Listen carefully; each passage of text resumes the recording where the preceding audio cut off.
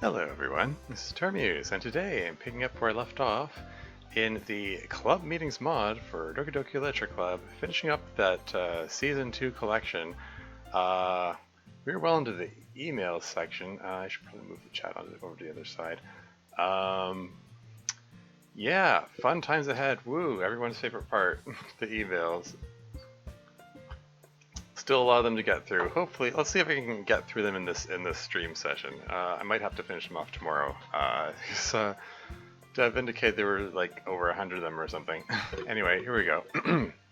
Next. Hi, sorry for bad grammar because English isn't my native language. I have some questions that I hope you could answer. For everyone, how your voices sound, can you compare them to some voice actors or singers? We got this question before. Okay, moving on. Another long, multi-part one.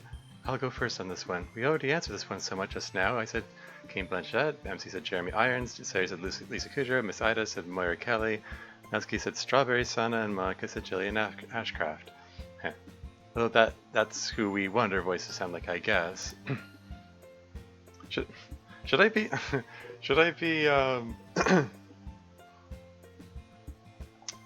I don't know. Should I look up each of these people and try to imitate their voices? Am I doing the voices wrong, Dev? If you're there. Oh well. Anyway, moving on. AG Sweet, welcome to the stream. How's it going? Club meetings, indeed. Yep. For Yuri, I heard that you collecting knives. What type of knife is your favorite? What is your opinion about Tanto knives? Spelled without a V. Do you have any book? I know he's English as second language. I probably shouldn't make fun. Opinion of Tanto knives. Do you have any book recommendations? I don't read much, but I really like Metro 2033. I like all sorts of knives. I don't have a particular favorite specific kind, though I do prefer fixed blade knives to the folding variety. I like Tanto knives a lot. They're elegant and simple and a traditional design. I have plenty of book recommendations. I think in the past I recommended Les Miserables and the works of Ramsey Campbell. Let me think of something else you might not have tried. If you liked Metro 2033, then I would suggest the novel I Am Legend by Richard Matheson. Hey, Dev's here. Welcome to the stream. Oh, whoop, grabbing tea. Be right back. Sure. Yeah, I believe there's a movie starring Will Smith based on that book, and I'm reliably informed that the movie drastically changed what the plot was about.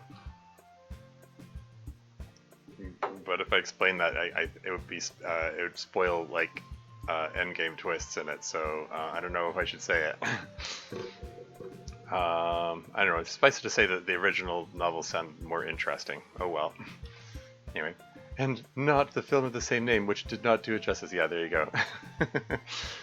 Hopefully that helps. For Natsuki, well, I just want to say I'm a huge fan. If you were hit by a stand arrow, and you could choose your stand's ability, what will it be, and what would you name your stand? I assume that's a JoJo's Bizarre Adventures reference. I only know with that because the YouTuber H Bobber guy had a video where he was compared Ruby, the show Ruby RWBY to JoJo's Bizarre Adventure, and he mentioned stands. Anyway, moving on. Do you do Joe jokes? What is your finest Joe joke? 3. How do I pronounce your name? Something like Natsuki or Natsuki or Natsuki. If you're such a huge fan, why don't I feel any cooler next to you? Haha. Oh man, if I could like pick my stand, man, that's actually kind of hard because of the wide range of options until I think of something better. Let's say I can control the height of my stand at will, so it can be like galaxy spanning tall or like microscopic even. I like that. Thematic. What, because you're short? My favorite Joe joke is basically any of the right joke. Fantastic. Kills me every time. I explained how to pronounce my name last year, but again, for the kids, between Natsuki and Natsuki, it's like 80% of the way to Natsuki. That's the closest approximation of it. Natsuki. You should just barely hear the second of the 3 syllables. Barely audible. Natsuki. Natsuki? Natsuki? Yeah. And definitely not the last one, wise ass. For MC, do you like strategy games? Did you play Command & Conquer Red Alert 3? What's your opinion about high school D&D and Ishizoku reviewers? Do you even like this kind of anime? Did you watch K-On or Con?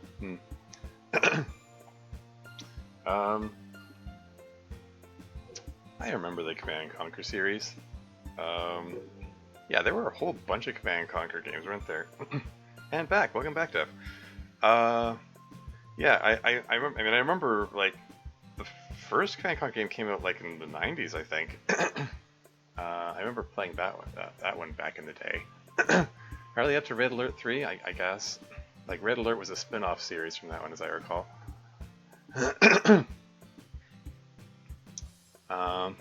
So many, and there's so many. What's this? Like Ishizoku? What?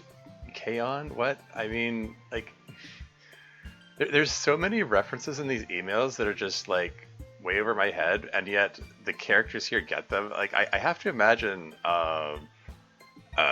Deb you must have like a really broad,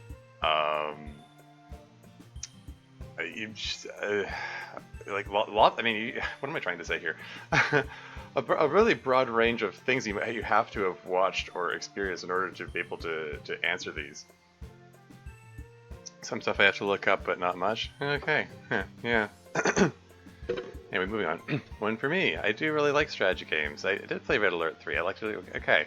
I didn't think it was nearly as good as 2, to be honest, but then I guess that was a high bar to clear. Never watched the 2 anime you mentioned, because no, I don't really like that kind of thing, just not my taste. I didn't see K-On either, but I think Natsuki did. I did. It was pretty cute, but I wouldn't watch it again. Pretty average. There you go, I guess.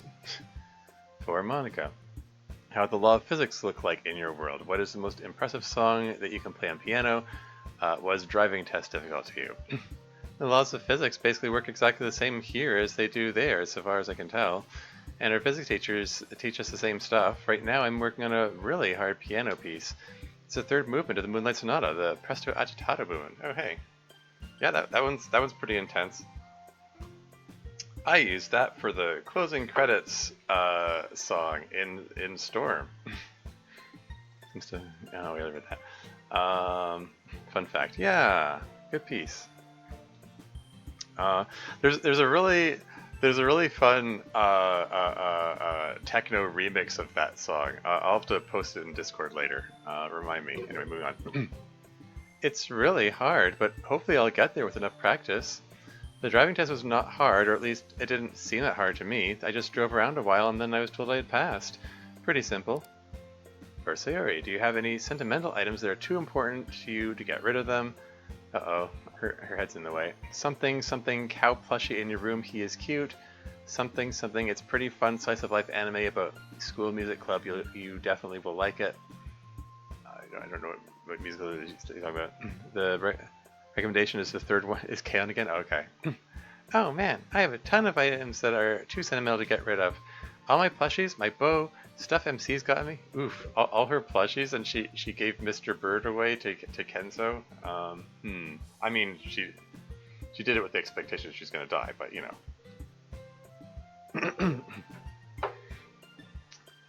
Stuff MC's got me. I love all of it. Mr. Cow is super cute. He's also really huggable. I have hugged Mr. Cow while feeling bad a lot. He always helps me feel a little better. But now that I have MC, he doesn't have to do quite as much work as he used to. I'll look into K-On something to watch the next time I have downtime to watch an anime. Thank you for answers, guys. Eat well and take care. Greetings from Poland. Hubert. Oh, and one last word for Nat. I really wanted to tell you that you fell for it, fool. Thundercross split attack. Thanks for the questions, Hubert. Get frozen, nerd. Next. Thanksgiving is just around the corner here, so I'm curious as to what everyone likes the most about it. And now, for some member-specific questions, Sayori, good to see that your depression is getting weaker. Worried me for some time. Anyways, if you could have anything in the world, what would it be? Natsuki, list your favorite JoJo, favorite Joe Bro, and favorite stand. Also, if you had a stand, what would it be? So much, there's overlap between these now. Okay. Yuri, how did you develop such a deep perspective on literature? In other words, how do you come up with these metaphors? I feel like I just take everything at face value and never really think about it more. MC, opinions on the recent drama surrounding Nintendo and Activision/Blizzard. It feels like they're just getting more disassociated with fans of their games. Such a shame this is happening. Yeah, at what point in history was this? Like, what, what drama would you have been referring to there? Got like 15 questions relating to Persona for the Season 3 collection. Stuff comes in waves. Yeah. It's been early 2021. Trying to think back, like what would have been going on at that point. I mean, I think there was I seem to recall there was some drama around like Blizzard firing someone for expressing support of Hong Kong protests back at the time, because Blizzard didn't want to lose money from China or something along those lines. Or was there some other drama? It's like this guy putting out bad content, poor treatment of employees, etc., etc. Oh, okay. Okay, yeah, fair enough. I mean, yeah.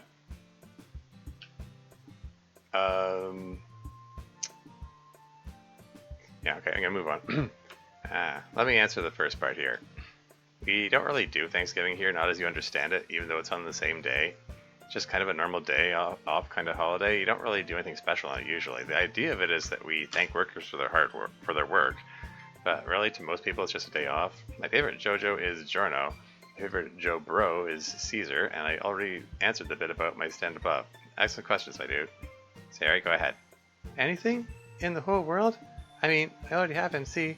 I guess I'd want my depression to just go away. That would make life a lot easier for me. I mean, you have to think about what you read. How does what you are reading tie into other ideas or thoughts you've had?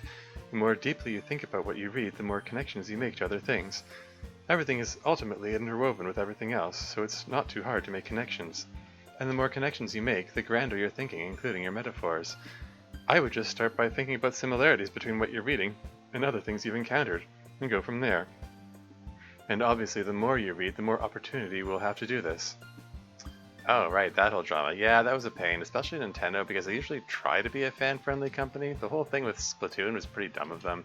But whatever, businesses are businesses, and they do a lot of stupid stuff in it sometimes. I try not to let it upset me much. Oh, whoops. Shoot, I neglected to read the rest of this here. Right, they had stamped out a fan tournament for Splatoon? Okay. Huh. Okay, what did you find difficult programming? Have you thought about learning other languages? Ways I love you all, but especially Monica. Heart emoji Joe. Okay. It's really not that hard, I suppose. It's more that my perspective is limited because I literally live inside the code. So certain things about the Renpai architecture are difficult for me to understand because my whole world is built around them. Kind of like trying to invent the number 0 before a culture had a concept for it. For similar reasons, it would be hard for me to learn another programming language. My whole life is Renpai, basically. So at the very least, it would be like learning a foreign language that you weren't raised to speak. Thank you for your well wishes, though, Joe. I love you too. Next. Hello, my hero. Is the dark truth here, or just truth? That's this guy again.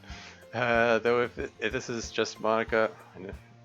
Hi, how are you doing? I hope it's well. Wish I had future sight to give you more comforting words after that happened. After what happened? Okay, so Monica, always beautiful. If you could turn everyone into superhumans and have a team, what roles would you give to everyone? Natsuki, you always make a certain look when you're being sneaky. Do you do that on purpose? Yuri, so I read things a lot. I read things a lot when I was younger, so I got one question: dark or light, fire or ice, and favorite catchphrase. Also, though I've never had an email actually get seen by you guys, manga sees these sometimes, I'd like to apologize for any of the weird ones. This guy wrote right after Sayori got mad at you. Oh, is that what, okay. Yeah. It's okay, Truth, we made up. Superhumans? I guess we already gave everyone a superpower earlier on today, but team roles would be interesting. Clearly, I would be the team leader. Yuri would be the quiet, reserved one who wields great power, which she only rarely unleashes, but is totally devastating when she does. Sayori would be the heart of the team, who remembered birthdays, made soup for people when they were sick, and helped out when people got beat up by the bad guy. MC would be the face of the team, like Wolverine and the X-Men, the recognizable top brand hero.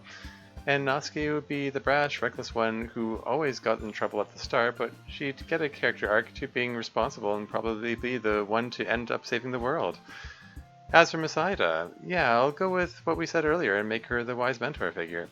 Looks like you're up next, Natsuki. I do everything on purpose, Truth, but I have no idea what you're talking about. He's right, you know.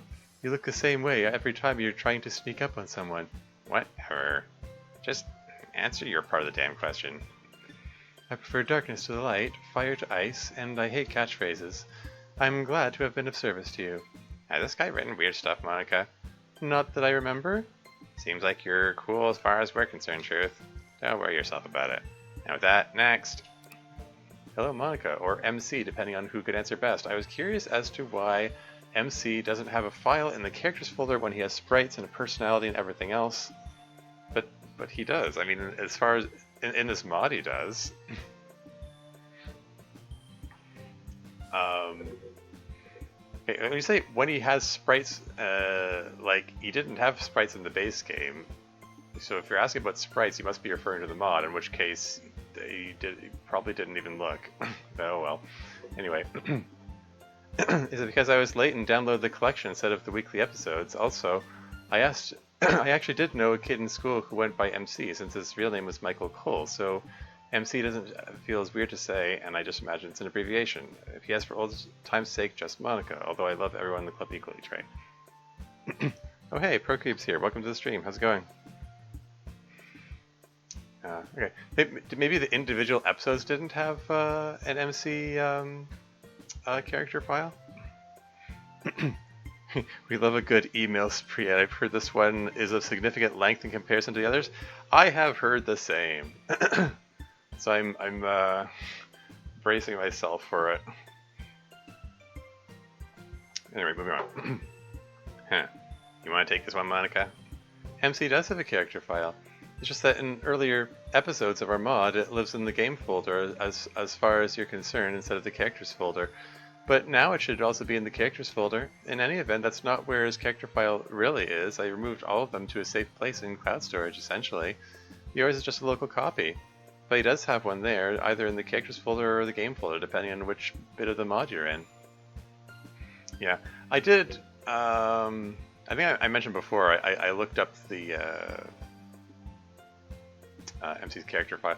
I mean, sorry, I looked it up. I looked at the contents. I still haven't deciphered it. I mean, I haven't really put any effort since I first looked at it. But yeah. Anyway, moving on. Cool beans. Let's see the next one. Can't actually stick around right now. Might be back later. Okay. Yeah. See you, BG Sweet. Thanks for hanging out.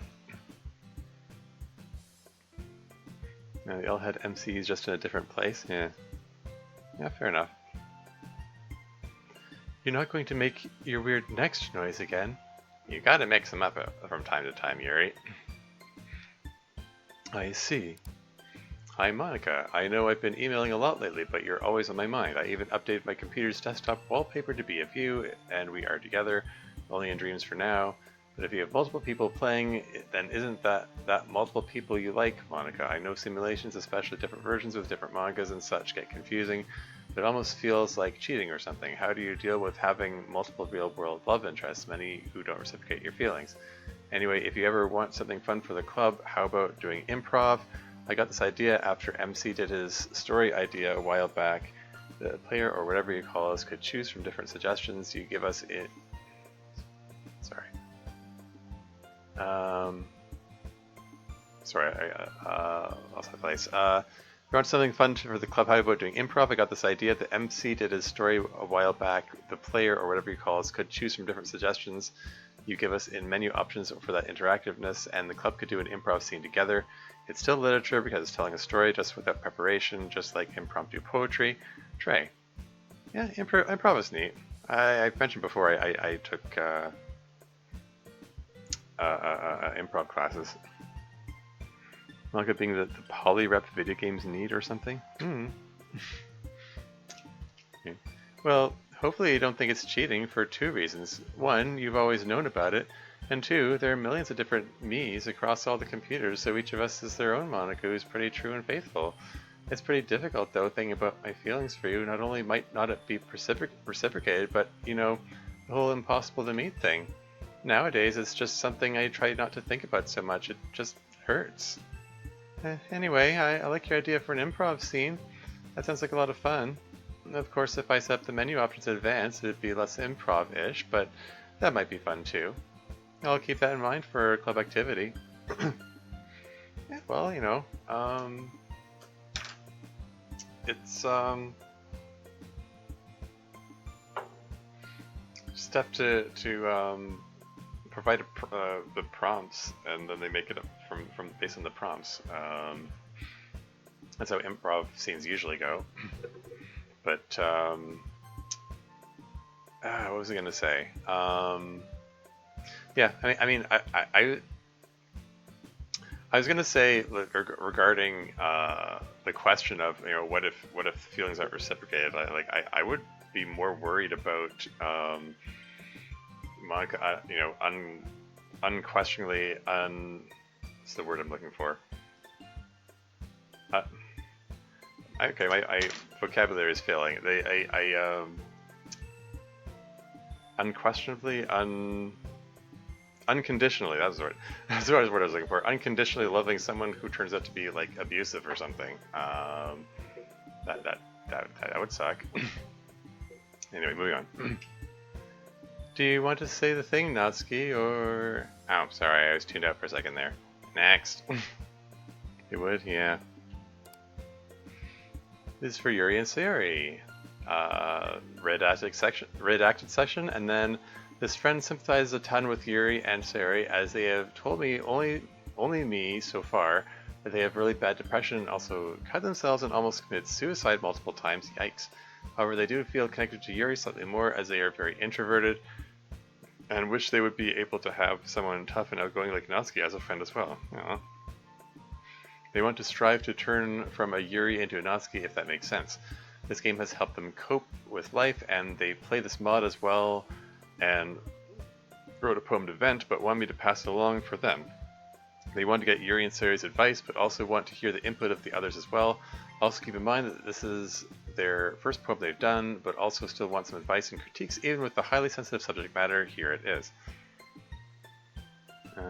Oh hey, it's this one question mark? What one? This one is pretty rough, but it's not the super infamous one? Oh, okay, that one appears during Season 3, I think? Okay. Yeah, I mean, yeah, it's rough indeed, but, yeah. Okay, moving on. I was have to edit out text with this one. Oh, there was some kind of pretty private stuff on there. I didn't think the emailer wanted that public, so I censored it. Yeah. So this person wanted the thoughts of myself and Sayori on their poem. Yep. Well, let's see it then. Stroke. The light reflects off the metal. It calls to me, beautiful but dangerous, like the jellyfish of the sea. This seems to have this is giving self-harm vibes. I guess content warning. I mean, they already made a comment about self-harm, but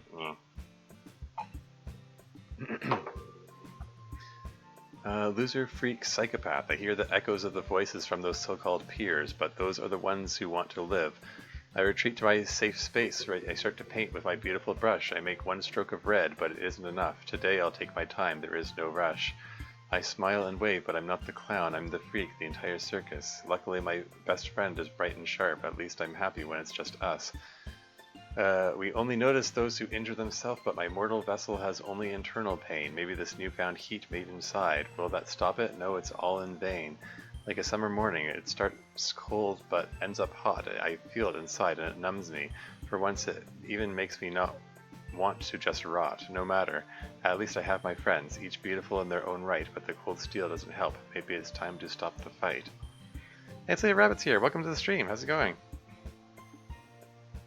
I'll give you guys a second to read it. I hope your friend will be alright, emailer. Plus, I'm pretty worried that your friend is actually you. if my own experience has been any help, I think a professional can really help you get through those dark points. And if you're having a really bad time and need help right now, you can call at 800-273-8255. I guess that's a crisis helpline. Going well? Cool, cool. Is that an international line? Anyway. I'm having a hard time thinking about the poem just because of how bad I feel the person who wrote this, whoever it is. I've totally been there. I hope they'll get some help. Yuri, do you want to talk about the actual poem, or... I'll try. It is not? Okay. The poem has a pretty standard rhyme scheme and no consistent meter, so it's somewhat prose-like, but not quite all the way there. Usually I find that if you want to use a rhyme scheme, it's often best to adhere to a meter so that you get the full effect of casting it into verse. She's talking about the technical aspects of it, eh? When you have a rhyme scheme but no meter, often the ear wants to hear a rhythm to the piece which might not be there. The word choice can be very good and has excellent imagery if literal. You very much write direct poetry, much like Natsuki does. I can tell instantly that of course this is a poem about self-harm. My favorite image from the poem is a knife being like a jellyfish, which I agree with. It has the same elegance and slow graceful beauty associated with stinging pain and danger. The line about the entire circus seemed a little bit meme-ish in an otherwise serious poem and gave me a bit of tone whiplash. Yeah, I can see that. But then the end got very strong and very depressing, I must say. Very effective if that is what you were going for, which I presume it is. But I have to, at the end, agree with Sayori, and wish very much that you or your friend will seek help if you need it. Let's move on next, as Natsuki's been saying. Hey, don't steal my line. Hello, Monica and the Literature Club. How are you doing, friend? Monica already knows me. We have been talking a lot on the real internet. Oh boy. My name is Neil, but everyone knows me as CBG Yuri. Oh, hey, I remember him.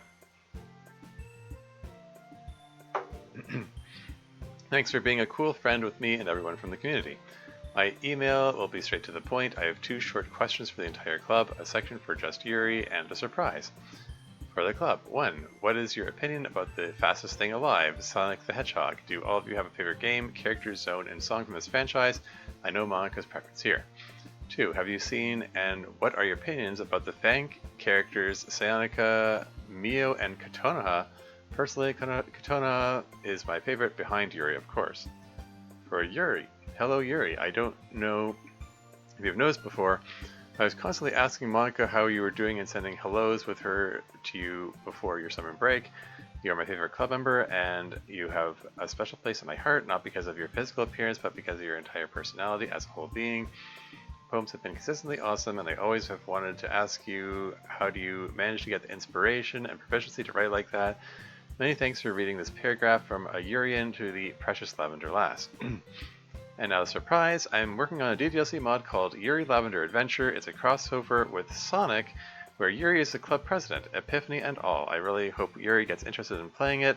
Attached to this mail are 3 images in the style of the postcards I edit for it. 1 is from my game, the others are for you. Without nothing else to say and wrapping us out, wish you all a good and prosperous life in the simulation, Neil aka CPG Yuri. Did Yuri Lavender Adventure ever get released? This is because this is from early 2021, right? I remember seeing like some demos and previews and stuff for that. Still in development? Okay, yeah, fair enough. Anyway, moving on. Man, lots of questions about Sonic today. Okay. Other than Monica, then favorite Sonic games, Sonic characters, Sonic Zone, and Sonic Song, and then give your opinions about the mod characters. My favorite Sonic game is the OG, my favorite character is Eggman and Robotnik, my favorite zone is Metropolis Zone, and my favorite song is Oil Ocean Zone. I think Sayonica is pretty cool. I've seen art of her, kind of a strange character to me. I'm so used to Sayori and Monica being totally different people that it seems strange to fuse them together. I never heard of the other 2 characters you mentioned though, sorry. Yeah, Mio, I believe, was, I believe Yagamire drew Mio as like an original character.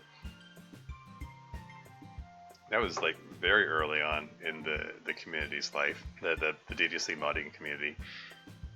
And Katona, I think that's lifted from an anime or something. I'm not really familiar with her, but I know there was Katana I've...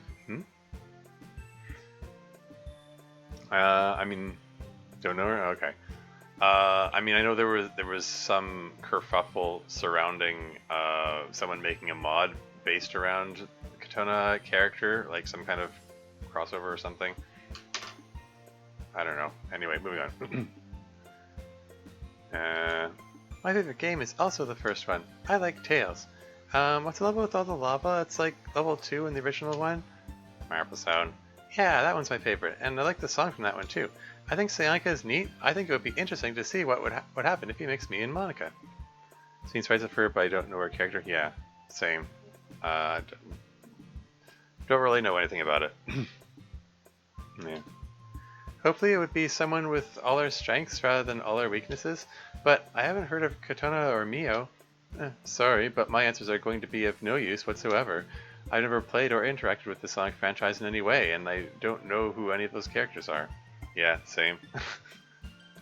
Like, I mean, I remember, I'm aware of the Sonic franchise. I remember, I remember the existence of the original game on the Sega Genesis back in the day, back in the, I guess, maybe late 80s, early 90s. Yeah, I never played any of them. I haven't played any mods for our game. That's probably for the best. Yeah, it probably is for the best, actually.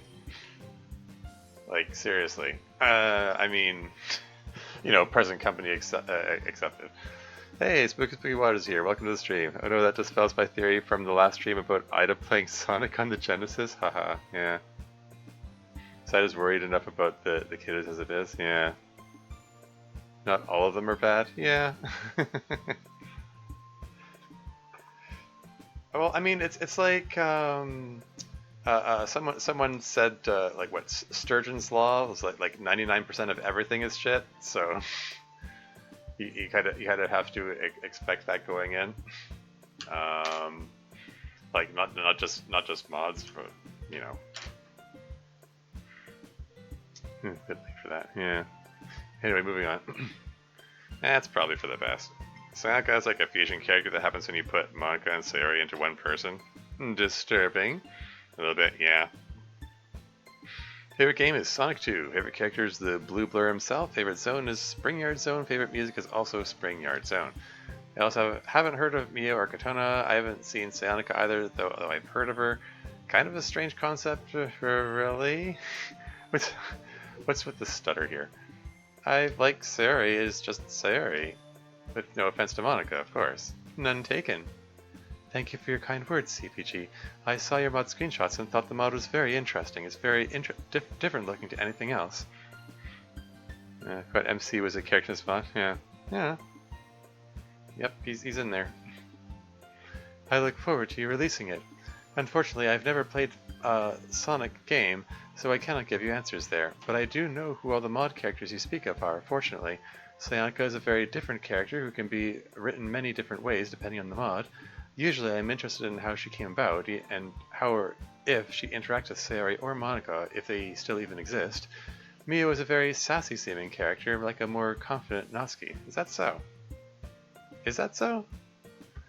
I mean, I don't know if Mio has even actually been used as a character in any mod. I mean, just from the the sprite set, she comes across more shy than sassy seeming, but what do I know? He's about to go Google Sayaka. He's in the mod and his best girl. Haha, quite a dull and forgettable person. Aw. Well, I mean, credit where it's due. I mean, MC has developed as a character over the course of this mod. He looks her up, then she grows her hair and dresses like her. Huh. Yeah, I did see.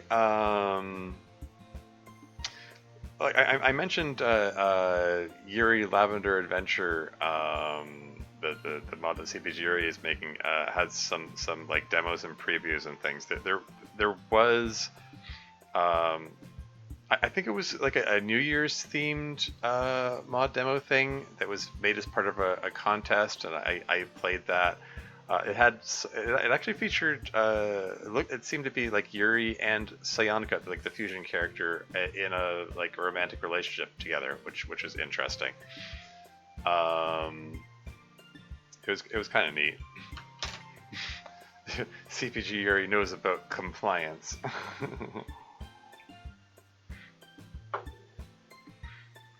Did have any emails inquired about Wallace? Yes. That guy. Yeah. It's funny how the name Wallace has caught on. I mean, like that sprite set was originally created to be an MC stand-in, but in the festival mod, one of the earliest mods, someone used that MC sprite as a separate character who's named Wallace, and then I guess that somehow caught on in Our Castle Walls. That sprite set was used, and for a character who was also named Wallace. I think it might have been named Wallace in some other places too. The smell of mud. Oof, that's an oldie. Yeah, it is indeed. Yeah. Anyway, moving on. Miu's more sassy seeming apparently. Hey, watch it. Be nice. But I agree with you that Katona is the most interesting character of the ones you mentioned. She looks like she has a very interesting story to her. And she looks wise and kind, so I like her. Good luck with your mod, CPG. Next. Sarah, do you have any advice on what to do if you struggle to sleep at night perhaps? Because of endless thoughts, I could use the tips. Oh, yeah. So, my therapist taught me a lot about how to sleep well. And it's all about making sure your body knows that it's sleep time. So the goal is, like, to make sure your body knows to start feeling sleepy and to know that it's time to wake up at the same time each day. At first it's going to be really hard if you're struggling to sleep. You might have to pull some all-nighters like I did to make sure that you fall asleep immediately at your desired bedtime. But another trick is, and I can't believe my therapist said this, don't lay in bed if you can't sleep. Yeah. But yeah, my therapist said that too. Yeah, if you feel like you can't if you feel like you can't sleep, get up anyway. You know, like just go back to bed when you feel like sleeping. I like. Yeah, both of these pieces of advice, like pulling all-nighters so that you get yourself really tired, so you sleep at the right time, and don't lay in bed if you can't sleep. Like neither of those tricks work for me. Yeah, like if I pull an all-nighter, I just reach a point where I just get so irritable that I can't sleep anyway, and then it gets even harder to sleep when it's time to sleep. And if I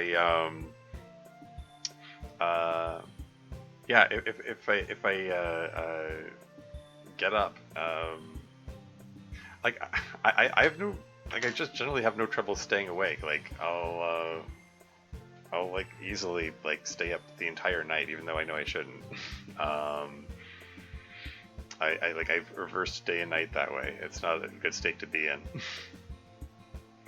When you're sleepy on the couch, but as soon as you move to your bed, you're wide awake for some reason. Oh, that's all the time, always. I commented on that earlier. The actual worst, yeah. No, you know, insomnia is terrible. Like it's yeah, like I've joked about the fact that I can pretty much fall asleep anywhere except in my bed at night. That's just, yeah, insomnia sucks. it just my body just does not want to cooperate and like sleep when I need to. Anyway, moving on. Get up and do something else until you're sleepy. And never read or play on your phone or do other stuff in bed that isn't sleepy. Yeah. Well, I'm I'm bad at that too, because I mean, I don't know. I get the most work done, like when it comes to like writing for my mod, I get the most work done like on my phone while lying in bed. It's like the easiest time to write stuff for me. Like if I try to type up my story while I'm on the computer. There are like a million distractions, and I just find it easier to focus when typing on my phone. So yeah, I mean, this could be part of the culprit. Maybe I could be setting myself up for failure by doing that. But yeah, this is another pretty common tip given for this sort of thing. So some of never having productive ideas at a reasonable hour. Yeah, that's part of it. Yeah. Anyway, moving on. Unless when you read or whatever, your body starts to feel sleepy immediately, then you can do it as part of your ritual. But anyway, the goal is that your body associates your bed and whatever ritual you do once you get into bed as meaning sleep time. But that way, every time you get into bed, you feel sleepy. And if you stick to a constant bedtime and wake up time, eventually it gets really easy. You just get into bed and boom, sleep. I knew it was working when I started to wake up like 30 seconds before my alarm went off every day. Apparently that means that your body has regularized your sleep and knows when it's time to wake up. And fortunately, I don't have that much trouble sleeping anymore as a result. Oh, good for Sayori. Just sometimes when I feel really depressed. But then I get out of bed and do something else until sleep really takes hold of me. And then sometimes the next day I feel a little tired because I didn't sleep enough, but I still get up at the same time. That usually means that I sleep really well the next day. Now hopefully that helps. Solid tip, Sayo. Yeah. Yeah, and these are all tips that I've heard, and they don't, none of them seem to work for me. I still like really struggle with my sleep schedule, unfortunately. The only reason Fusion became a TLC sequel as well as a remake was because I started staying up late, lol. Yeah, among other various innovations. Anyway, moving on. Solid tip, Sayo. Next. Hello, this is a question for everybody except Natsuki, unless she has some advice too. Besides Natsuki's dad, I don't think we've ever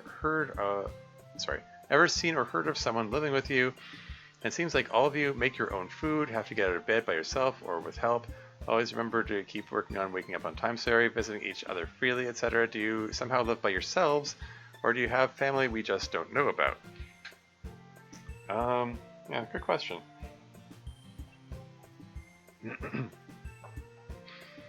I mean, we know about Natsuki's parents. There was a reference to Yuri's parents being around, but you know, Sayori's, MC's, Monika's parents. I don't think. We haven't seen or heard of them really. I don't think. Anyway, this person is concerned with my sleep instead of theirs. I think we've answered this one before back in episode 18, but maybe we weren't clear enough. I'll go ahead and give you the rundown, emailer. So obviously I live at home with my dad. I have my sister who's at college. My mom lives by herself now. My sister used to live with her though. MC lives with his parents. Sayori lives with her dad. Oh yeah, I guess. Wasn't there mention of Sayori's mom having passed away or something? I've already forgotten the club meetings lore. Alas. Anyway. Guys never seem to see them. MC's parents are always working late. Sayori's mom passed away when she was little, yeah. Sayori is an only child, but MC has a twin sister who goes to a different school. It's a private boarding school kind of far away. Never met his sister, but I hear she's something else, and also kind of a genius. Natsuki in with the lore reminder. Yeah, exactly. She is. Yuri lives with their whole family, and I think you guys have at least heard them a couple of times, even if you haven't seen them. It's her mom, dad, her weird but cool uncle, and her little baby brother. She goes to school in Canada, you wouldn't know her. Well, if she's in Canada, maybe I do know her. And yeah, that's how it works, right? Anyway. He'd be very offended if he heard you say that. Sorry. What, refer to the baby brother? Yeah.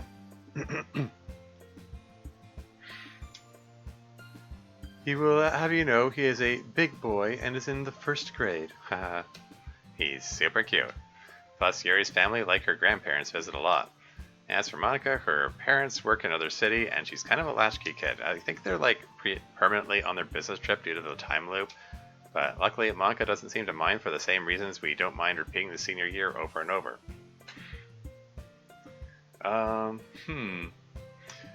Well, I mean, implications seem to be that they're going to find a way to break the time loop in season 3. Does that mean that Monika's parents are going to come back in season 4, and maybe she's going to meet them for the first time?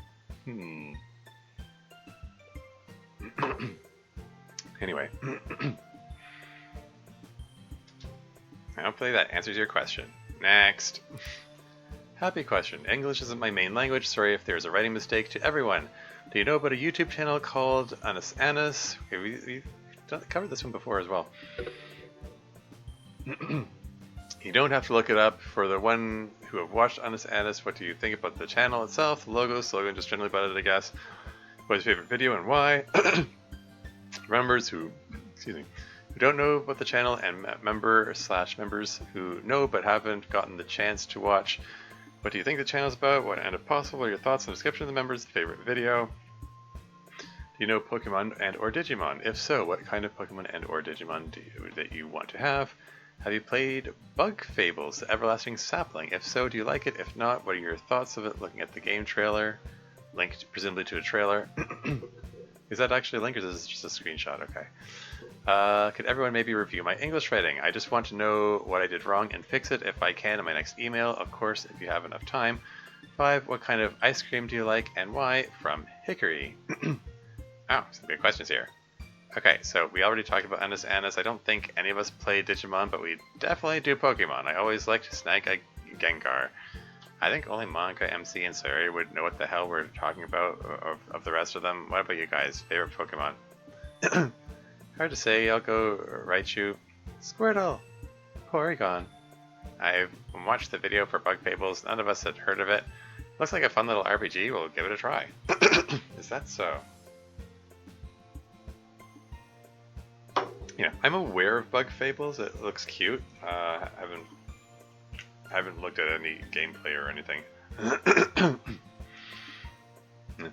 Let me look over look this over for English mistakes real quick for you. In general, your English is pretty good. Okay, yeah, where you say for the one who have watched Anis Anis, you have a disagreement in number between the one and have. Have is for plurals. Right way to say this would either be for anyone who has watched or for the ones who have watched. Make sure you always capitalize the word I. It's always capitalized. In general, make sure you're capitalizing the first letter of new sentences. With compound questions, it's totally understandable the way you do it, but the right way would be what kind of ice cream do you like and why, rather than what kind of ice cream do you like and why. That's, yeah, you would like Porygon Monika? Interesting that Natsuki is the one giving the English pointers. I would have expected Yuri to jump in on this. No. Porygon very on brand. Yeah, I don't even know who that is, or which. Okay, I have to Google Porygon now. Okay. It's like a polygonal thing. That's neat. Okay. Anyway. Hope that helps. Like I said, in general, your English is really good. My favorite ice cream is chocolate chip cookie dough. What about you guys? Hey, that's Sayori's favorite, according to DDLC Plus lore. According to DDLC Plus, Natsuki's favorite is strawberry. Oh well.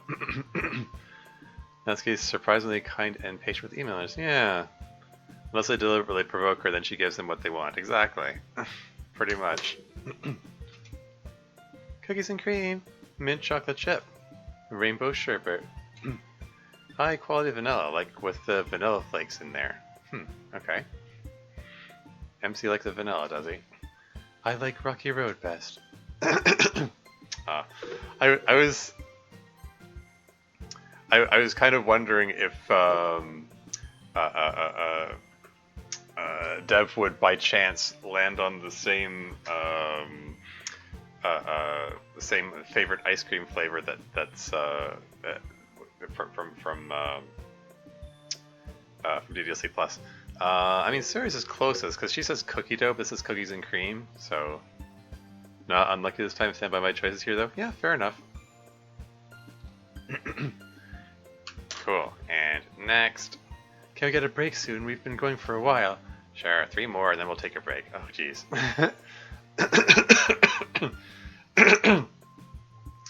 Thank you, Natsuki. Ah!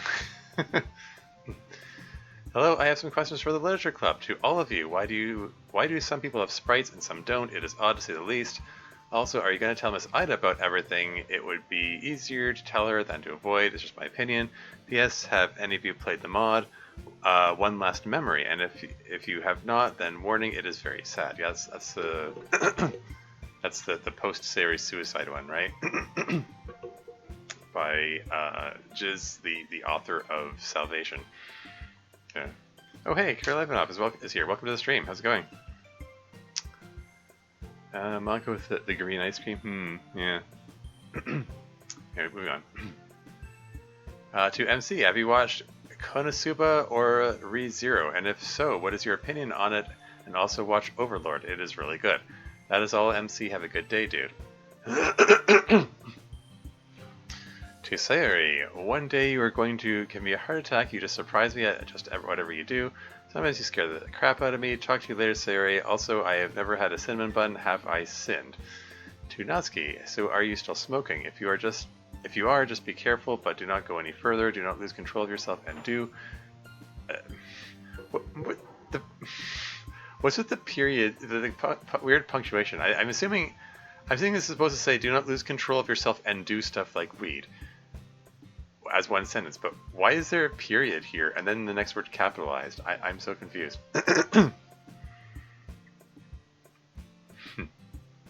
Oh, Monica with green ice cream, less blood. Okay, yeah, I get it. Anyway, moving on. So it can ruin your life, so be careful. Also, do you have a crush on someone? Just be careful. A lot of people care for you whether you like it or not, so after all that, later, Natsuki.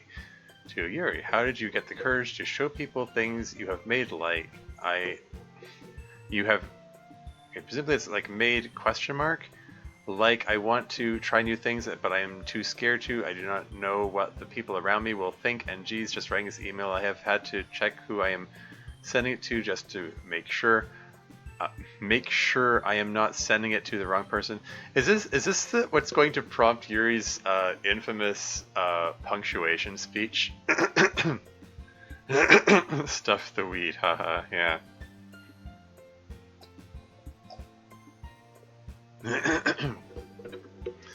One person, I think I've lost my mind, and I just want to also ask how to get new hobbies and just try new things.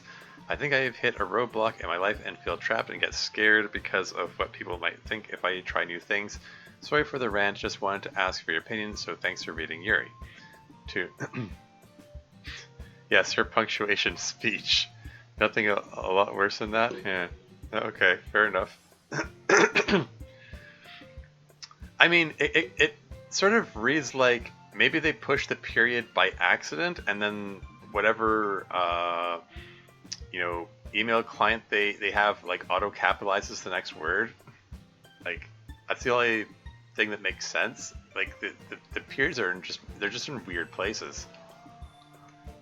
And here, like, there's a space after the word before the period, and I don't know. Anyway, moving on. To Monica, what do you think of all the DDLC fan music? I kind of want your opinion on them. And another question: how do I get into modding? Like, I have ideas that might work well in DDLC, but either too scared to try, or just I do not know how. I was just worried what my friends and family would think of me if they found out I was making a mod for a game. So that is all I have for the girl I love, Monica. This is all from me. If this message reaches you, thank you for your answers. I hope I can talk to you later. Stay tuned for when Yuri teaches us the importance of proofreading next. Uh-oh. Maybe I'd miss a typo when she starts doing that? Haha, yeah. That would be ironic, wouldn't it? Anyway. Wow. That's a lot. Don't forget, you can right-click to read the whole thing, and then right-click again to bring the UI back. Okay. Yeah, I mean, it's a bit belated to mention that, but a good tip. Usually Monica cuts them up for you more, but I'm lazy. I'll take the first one. Well, obviously they ended up telling me, and here I am. Like Monica said earlier, I think we're not sure why some people have sprites and others don't. It's just something the game does automatically, and it seems to be beyond our control.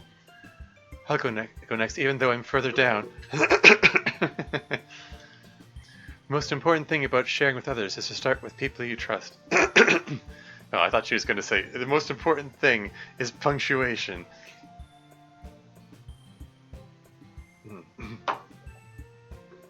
Anyway. And you have to be willing to accept their feedback, no matter how much it hurts. Yeah. It's almost guaranteed that everything you create will be bad at first. That's just how things are. Everyone's bad at creative stuff when they start out, usually. And you only get better with practice. So start with people close to you who will be willing to tell you where you need to improve, and take their advice to heart. Be willing to take risks and get hurt a little would be my advice to you. None of us have played One Less Memory, I think. Most of us don't care to go out of our way to feel sad. Haha. Okay, MC, go ahead. I stole your spot. You're fine, Yuri. Yeah, I've watched all those. I've commented before on Konosuba and Overlord. Konosuba is fun and cool, although parts of it are a little weird. Overlord had its good points and its bad points. I definitely wouldn't watch it again, but I didn't hate it. I just had a hard time investing in any of the characters, I guess. I didn't really like the protagonist at all. ReZero is an interesting one. It can be so frustrating to watch, though. I really hope poor Subaru gets a payoff and an happy ending one of these days. Are we not pronouncing the H in happy? An happy ending? Did MC develop an accent during that sentence? British MC? And Lurkus Here's here. Welcome to the stream. How's it going? Slay Rabbit, if you're still here, look, Brit MC crept into club meetings. Yeah, Slay Rabbit is writing a mod called Fallen for You, which features a British MC, which I did a playthrough of it. Ha, yeah. I did not. Sadly I did not do him justice. I didn't give him an accent. I should. I feel like I should have. I feel like I don't know. I feel like I feel like I would have butchered it if I tried, but I sort of regret that I didn't try. I don't know. Maybe when the full thing comes out, I'll try it again. But yeah, I don't know. There's this bit where Monica is sort of blushing and giggling because of the way his accent sounds, which is cute. Anyway, moving right along. My turn. For a second day, which I'm planning doing. Okay. I guess there's not a question here. Yeah, it's the cinnamon bun thing. Oh, there's one. No, it's totally fine to never have had a cinnamon bun. That just means there'll be more for me. I'm not a hard drug user, Lavas. I smoke occasionally, that's it. Plus, despite the temptation to smoke more because you all bug me about it constantly, I have cut back a lot on it. And whether or not I have a crush is none of your business. But thanks, I know people care. We care about you guys all too. I gotta take us home on this one. Let me just read it again really quick. I think DDLC fan music is pretty cool. People have made some really amazing songs about us, even if most of them deal with our awful trauma. As for modding, just start doing it. There are a lot of good tutorials and basic introductions to Ren'Py that you can look at. And honestly, if you look at the game's base code itself, it's not too hard to figure out how Ren'Py works. I made one of those tutorials. Anyway. Yeah, that was a key moment indeed. I'm absolutely happy that you changed your character instead of making her a villain. Yeah, fair enough. Everyone deserves an happy ending, yeah. And that's how I did it. It's a little sad that you'd have to worry about what your family would think of you creating a mod, but hopefully they wouldn't mind. Yeah. After all, creativity is all about making what you feel like making, not what other people expect you to make. I hope that helps. Cue the next from Natsuki. Thank you, Monica. Next. This is like my first message to you all, but has any of you played any part of the Borderlands video game series? It's pretty fun and I'd recommend it. At least one of you has tried the game before. Don't forget that I love you all and I care about you all. Monica, you're my favorite and I just love you so much. You are just so lovely. Oh, and call me a K. I prefer myself to be called that. Borderlands, huh? Yeah, Natsuki and I played the Borderlands 1 a few months ago, and eventually we're going to go through the whole series. I played as Mordecai, and she was Brick. We're hoping to get Sayori in for Borderlands 2, but she doesn't usually have a lot of fun in this kind of game. She would if she played with us, though. That was hella fun playing Borderlands 1 with you. It was. Thanks for taking time out of your email to compliment me, okay? Much love back to you. Okay, last one, then a break. Didn't you say 3 more? Okay. Did I miscount? Anyway, in episode 7, after spring break where Sayori and Kenzo started going out, Monica said she had a long talk with MC and Sayori about whether they could stay in the club and be okay. How did that go, and what did everyone say? Well, a lot of it was private and stuff I don't care to repeat necessarily, but to Sayori, I told her she had to understand that she had probably hurt MC very badly, and that nevertheless I would like it if they could both still be in the literature club, but she would need to avoid doing things that would hurt him more or make him feel unloved or lonely. And that she'd need to be sensitive to how he felt about it. Okay. I mean, I don't know. I mean, I've already said much about how Sayori's whole like going out with Kenzo thing was like really short-sighted and a really dumb idea to begin with, and like this just drives home the fact that yeah, Sayori really was keenly aware that she was hurting MC, and she did it anyway. Out of some misguided sense that oh he'll be better in the long run or whatever. Oh well, moving on. Yeah, I already knew all that and never wanted to hurt him more, so that wasn't a problem for me. I was doing the whole thing to begin with to try and get him to separate from me, to rip the band-aid off, you know? So none of what Monica was asking me to do was a problem as far as I was concerned. She thought she had to rip a band-aid off, yeah. To MC, I said I understood that he was probably very badly hurt and I sympathized, but that I would like both him and Sayori to keep being members of the literature club, and that while I would understand if he didn't want to come back, all the rest of us wanted him there, and that so long as he could avoid making his and Sayori's problems a big problem for the rest of the club, the both of them added a lot to it. He took my talk a little less well than Sayori did at first, yeah. I mean, yeah, you did take the whole thing pretty hard, as I recall. Yes, thank you, Sayori, who definitely is not me in the past with the exact same idea. Oh, no! Oh, sorry. Oh boy.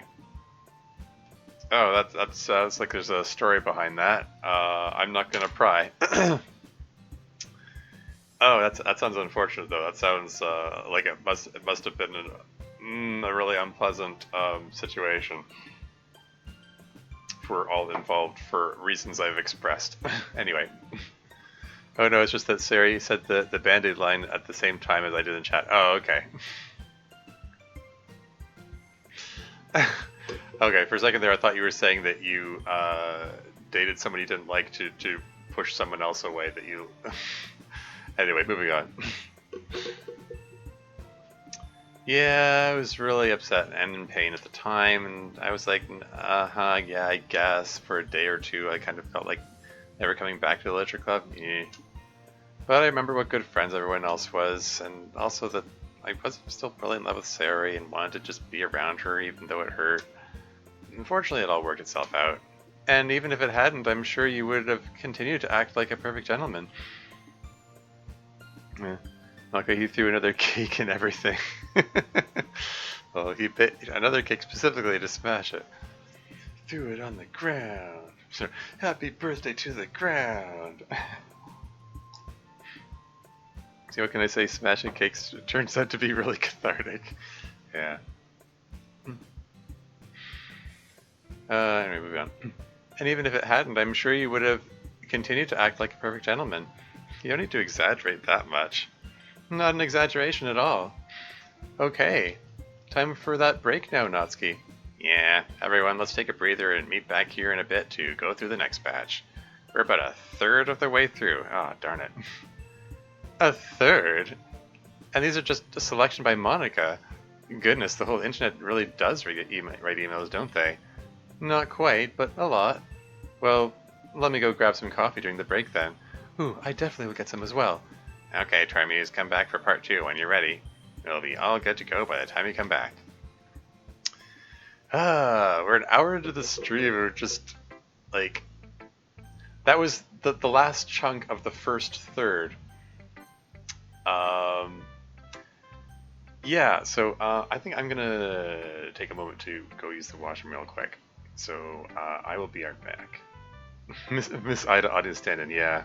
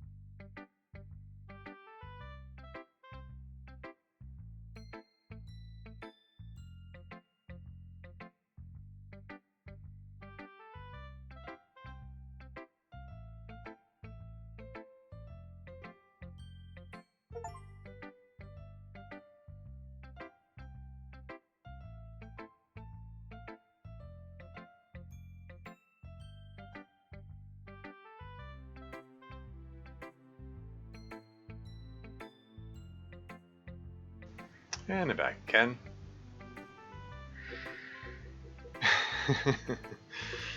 Yeah, Miss Audience Stand-in. Yeah, it's take notice of like what? It's only a third of them. Yeah, I mean I commented on it at the end of the last stream. I do feel like the energy kind of flags a bit during the emails, so it is unfortunately a bit of a slog to get through. I mean things like part I don't know like. It's hard to put my finger on like why that is exactly. Like part of it is the obscure references that I don't get, like the JoJo references or the Sonic references or whatever. Some of it is the like some of the emails are longer and ramble a little more, you know, than others. It's like it's still a neat idea. It's a huge undertaking. To have put all this together.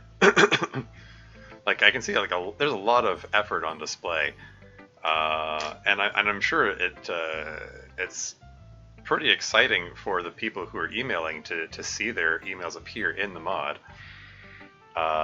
So you know it's this.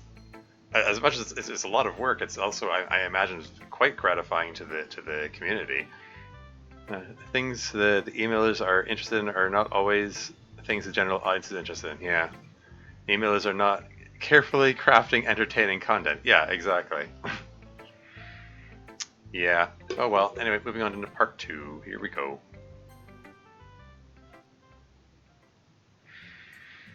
Yeah, because we're over an hour into the stream already. I'm going to try to get through part 2 at least. Depending how I feel, I might save part 3 for tomorrow, and then try just finish off everything then so we can end on a relatively high note. I think sometimes also not things the club is interested in. Yeah. Anyway, moving right along. That was excellent coffee. What is it you like about coffee or tea in particular? Tea is great. I just like the richness of coffee. It's very soothing. Ah. Alright, good break everyone. Shall we get back to it? I feel ready. Let's go. Alright, without further ado then, let's get back to the emails. This has been a long season 2, yeah. And isn't supposedly Fuyuki like asleep in the other room during all of this? Part 2 of emails is a little shorter than part 1? Okay. We shall see. To Monica. Hi Monica, I hope things have gotten better for you by the time you read this. Makes me so mad that Suri ripped into you like she did in episode 18. It also wounded me deeply to see you sad and distressed afterwards. You deserve so much better than what happened to you that day. Well, anyway, I got some questions. 1. What do you do to unwind or de-stress when you experience tough situations like, well, what I mentioned above? 2. I'm sorry if this was asked before, but what aspirations would you have, career or otherwise, if you weren't stuck repeating high school over and over again? 3. Way back in Season 1, when you passed on your presidency to Natsuki, you seemed really tense and saddened about doing so.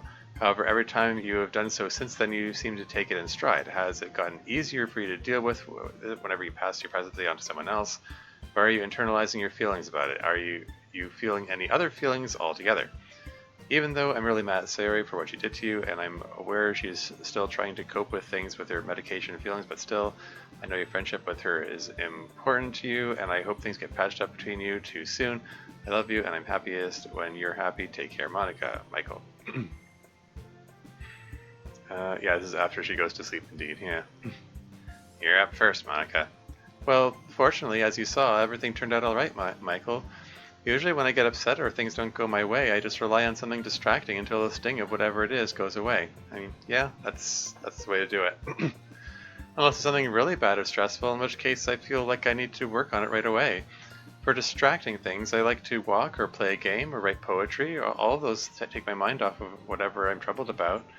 I did answer the question about career goals before, but I don't mind. I haven't really made up my mind anyway. I think the last time I said I was considering being a lawyer, and that still makes a lot of sense to me.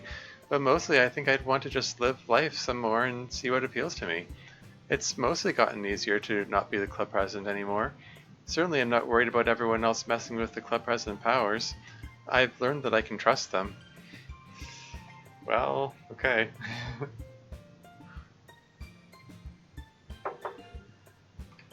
I mean, you know, I mean, I haven't forgotten the end of season one where Sayori like lobotomized everyone and threatened to delete herself. Like that didn't impact your trust at all, did it? I mean, I know we're way past that at this point, but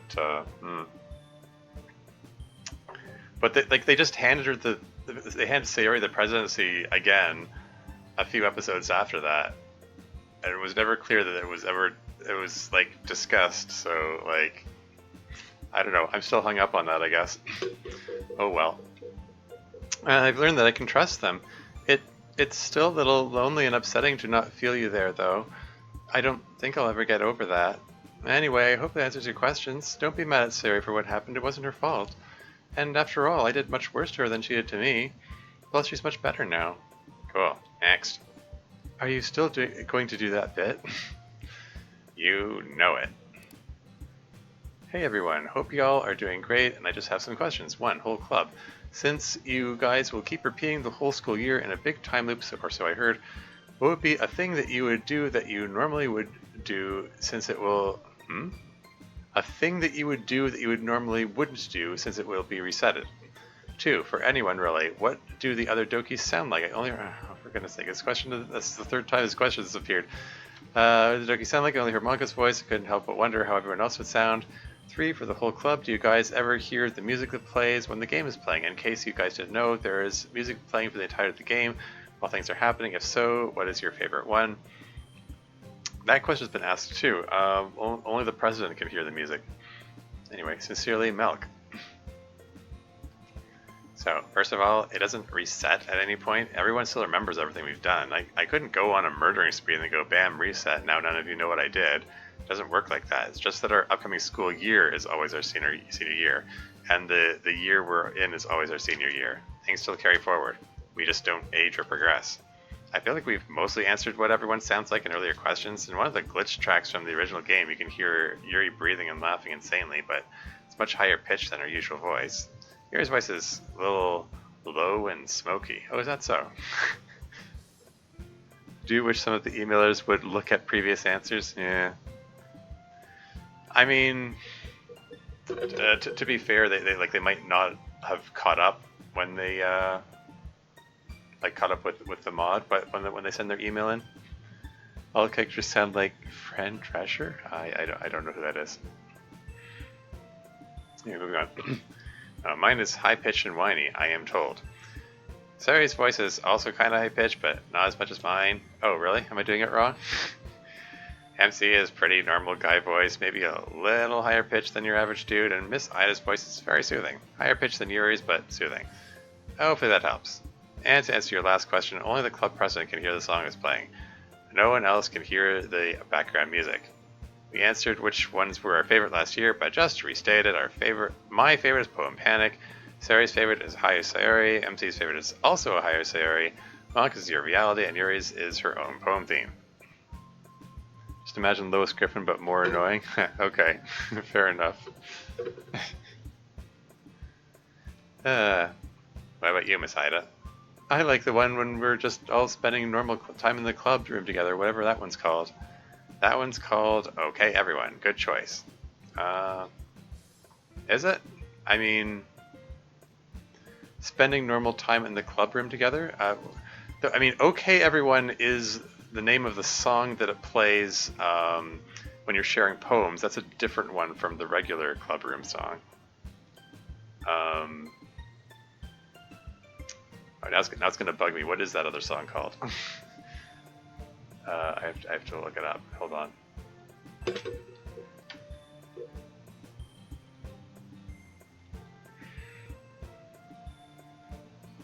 Anyway, moving on. Well, I was the one playing now. This is Daijabo. This is yeah. This is no. I'm thinking of the other one.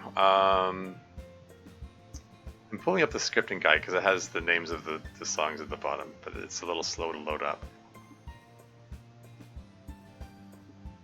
T3, yeah. Whatever.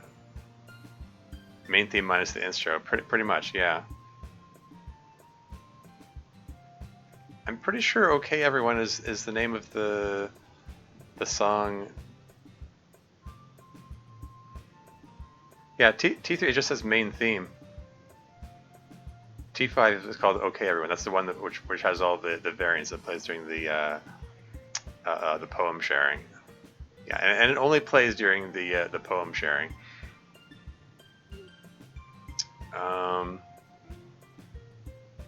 Yeah. Anyway, moving right along. Next. In club meetings, T5 is often used for generic club time as well, so Miss Ida is getting that from there. Yeah, fair enough. Hello, Monica. I have 2 questions. 1, how did you and Sayori meet? Or at least the game's backstory for how you met. And 2, what were the first few days in the club like? Also, can I get the Discord server link? Thanks, Saeed. Another one for me. 2 very good questions. And of course, I sent you the Discord link. Anyone who can behave on the internet can join our Discord. You just need to email me and ask. Sayori and I met in our 3rd year of high school. I was injured and helping out around the gym for a volleyball match since I couldn't play. Huh. Oh, getting some deep club meetings lore here. And Sayori was there too, helping out. I've been doing a lot of stuff around the school to try and get a sense of fulfillment. And whenever I was helping out just because, I felt pretty good.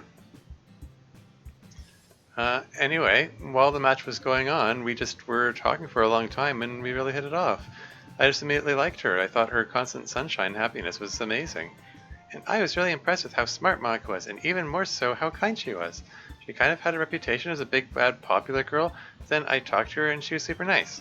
She's a really good listener and is great at hearing your problem and then talking about it with you in a way that makes you think about the problem differently. You have Monica blushing there. So we were good friends after that.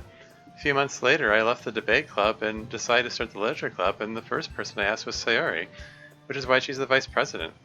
The first few days of the club, we didn't really do much other than discuss how to get new members. Subtle Sionica moments, I know, right? Obviously, this is very different from the DDLC Plus version of their origin story. Anyway. I planned a few activities, but it seems strange doing them with just Sayori. Oh, we're just Sayori moment now? After all the just Monica jokes? We put up a few flyers, and the next week Yuri came in. She was very shy and asked if she had the right room, exactly the kind of thing you'd expect from Yuri. She didn't really say much at first and just read her book, but she did seem to appreciate that we left her alone and did our own things too. And after that, Natsuki approached us and asked if she could join and come in and read during club time, and of course we said yes. And yeah, that was the literature club for the first few months of its existence. So they're just quietly reading in their own corners for a few months. Then one day, Sayori brought MC, and you know the rest. How not too far off from side stories? I mean, yeah, I mean, like bringing in, I think it just seems like a logical order for. I mean, okay, it is canon that Sarah was the first one to join, and it does seem like a logical order for Yuri to come in next, followed by Natsuki. That's what this is, but yeah, this is still before that. This is about simultaneous with side stories. Well, I mean, this like you said, this is released early 2021, and side stories came out. I think it was like, what was it like July or August of 2021? So,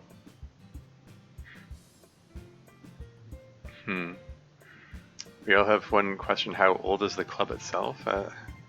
As of the time you're seeing it is 4 years real world time, 2.5 years in experience in world time. 2.5 years? Okay. Yeah, fair enough. I thought it would have been closer to 2. None years given the time loop, yeah. Anyway, moving on. Then one day Sayori brought MC, and you know the rest. And what a weird, wonderful, occasionally death-defying rest it was. Next. Hi, here are all my questions. Sayori, heart emoji. What is your favorite kind of gift to receive on Christmas? And also, I think you are super strong and I admire you and your amazing personality, heart emoji. MC, you really are a lucky guy to have, Sayori. And my question is, where's somewhere you'd love to take Sayori on holiday sometime? Moni, hi Monica, heart emoji. What's one thing that you really like about the way your life is going at the moment? And we all love you. Natsuki, what do you think is the best feeling in the world? And if you rewind time to any point in your life, what's one thing you do different or want to relive? And Yuri, describe a perfect day for you. How would the day go? Also, who's most likely to question, smiley face? Which club member do you guys think is most likely to donate all their money to charity? Thanks for reading, Jody. Probably Sayori. Sayori, you go first.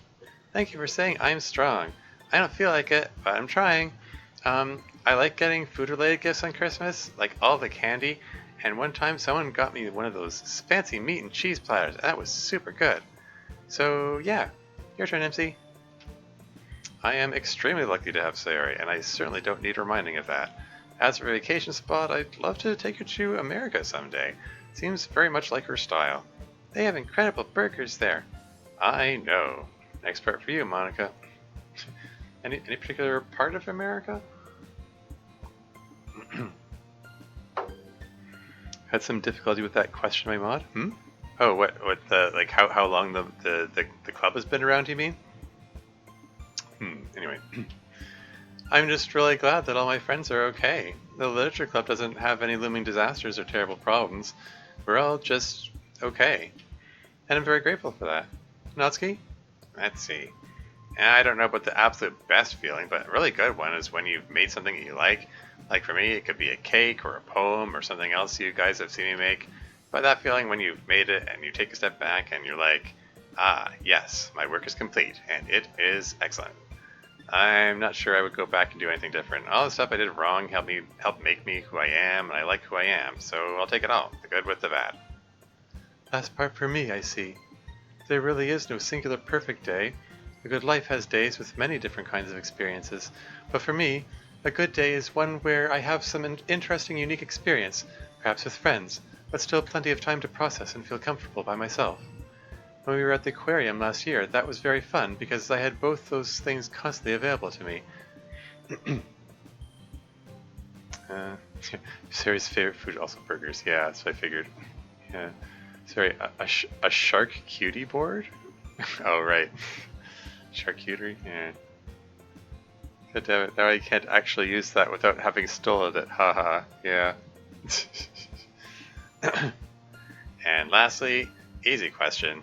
Who would donate all their money to charity in the group? I say Monica. Monica? Monica. Monica. Definitely Monica.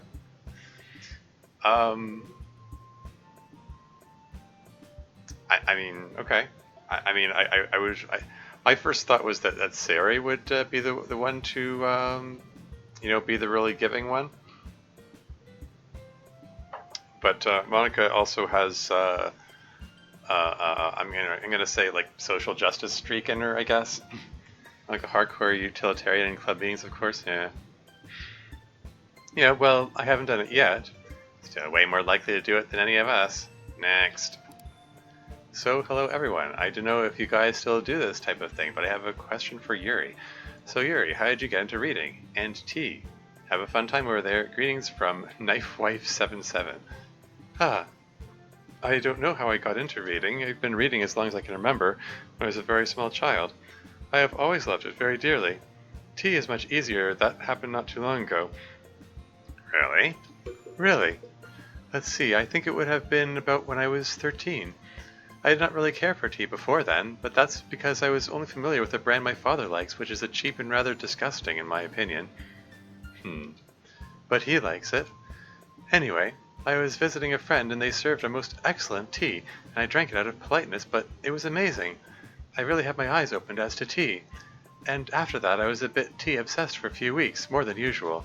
I tried many different kinds and learned many facts about tea. Ever since then I've just loved it. I hope that answers your question. And now, next, as Natsuki says. Hey, don't steal my bit. So, would you rather? Would you rather be rich and financially comfortable but alone, or be extremely poor and desperate but be surrounded by friends and family? Hey, both of those are improvement of my situation. Haha, just kidding. Have unlimited games or unlimited snacks? Own a dog or a cat?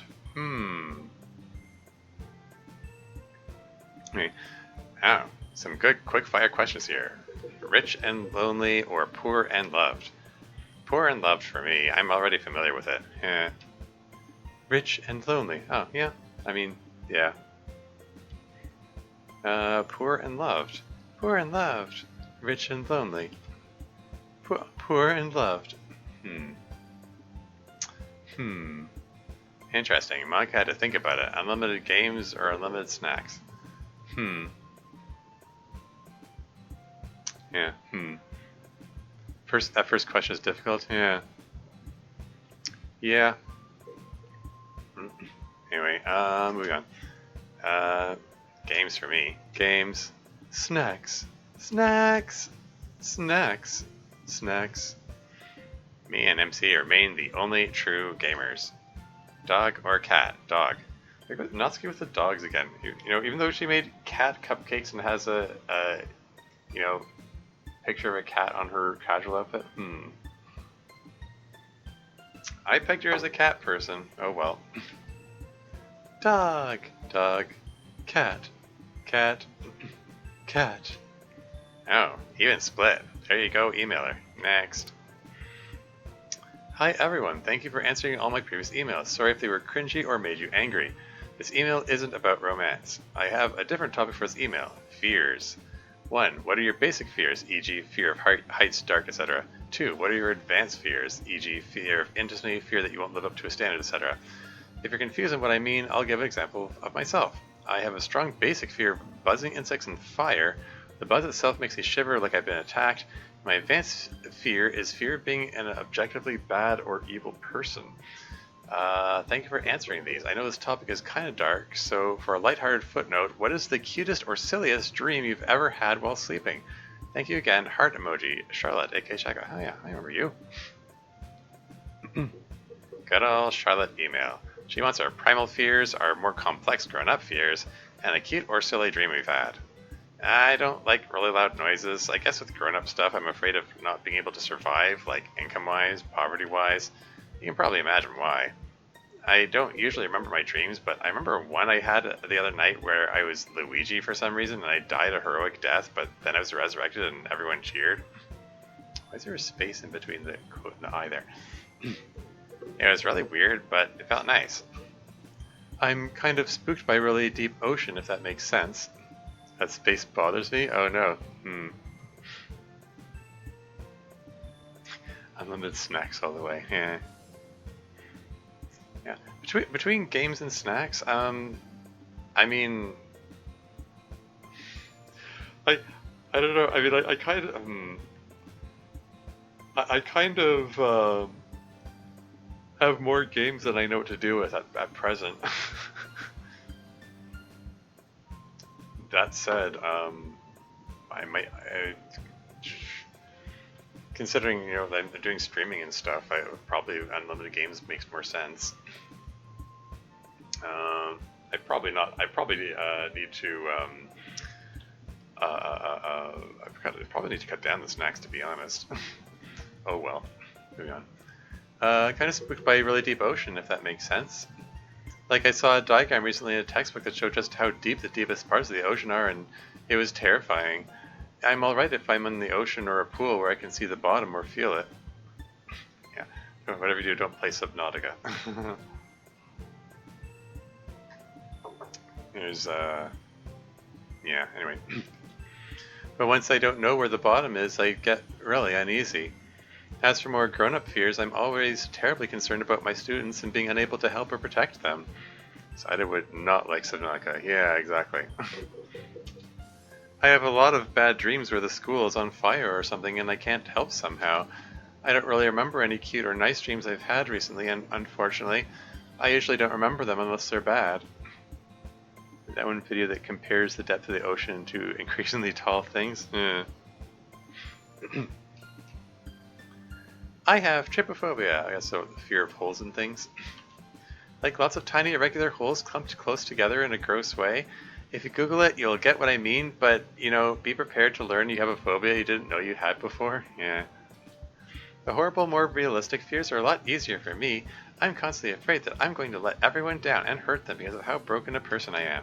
That everyone will be really sorry they knew me and be hurt because they were close to me. It's tough to live with it. I did have a nice dream the other day, though. I was in a park and walking, and I had a big sun hat on, which was talking to me and describing the people around me. I don't know why it was doing that, but it was. It was nice.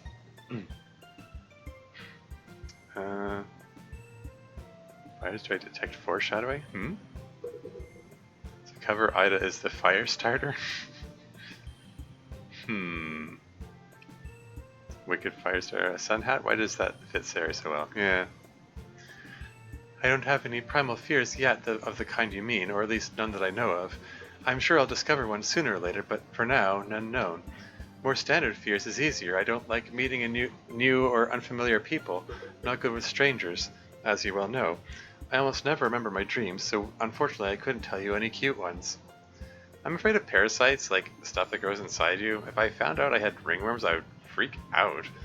Like, when I was 6, my sister brought lice home from school, and I was freaked out just by the lice. So scared that they'd get onto my head. Oh, also, I used to be scared of spiders, but now not so much. I just let them do their thing.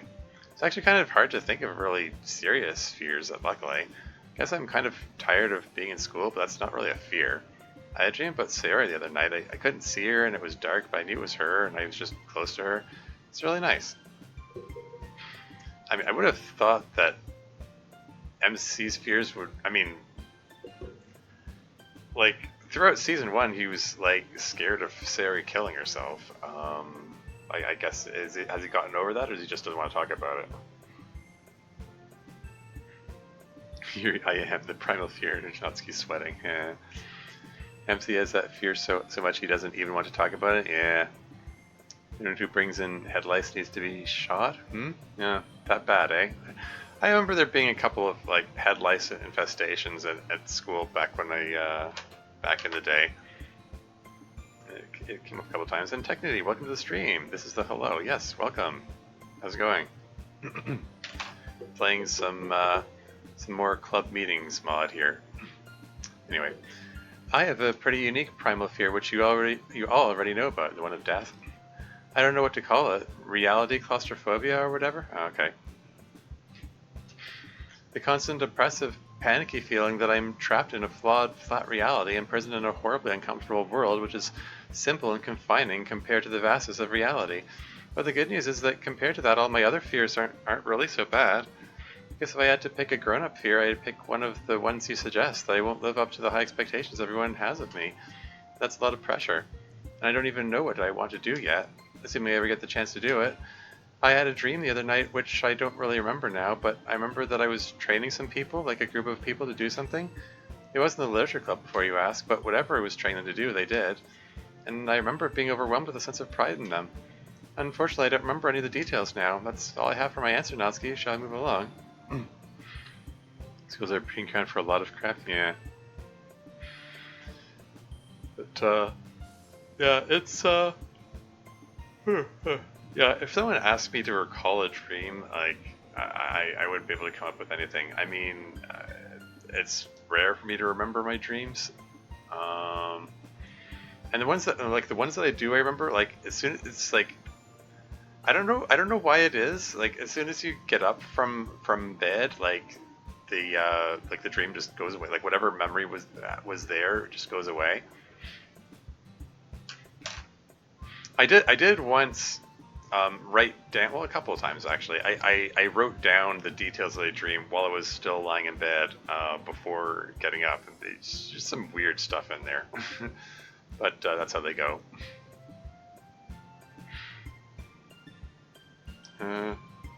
So only no expectations or something that bother Monica? Which was why she started the club? Is it? I mean, wait, Well, I don't know. I mean, I don't think in this mod, I don't think Monica's specifically said why she started the club. Anyway, moving on. Yep, here we go.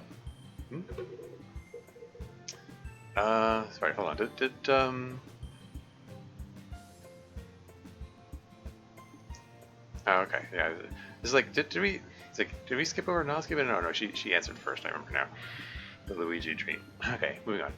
Monica, always the beautiful leader. Yes, I will almost always put that before I ask a question or say a statement. You're the most beautiful young woman I've ever met, and you have a great personality, so I got to ask. Also, because I'm wondering how many guys ask you out daily, and if everyone else wants to answer, they are welcome, though I'm guessing Sari will say she only needs MC and vice versa. Yeah. This one was divided up into different questions for all of us. First one's for Monica. Thank you for the compliment. I always appreciate all the wonderfully kind things you all say about me.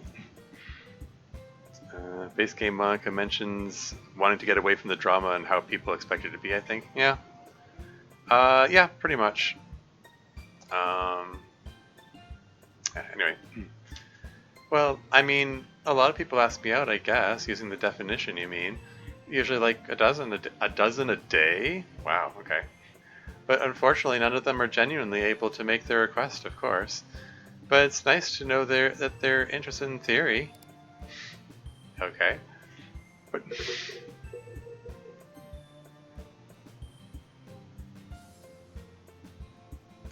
okay, I was like, is she talking about people who write in, like sending in the emails, a dozen a day, or is she talking about like NPCs in the within the game world asking her out?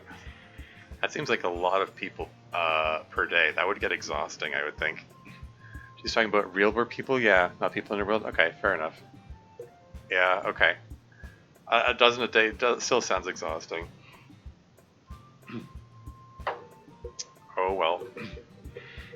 MC, yo dude, how you doing? You're a great man. This may be the first time you've seen my messages. I respect you very much, so question any new games you played. Oh, new games, let me see. It's not new, but it's new to me, and I've been playing a lot of Deep Rock Galactic. I need to get some of the other club members into it. It's super fun with the team. Also some Evil Genius 2, which has been a lot of fun. Hopefully that gives you an idea of the new stuff I've been playing. Sari, I'm glad to see you and Monica getting along again. No club is complete without its vice president. Now I say you will answer this question. Mr. Crave demands it. Shink? What? Okay. That's supposed to be a sound effect? It's I guess that's a reference to her, the vice president commands it, running gag. I guess a reference to her catchphrase. Yeah, okay. What food is your least favorite? If you've answered that, then I ask, with your high energy and if you really were motivated, would you think of taking fencing? Ooh, my least favorite food. Okra. I really don't like okra. Monica's tried to get me to do fencing a couple of times, but I wouldn't want to stab people, really. It's not real stabbing, Sari. I know, but I'm just not that competitive a person. I don't even want to do fake violence. Does that make sense? Well, I'm certainly not going to force you. Natsuki, I like how you stay strong with all the difficulties. You're a cool cat with fierce claws that are sweet enough to those who treat you with respect. At least that's how I see you. So, how is it you can exclaim loud sentences and the other students don't react when you shout? Okay. Why don't they react when I'm all loud? Well, I guess it's because everyone is used to hearing loud noises from Natsuki. Yuri being the peak of comedy as usual. Yuri, you're an inquisitive soul. If we were in an RPG/fantasy world, would you lead the brave adventurers, the others, into the fray? What role would you assume? What roles do you think the others would have based on their strengths, weaknesses, and personalities? Didn't Yuri say she would be an assassin in an earlier question?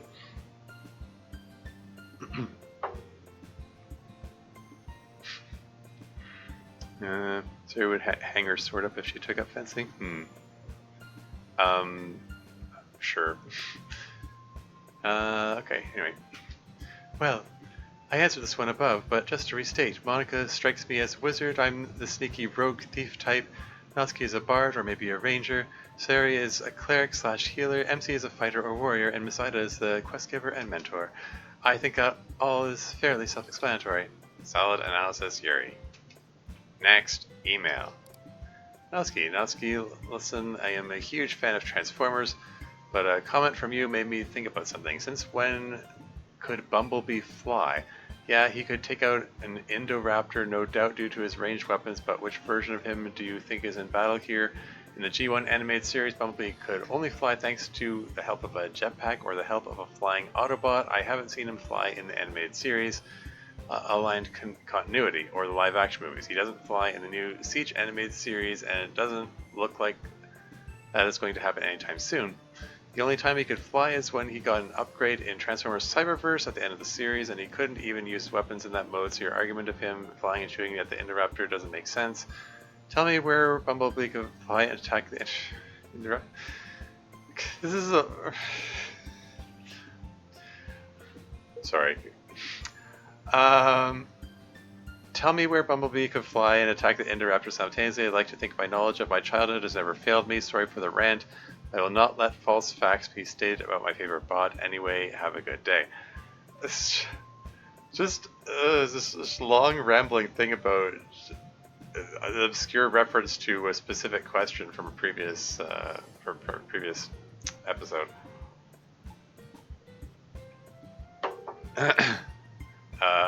Okay. Hope Nowski calls them out for their nerdery. Rogues generally wear light armor. I doubt any set would fit her. Yuri strikes me as the type of person who has infinite ideas for worlds and NPCs, so always ends up the GM, but occasionally gets to make a killer player addition to someone else's game. Yeah, fair enough. And hey, first time chatter.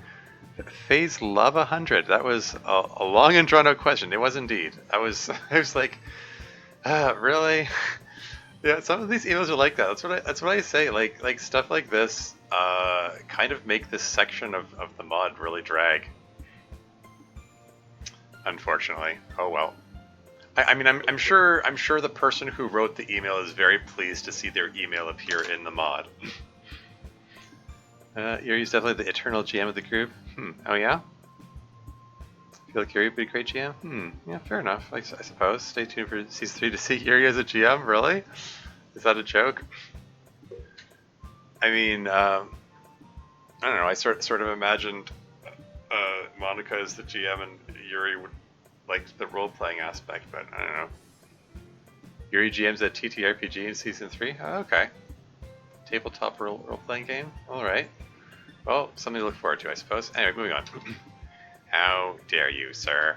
I refer you to the Transformers wiki page on Transformers that have flight power, where it states unequivocally that Prime grants Bumblebee intrinsic flight powers such as the Decepticons have. End of argument. Don't you ever question me again. Yeah, I seem to remember that being a thing in G1 Transformers back in the 80s.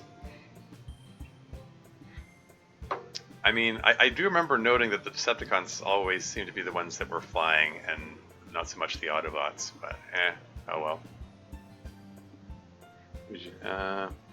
Tell me that's funny, so yeah. Anyway, Sayori, what's your opinion on vegetables? I actually loved them as a kid and still love them now. Celery is always good with some ranch. Salad is good, especially Caesar salad. Broccoli and cheese sauce, I'm all over it. Beets are a nice sweet vegetable to have around the holidays, so knowing your sweet tooth, what's your opinion?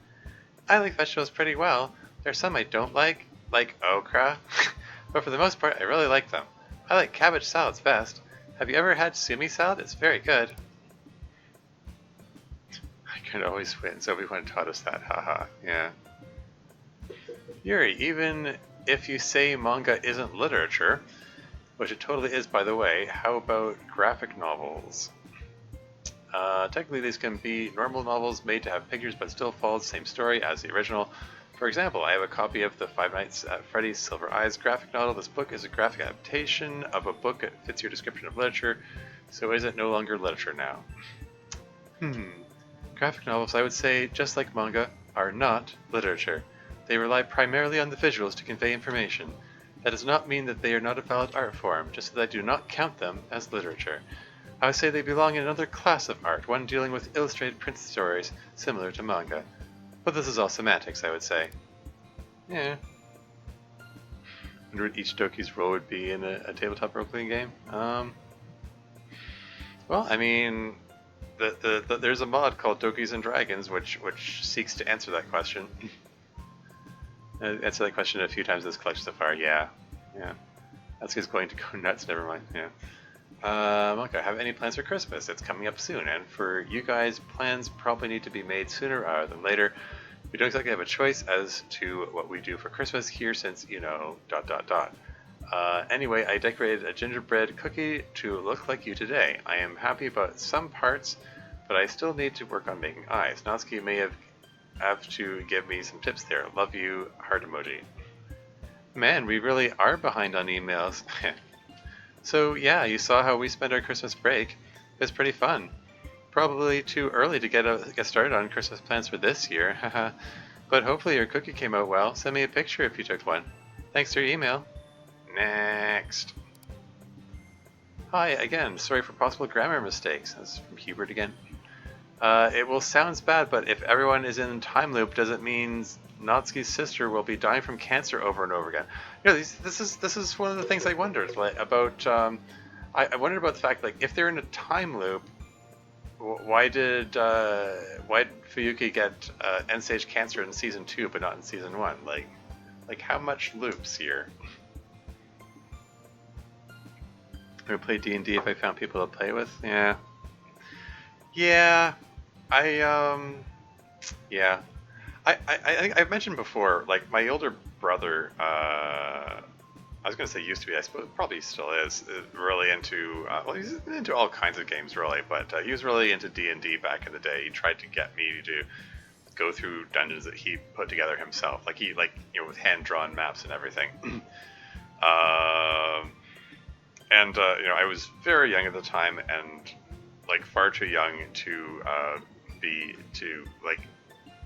really actually understand or appreciate what was going on, or what the game involved and so on. I'd probably be more into it nowadays. Not that I'm actively seeking out a D&D game, but I wouldn't mind playing if someone invited me to do it, I guess. Enjoy a good TTRPG. Currently running a couple of good times. Cool.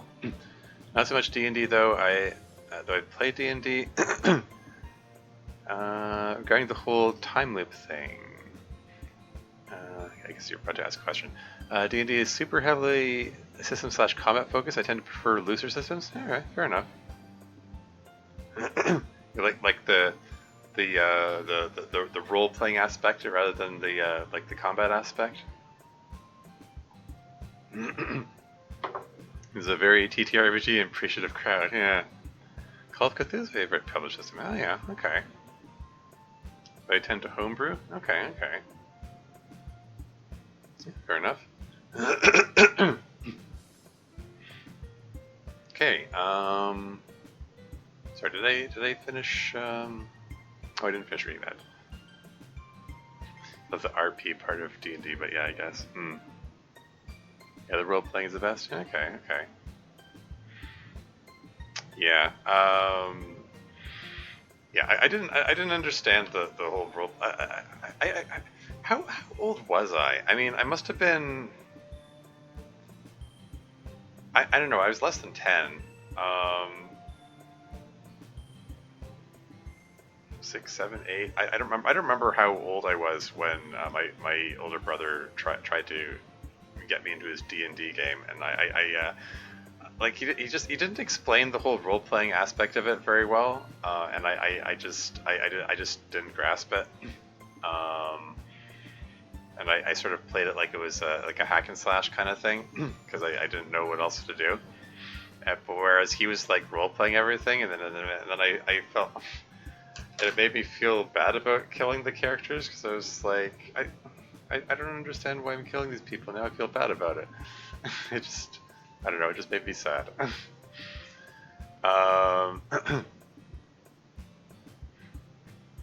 Crazy lateral thinking solutions to problems? Yeah, I can see how that could be pretty neat.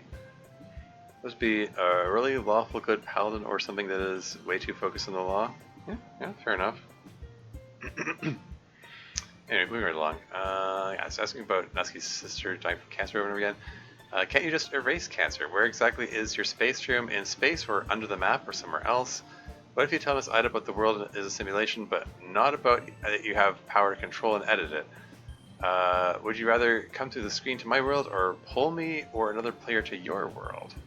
That's an interesting question. How was your day? Natsuri, question mark. Take care, Hubert. Sounds like such a version to roleplay as that it would be fun for me. Okay. Sure enough. Okay. I'll field this one. A lot of you seem to think that actual events in loop in our world, which is not the case. Just that we never get older and we keep repeating our senior year. Each senior year is different and people remember what we did in the past. Stuff still happens and has effects, basically, but we never advance in life, basically. And yeah, it turns out I can erase cancer, or at least I was able to get rid of it in Fuyuki after a lot of hard work. This awkward moment where Fuyuki wakes up and walks into the room right at this moment. I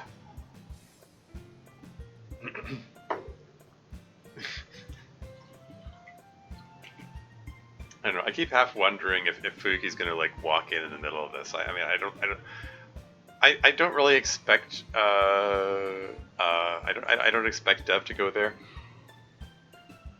Frankly, it feels like the emails are sort of in their own little bubble. They feel like they're isolated from. Like as much as they're talking about events in the mod, it feels isolated from the rest of the mod. Like it feels like for the most part you could just skip over the emails and not miss anything. It feels like deliberate design on Dev's part. Huge plot implications in the middle of emails, yeah. Make sure you're awake. Sometimes emails are important. Oh yeah? Okay. Time loop thing was first established / discussion in email. Yeah, fair enough. But yeah, like, I mean, I don't know, like something about the fact that like they talk about like really personal and painful things that they are currently going through in the emails and talk about them like in a detached way. It makes it, I don't know, it just makes the emails feel like some kind of otherworldly, like separate bubble first. I don't know how to phrase it. It just feels like disconnected from the rest of the mod. Anyway, I'm gonna move on. But either way, I'm really glad I was able to. It's hard to describe where my space room is, and it's in a parallel label, which doesn't make any sense if you try to think about it using 3D normal space thinking. It's just a RenPy thing. It's somewhere else in the code. Not sure how to make it clear. Yeah, fair enough. Let's see. Obviously, you already saw what happened with Miss Ida. I would definitely rather come through to your world and curse you by bringing you here. I would love to experience actual reality. And my day was pretty good, thank you for asking. Fuyuki's birthday has been a lot of fun. Want to try a Doki Doki mod, something that's not manga after story? Oh yeah? Well, I mean, there are lots of good ones out there. I've considered club meetings, yeah. Club meetings is the one that I'm playing. I can highly recommend it if you want to, if you don't mind something. It's pretty long. I mean, it's very well written, but it's also very long.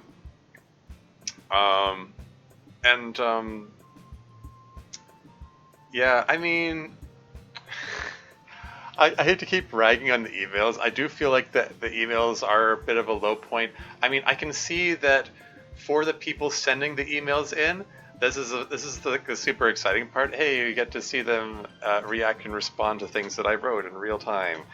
But reading them 2 years later after the fact is a little less interesting, I guess. So, it gets longer every day, yeah. Oh yeah, sorry, I blanked out for a second there. Yeah, I mean, since we were talking about role-playing games, Dokis and Dragons, I can highly recommend that one. It's short, but it's very well put together, like self-contained thing. You know, it's got its share of funny moments and character moments, and it's got choices and stuff, and yeah, just really well put together. It's a pretty good one.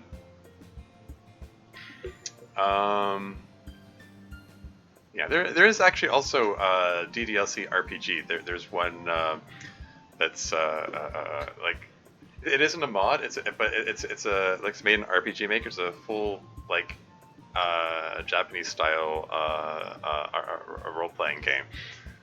Very well put together. Like battle the girls demons. In turn based combat kind of thing. Forgot that the streamer I'm currently watching is playing Cummings now. Oh yeah, yeah, yeah. So that's a good one. I'm also fond of Yuri Parable. I'm also fond of Magical Heroine Natsuki. Sorry, wait. Magical Literary Heroine Natsuki Saves the Literature Cup. That's another. That's a really good one. Particularly if you like Natsuki. It's pretty well put together mod. And if I can recommend my own, Sayori Says No to Suicide. I think it's pretty complete package. Indeed, yeah. I mean, I suppose it depends what kind of mod you're looking for.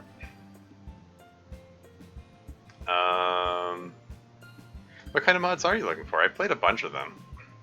I'm just rattling off my own personal favorites. I guess it also could depend on things like who's your favorite girl. Natsuki's your favorite? Okay, yeah.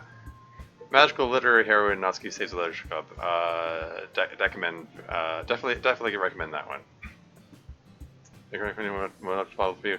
Yeah, Slay Rabbit's got a mod demo out. Oh yeah, Natsuki Quest. Yes.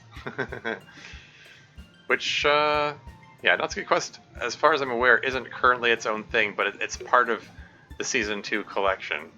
So it's Sayori's mod. Ryumaba does the Doki's justice. Cool. Yeah. Yeah, fair enough. Anyway, moving right along. And my day was pretty good. Thanks for asking. Fuki's birthday's been a lot of fun. As for Natsuri, next. But I wasn't done. Next. Hi, Monica. Spelled with a C. I was just wondering something. Do you get alerted when someone gets a .chr file or sprite? We can see MC, Kenzo, and Miss Ida, even though they weren't in the original game. Does that change anything in them or for you? Sincerely, Amy and Chan. Good question. Yes, it changes the way the club president perceives them. In addition to seeing them normally, we can also see the sprite, if that makes sense. For most people, we just see what they look like in real life, but when they have a sprite, we see that too. It's quite jarring when someone you're used to not having a sprite gets one, I can tell you. Or when you see your own sprite for the first time and realize that's what it is. It's hard to describe. But yeah, it's easy to notice. A little less easy to notice a new .chr file though, but that's only happened once with MC. Thanks for the great question, Amy. Next. Hey club, first of all, I'm not going to request any album yet, but here's a question. Have you guys played Genshin Impact? If you have, what are your thoughts about it? And another fun question, if you happen to be the character in the game, what vision and weapons of your choice, perhaps a cryo wielding a bow or a pirate using claymore, let me know. Thanks for reading and answering. Crafted.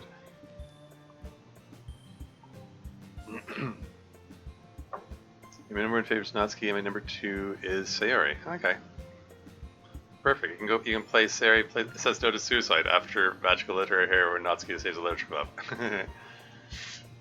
How does a fair share of Sayori moments? It makes up at least half my demo, or around half anyway. Yeah, that's my recollection as well. Sayori and MC have a cute friendship going on in that mod. I'll pay mod when I get to it. Cool, fair enough. Yeah. Anyway, moving on. Yes. Yeah, I played it for a bit, but not really enough to understand your question. I just tried it for a couple hours, decided it wasn't for me, and that was it. Poor old MC here gets terribly embarrassed about playing any game that has waifus in it, you see.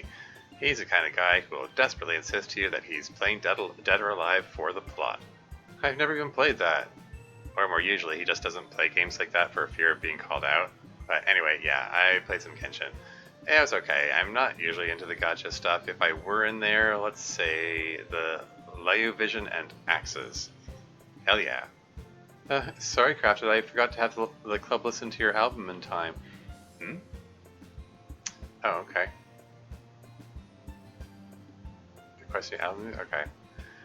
Oh, is this the same guy who had us listen to an album before? Yeah, he asked us to listen to another one, but I totally ran out of time. Next time, then. And speaking of next, next. If you want to do it not in a rude way, if I didn't read it in a rude way, you're all good, but just those other mods are worth checking too. Yeah. Anyway. Okay, hey, I have some random who's most likely to questions. 1. Who's most likely to run away and join the circus? 2. Who's most... who's W-H-O-S-E? Like, this should be W-H-O apostrophe S, as in who is most likely.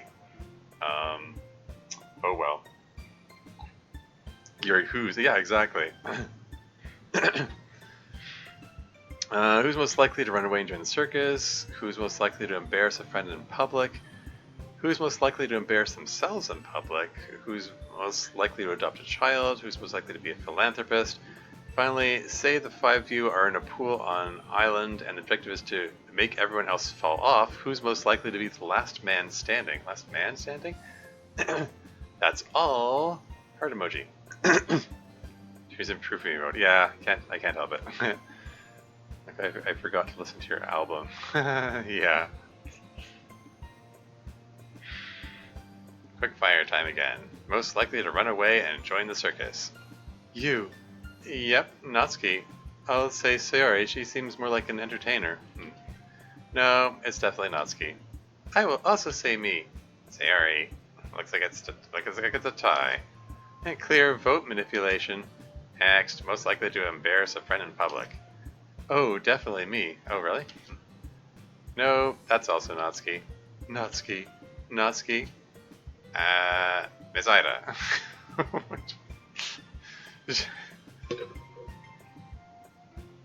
She's trying to stack the votes again? Again, just trying to make the votes even. Hey, sorry Natsuki, but this one is you. Damn. Most likely to embarrass themselves in public? It depends on what it means for them to be embarrassed. Like, if they feel embarrassed, even if there's no reason for it? Yeah, I think so. Then, Yuri. Yeah, yep. That's a fair qualifier there. They're trying to save herself each time, yeah. In fact, how many emails we on?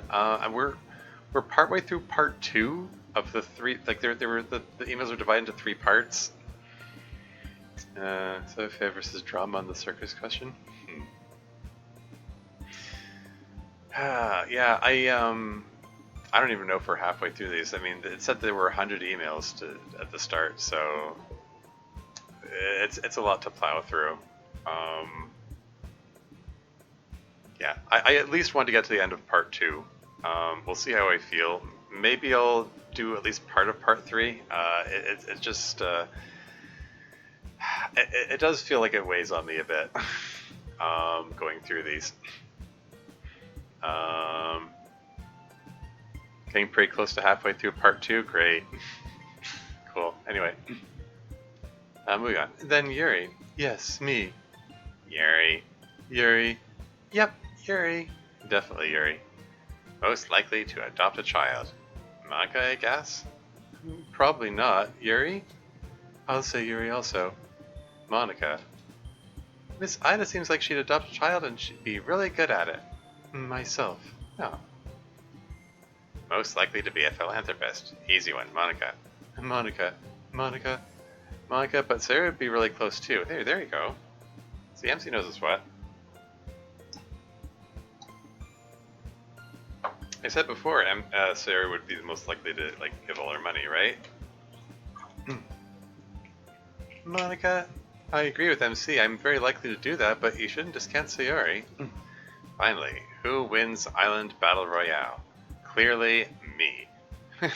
Yuri. Really? Okay. Monica! Oh, lots of different options here. I'll say MC. Yuri. Okay. So that's, yeah, that's, Answers all over the place for this one. Natsuki voted for herself, MC voted for Yuri, Suri voted for Monica, Masaida voted for MC. Who voted for MC? Monica voted for Yuri as well.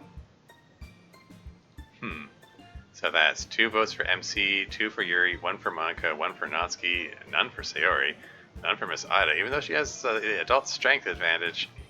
Good round, good round. Let's see the next question. Adult strength advantage. Hi, I have a question for Monica. Do you find it weird when emailers call the other girls their favorite?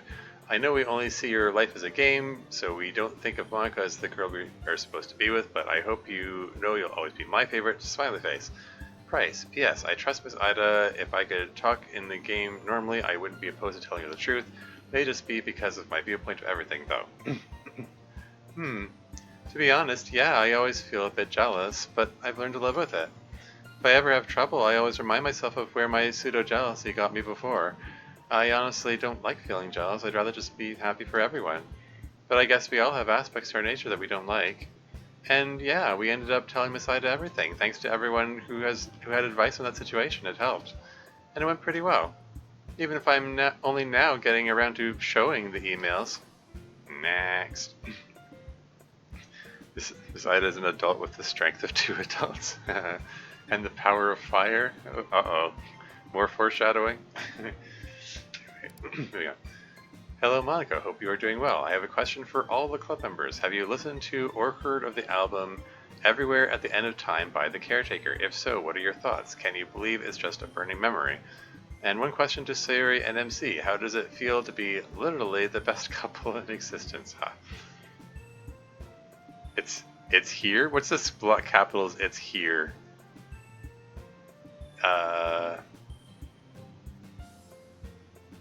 What, the invitation to listen to an album? If you have to listen to it now or it's the rules? Nope, denied. Oof. Never heard of that band. Anyone else? Everyone, ... Sorry, emailer, out of luck on that one. I'll look it up later though if you email again. So this time Dev decided not to take it on themselves to listen to the album that the email recommended. That's probably very wise. Low-key Monica's answer correct. Yeah. Yeah, I mean, it's a lot of. I mean, this mod is already a lot of work, and that's a lot of extra work to take upon yourself to listen through the album with the perspectives of 5 different people in mind, trying to imagine how each of them would react to it. It seemed impossible that the club would have heard of this band. Bad taste, bad mod. Aw. I'm not gonna listen to my mixtape. Yeah. There we go. He also has a question for Sarah and MC. It feels pretty good. Are you really the best couple in existence, though? Are you saying I'm not the best girlfriend in existence? Of course not. More like I'm pretty sure I'm not the best boyfriend in existence. Nonsense! You are the best boyfriend in the whole world and I will not hear otherwise. So it feels great, emailer, to be the best couple in the whole world. It's really nice to feel so loved all the time. Barf. And next. Hey, you're the one that was pushing us together. Yeah, seriously. I'm still gonna tease you guys about it though. That's part of the fun. Next. Hello everyone, I hope everyone is very happy. Ah, Monica, Yuri, and Saida, what are you doing? You're in the way. Like I can't right click the sprites away. It only, I guess it's a mystery what this question is gonna be about. I really messed this one up? Yeah, no kidding. Immersion ruined. 0 to 10 stars. What would your Pokemon party be is the question? Okay.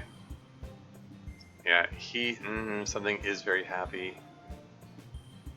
Be a big look into someone's person. Yeah. Something teams be a Pokemon or real traits at a time limit to know what kind of cute. Pets having 6 sounds like a lot of work. Anyways, this question makes you learn more about by, and then something. There's letters forming the word Anna there. I don't know. Porygon come through. Yeah. I don't really know Pokemon that well, so I'm basically just going to name some that I know. I have no idea if they'd be a good team. Porygon, Snorlax, Psyduck, Meowth, Jigglypuff, and I guess Pikachu? That's basically most of the Pokemon I know. Yuri? I will take a pass. I do not know anything about this topic.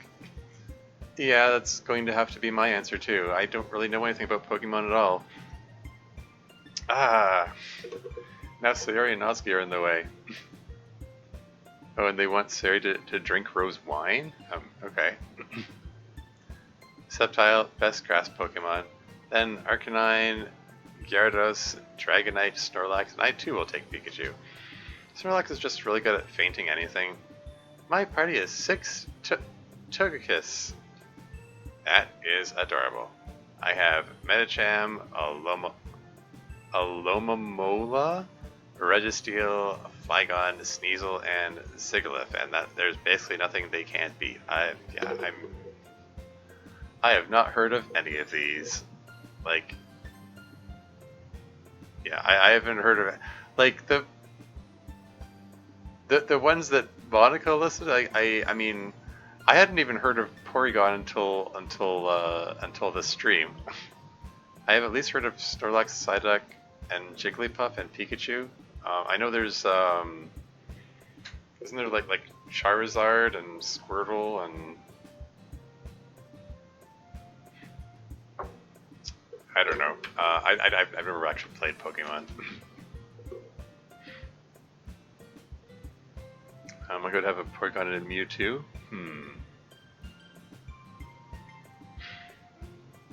Never played a Pokemon game? Oh yeah? Huh. That's good. Sweep at the World Championships. Alexis, sorry, I changed my mind. Oh well, anyway. Yeah, but like all of these ones they're listing off here, like yeah, I've never heard of them. Never heard of these. Oh well. Just a solid team. Oh hey. Oh, it's a Charlotte email. Okay. Yes, for Sayori's eyes only, try sharing some rosé with MC to achieve nirvana. Okay.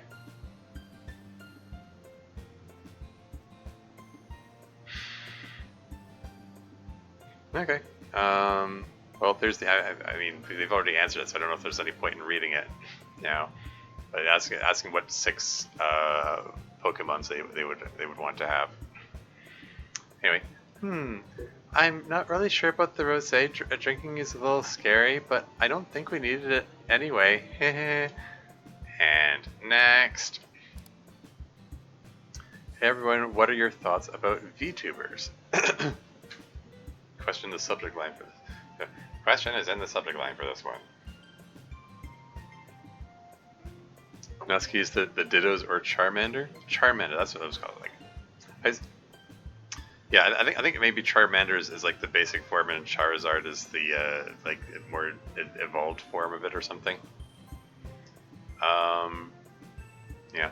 Oh yeah. The other thing I was gonna say is like the rose wine thing.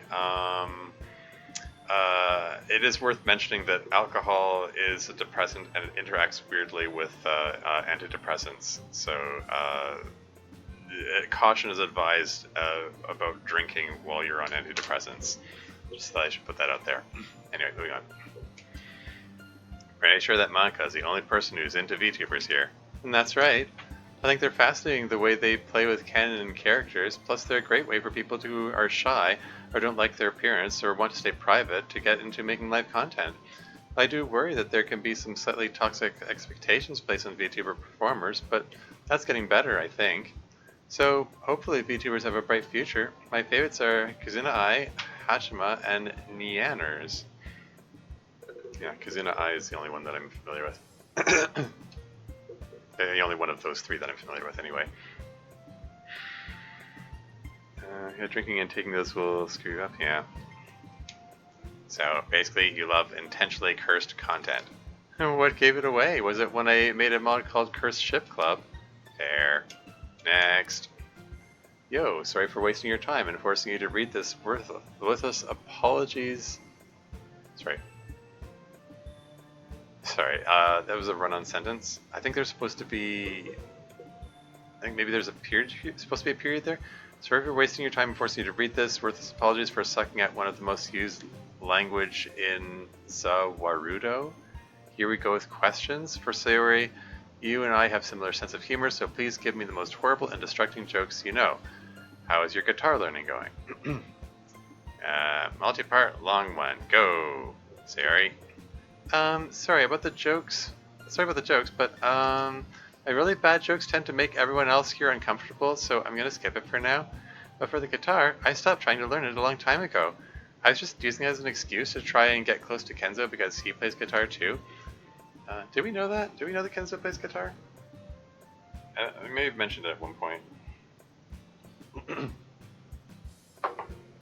Once we got together, I stopped altogether. Hopefully you don't think I'm a terrible person for that. This equals these, I think? Okay. Forcing you to read these worthless apologies for a second. Yeah, fair enough. You did not, you're just learning it now? Okay. More Kenzo lore, I guess. For Yuri, you are very introverted, just like me, but you're getting better while I am doing nothing. Do you have any advice how to get better with socializing? Ah, yes, I do indeed have some advice for you. It is not long or complicated advice. It is simple. Start with a few people you trust, or even one person that you're trying to trust if you truly are starting from scratch. And as you get comfortable with that person or those people, slowly talk to more people, like for instance, friends of the person you trust. It's been a lengthy, time-consuming process for me, learning to feel comfortable around more people, and it's also a little tiring. But I am getting better at it, slowly. So hopefully I'll continue to grow in the future. Yeah. Kenzo, anyway, here's Wonderwall. Yeah.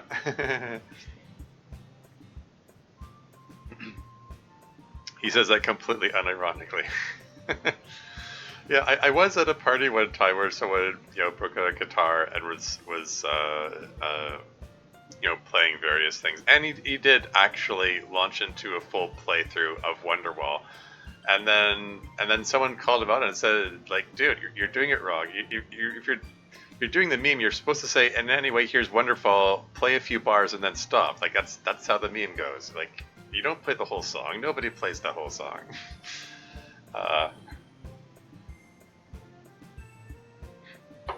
It's kind of a funny moment.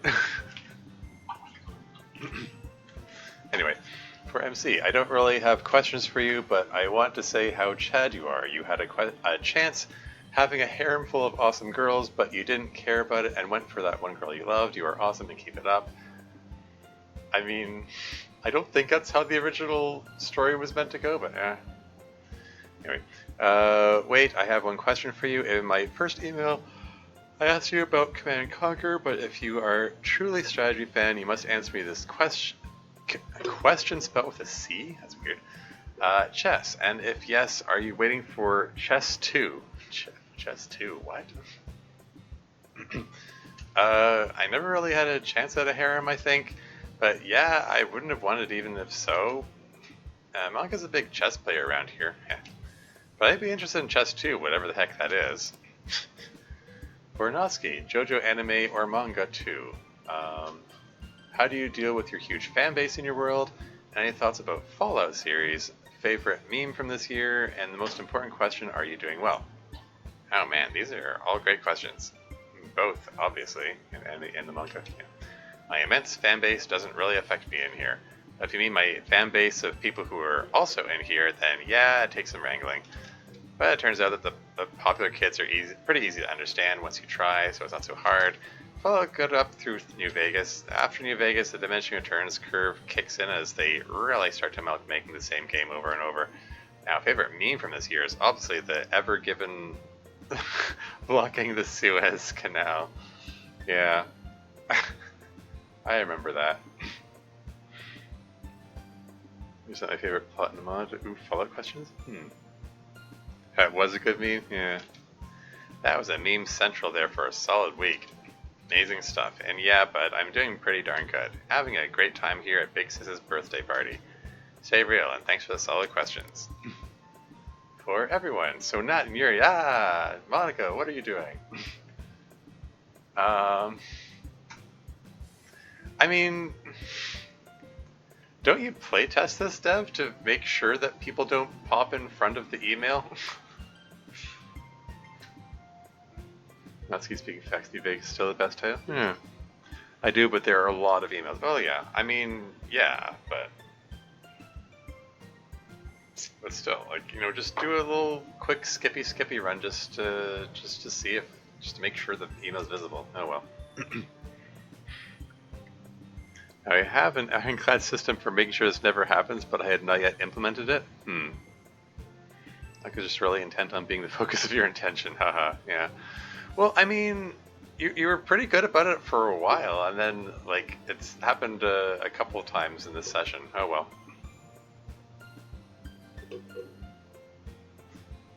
Not something, or for me, people, pephole. In my world, hair color is in your world. Many people with not typical hair. Okay. Anyway, the hair and eye color thing we've talked about before. Actually, here in our world, pink and purple hair are perfectly natural, as there are plenty of other colors you'd consider unrealistic. I still can't believe blue hair isn't even a thing out there. As to the next bit, okay, now we can read it. And you have unnatural for me and pephole in my world hair color is in your world many people with not typical hair. Kind of physical contact in a relationship do you prefer? Hugs and cuddles, kisses, hand holding, or sex? Hugs are superior than everything. Could you please say, fine, I guess you are my little PogChamp with full effort. Yes, MC, you too. Is there a chance for second truth or dare between MC and Natsuki? Or same game between Natsuki and Yuri? That's all, thanks for answers. As to the next bit, can we pass on this one? Oh? It's a little bit uncomfortable to answer. Oh, okay. Of course, don't want to make anyone uncomfortable. Sorry, emailing person, you didn't do anything wrong. It would just be weird to answer this. No explanation is needed, sorry. Finally, the PogChamp meme. I am happy to oblige. Fine. I guess you are my little PogChamp. Come here. I'll do it, but only because I wanted to see MC do it. Fine. I guess you are my little PogChamp. Come here. Is come here part of the saying? Okay, I guess this is a meme that I'm not recognizing.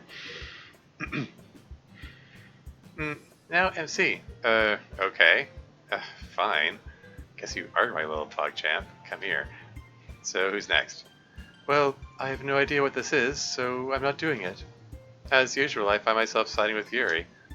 But surely Natsuki knows what it is, yes? No, I am not doing it. It's one thing if these other quote-unquote non-Syndra people do it, but if I do, I'll be memed to hell for it. So, no. And strangely enough, that is very Syndra of you. You know what? Next.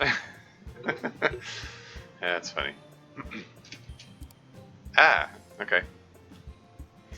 Another long one. I think I'm going to take this moment to go use the washroom again. Natsuki being Natsuki. I mean, that's what she does best.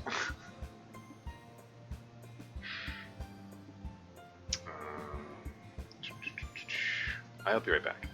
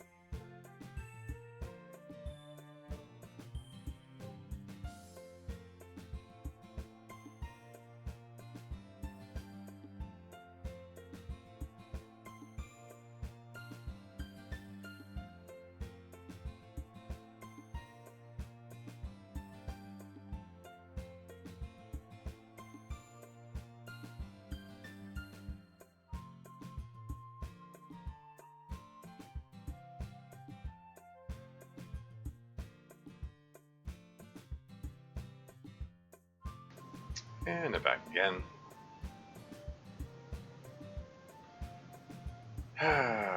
Okay.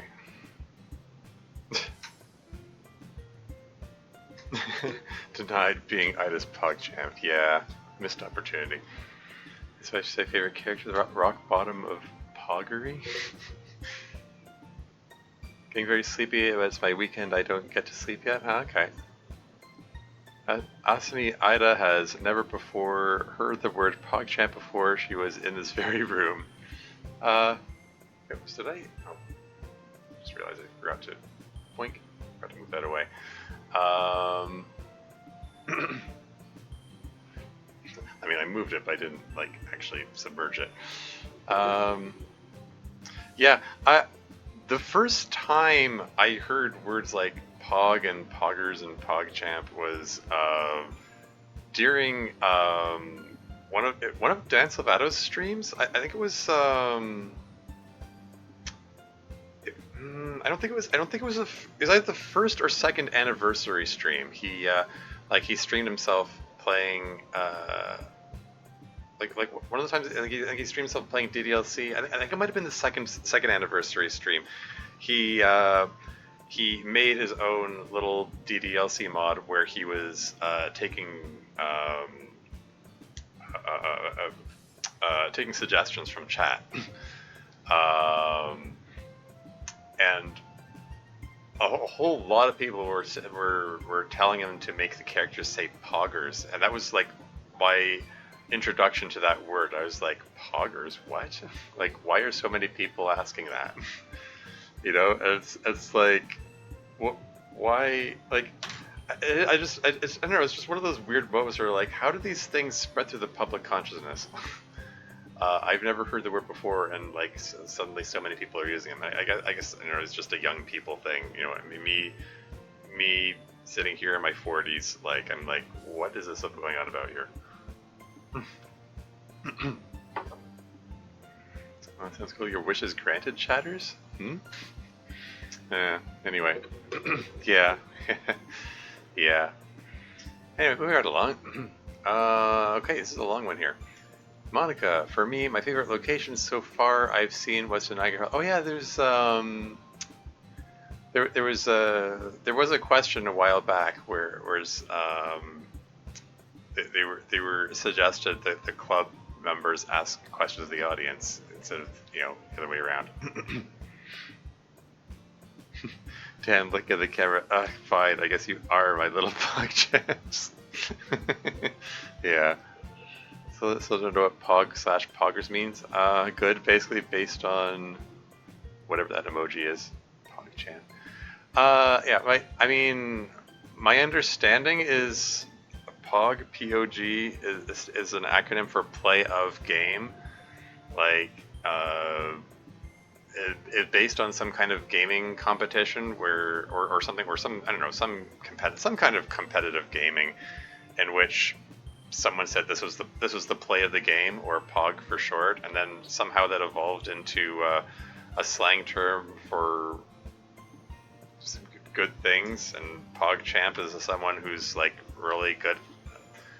I mean, ostensibly about being really good at the game, but it's sort of turned into like a general use good thing. But it's a word that's only used in like gamer circles, I guess. That's my understanding of it anyway. The whole poggers were PogChamps kind of thing. I did make a little custom dialogue thing a while back where Yuri tries to relate to Natsuki by, you know, calling her Pog, and it was cute, if I do say so myself. But I can still find. I mean, it's easy enough to find. I can just bring up my profile and then just search for posts I've made. I mean, I haven't made a ton of posts, so.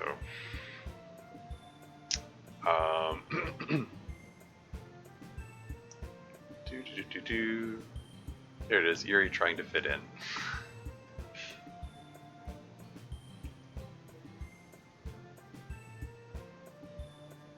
Yeah, I posted an Imgur, so hopefully that's still visible. Yeah, it seems to work. Here. Yuri trying to fit in. Here, that's Yuri trying to relate to young people by using the word pog.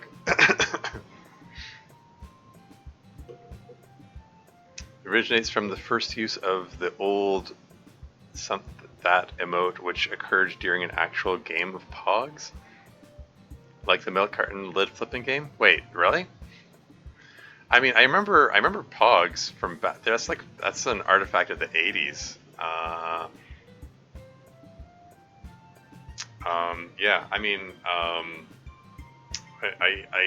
I still feel I sort of feel like they should bring back pogs now that the word pog seems to be in use, at least in some circles on the internet. Anyway, moving right along. Let's get through this email here. Monica, for me, my favorite location so far I've been to was Niagara Falls in New York when I was around 13 years of age. My family and I went up there as a 2-week vacation, and I just found it so beautiful and grand. Also, they had lights of various colors that shine through the water during nighttime hours, so that was a cool plus. Would love to go there again sometime. I have been to Niagara Falls on the Canada side. I haven't been to Niagara Falls on the New York side, because Niagara Falls, it is like it's right on the border between the Canada and U.S. Anyway, Sari, I thought about this question a lot, and it's pretty personal for me, so I promise I'll do my best to be as honest as possible. Initially, when I played club meetings, it was mainly curiosity. I wanted to see how you guys were able to get through your various struggles in comparison to how you guys handled similar or different struggles in other mods I've been a part of, and hopefully to see you guys grow stronger as a result, and I'm just so happy to see you guys go through so much and come out of it better than before. I think there is no greater virtue than that, and I see such greatness and potential coming in your futures. When you get the monthly back, okay, cool. This isn't the reason anymore. Hopefully this doesn't come across as me being selfish or weird or me being a bad person, but I want to be honest and say even though seeing you guys grow on your own and constantly work on your relationships and goals is such a fantastic thing to see, can't help but feel starved for some kind of purpose for you guys. You don't need the player anymore to function normally. That isn't a bad thing at all in my opinion, but I have to admit it has left me depressed at times, which I guess isn't a bad thing because it shows what I look for in regards to finding my happiness. So I'll say that the only current reason as to why I'm still playing personally is so I can be there for Monica whenever she needs me or is feeling down. I think it's been so wonderful to see Monica not only fix the mistakes she made in the best possible manner, but to continue to make memories with those whom she loves the most, and I would love to help out in any way I can. She's just so important to me, and I want nothing more than to see her happy. I'm not a confident person by any means. Monica gave me something that I just am not able to give back. I can't say that I am able to make Monica happy, nor that I could make her happy in any way, even if we shared one reality, or this goes on, okay. Even if we shared one reality, or if we ever dated, if the former ever became true. So the only promise that I will make to Monica right now is that that if she is ever going through anything or needs any kind of advice or just needs someone to talk to, promise I will always be there for her no matter what, and that I forgive her for her past sins. Thanks for the questions, guys. I hope to continue this reverse QA in the future. Yeah, I was gonna say, like, is there going to be a question? Was this is this an answer to the question that sorry, I don't even, it's so far back, I don't even remember what the question was that was asked. I mean, Monica did ask about a favorite location. I do recall that. I don't remember. I do remember that, like, only 2 people asked questions and then the rest didn't, and I sort of felt like, oh, this feels a bit cheated. Like, it feels like it's the kind of thing that each of them should ask. So we're gonna do that, but yeah. Okay, I mean, this a bit of a ramble. Okay, it's amazing people. Yeah. Love to send an email? Yeah, you still can. Slayer Rabbit. They're they they give the email address at the end of each of these. Sorry, everyone, you glad this email is here for Monica. So glad, haha, yeah. Each of them had asked this email would be 2.5 times as long. Yeah, I mean, fair. Oh, well, anyway. Ah, yes, these are some responses to the question we got to ask the viewers a while back. My first one was about your favorite location, but it was actually about your favorite location in this world rather than yours. But Niagara Falls sounds amazing. I would love to visit someday. I love spectacular water-related things. Sari asked about why you all are playing this mod. Do you feel bad because we're not dependent on you anymore? And that's tough. Everyone grows. And I think it's good to not be completely dependent on someone. After all, they can still be a part of your lives even if you don't absolutely need them. Yeah, I mean, that's kind of how it should be, really. I mean, hopefully people develop a measure of independence. Honestly, and I mean nothing bad about any of the players when I say this, but I think Monica would be better off if she didn't need all of you so badly. Oh, hey, she just came right out and said it, did she? But she can't help herself. I really can't. I care about them far too much, and I'm really grateful knowing that you'll always be there for me. But even so, just like it wouldn't be good if we were entirely relying on you, it's not good for you to entirely rely on us either. Oh, hey, there you go. You're actually saying the thing here. We're just a game after all, so far as you're concerned. Just fictional characters. There's only so much we can do for you from in here after all. For now. Next. Oh, here's a short one. Hooray. What's your favorite branch of the military? Oliver.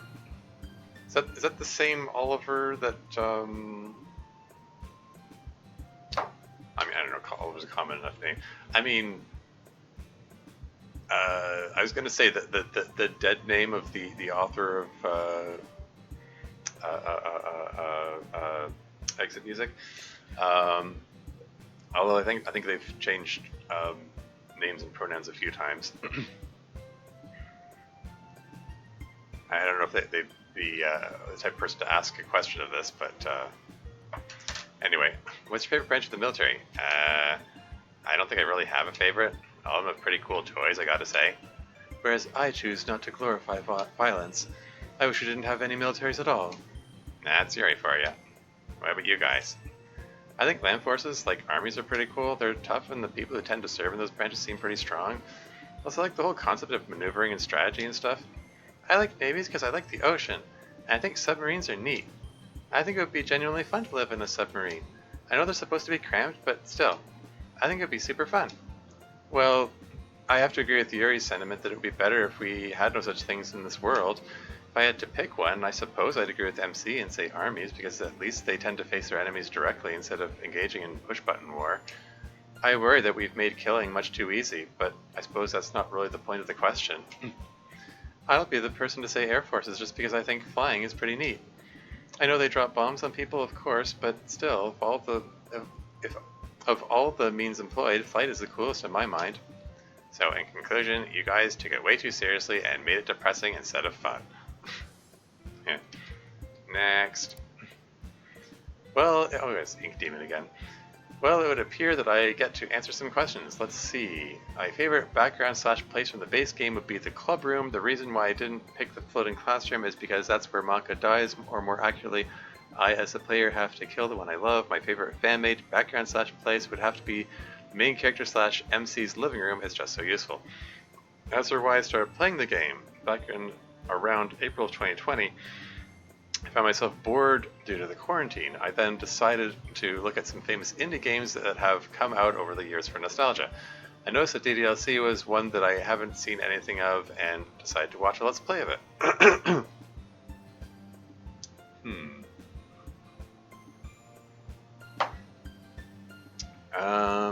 Then found playlists of mods, and that would be my form of entertainment for the coming months. Seeing you guys will always bring a smile to my face. Ever since I played DDLC for myself, getting the good ending first time around a few months back, I have played new mods for myself, Wouldn't spoil myself of the content from them until I witnessed it firsthand. After hearing Monica's response, I would bring my version of Monica from Mass to my reality, but if I could merge memories, that would be even better. I wouldn't reject a harem of just Monicas. Oh, great.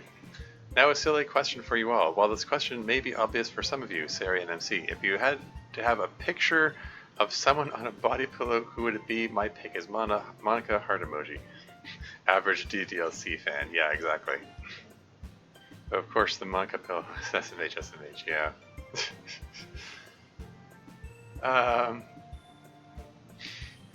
Having an episode come out today only made my birthday better. Now I just have to worry about the government coming after my well-earned money due to taxes. Natsuki helped me overthrow this blasted hierarchy. Being 18 is weird in and of itself, as I can drink legally and I can own a place of residence if I want. For now, I think I'll just keep working my job and hopefully find a way to bend time and space, or whatever people do when they are bored nowadays. You guys are the coolest group of people I have ever met, and I hope that I never have to see you all fade to something as simple as obscurity to the next big thing. As a matter and fact, so long as I live, I'll make sure you all stay as relevant as you are now. I shall make sure of it. Till next time, we love you all, the Ink Demon. You see a meme where the guy raises his finger to argue and then says nothing? Yeah. Dev, did you include an email segment just so that we could roast all of them? Yeah. So this person also answered our questions, I see. I guess there's trauma associated with most of the locations in the base game, isn't it? That's an interesting story of how you started playing. I'm so glad we bring you happiness.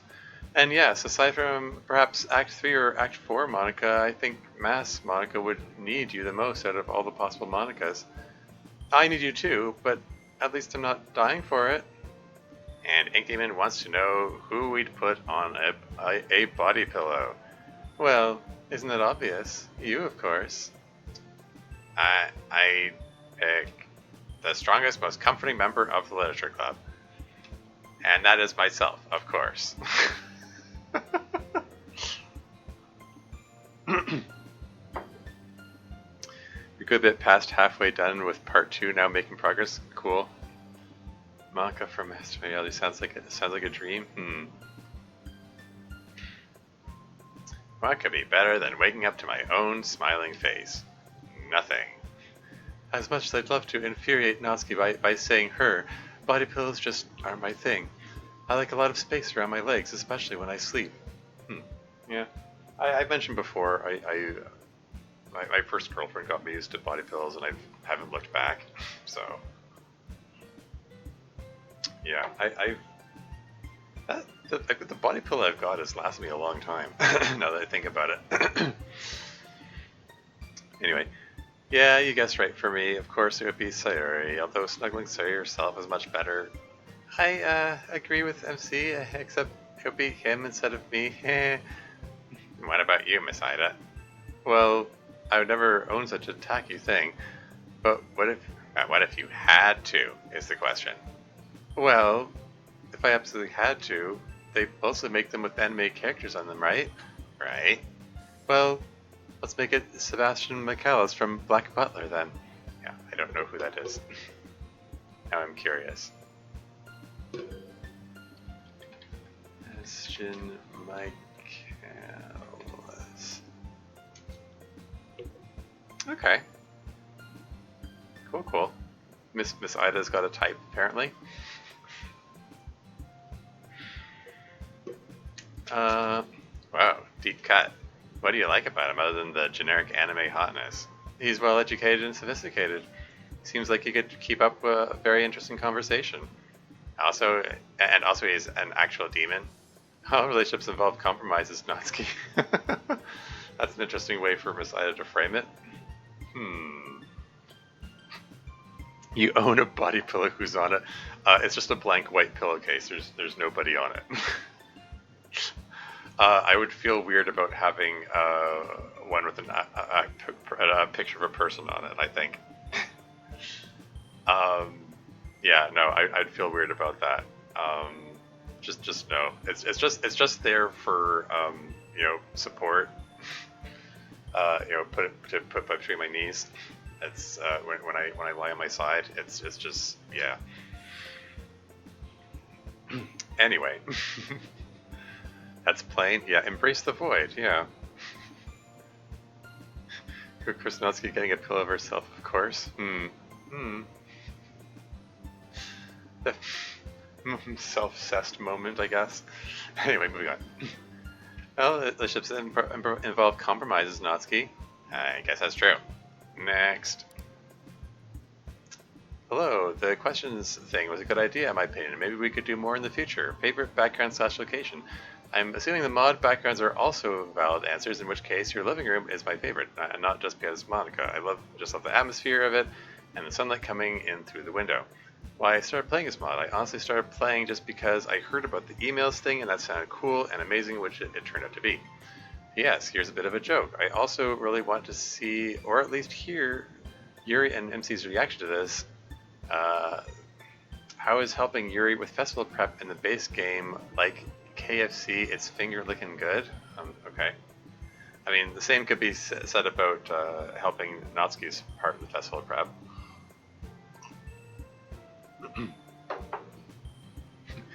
How would you know that's true, Natsuki? Oh, you mean the, I guess that's true, but about the compromise bit? Okay. I mean... I wouldn't have the gall to own anything like that. Yeah, no, yeah, exactly. So wait, these emails are actual people emailing? I kind of forgot, and I'm tired. Yeah, no, these are sent in by the audience. People playing the mod. So apparently this is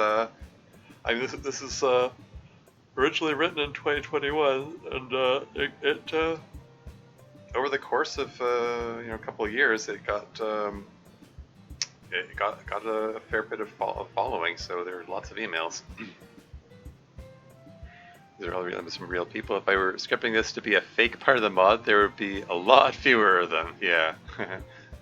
Sticking with the kayfabe. Yeah. It's cool. You were cool. Good job. Yeah. Seriously. No. Honestly, I mean, as much as I complain about the email section's kind of dragging, I do see that like a lot of effort went into this. And I'm sure that the people sending these emails in appreciate it a great deal. Anyway, moving right along. More people answering our questions about favorite in-game location and how they started to play. So glad you like the living room. That's not actually the way it normally looks. I have heavily modified it to be the way it is. I'm glad you like the atmosphere. I'm also glad you've been enjoying talking to us. It's been fun for us too. He also has a joke he wanted to tell Yuri and MC in particular. Why yes in particular? You'll see. Why is helping Yuri with festival prep in the base game like KFC? They're both finger licking good.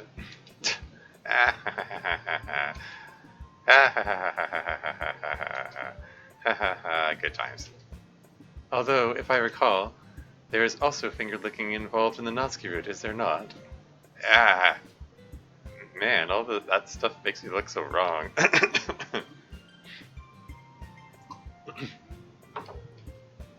You shouldn't worry about it, MC. That wasn't really you. We all know what kind of a man you really are. Thanks, Yuri. Enough. Next.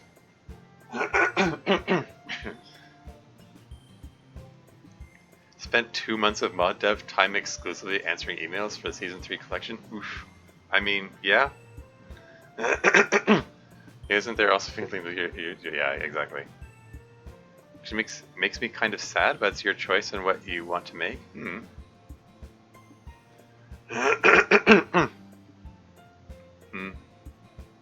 Oh, sorry, I'm missing things here. Email section does drag. It's my own personal least favorite bit. Oh yeah? But it has moments now and then. Yeah. In my own club meetings version, I would add a skip button to every email section. Oof. Yeah.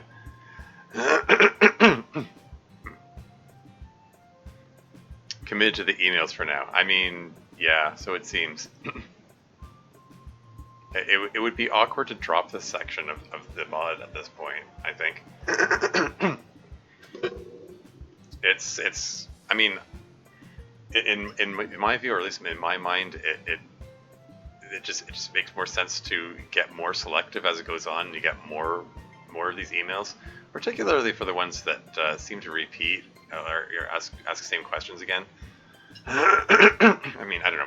Maybe you did ask a bunch of emails of that type, but yeah. Anyway. He puts MC's finger in her mouth. No, it was fine.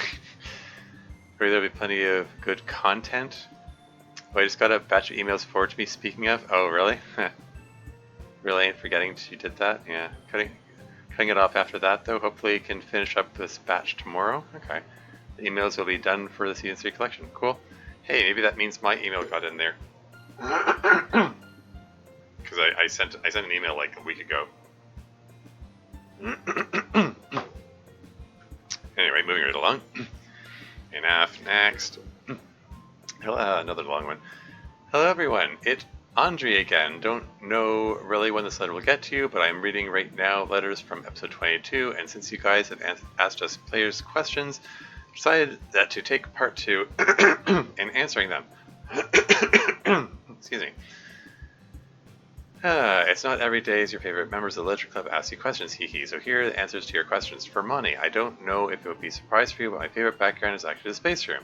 Surprised? Well, the place where I have stayed with you, where I have listened to you and completely have understood you, but more importantly, it's the place where I have completely fallen in love with you, honey, because after spending all that time with you, had a chance to know real you, Monty. Oh no. Excuse me. Again, like, it's one of these emails which is like, are you aware this is roleplay? I hope you're aware this is roleplay. It's hard to tell.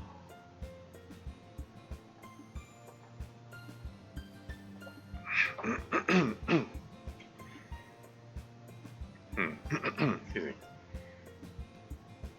Maybe not make it at this point. No keeping. I keep adding more. Have you ever heard of Sisyphus? One must imagine club meetings developer happy. The second most mass-pilled emailer? Oh no, second most? Oh dear. Email Angie. Hi, it's me. Yeah. I'm not going to email especially now, but I think it's pretty cool. Yeah. Excuse me. Yeah, I remember that like there was like one of the commenters on I think I might have mentioned this before. One of the commenters on Storm, you know, back in the day, was talking about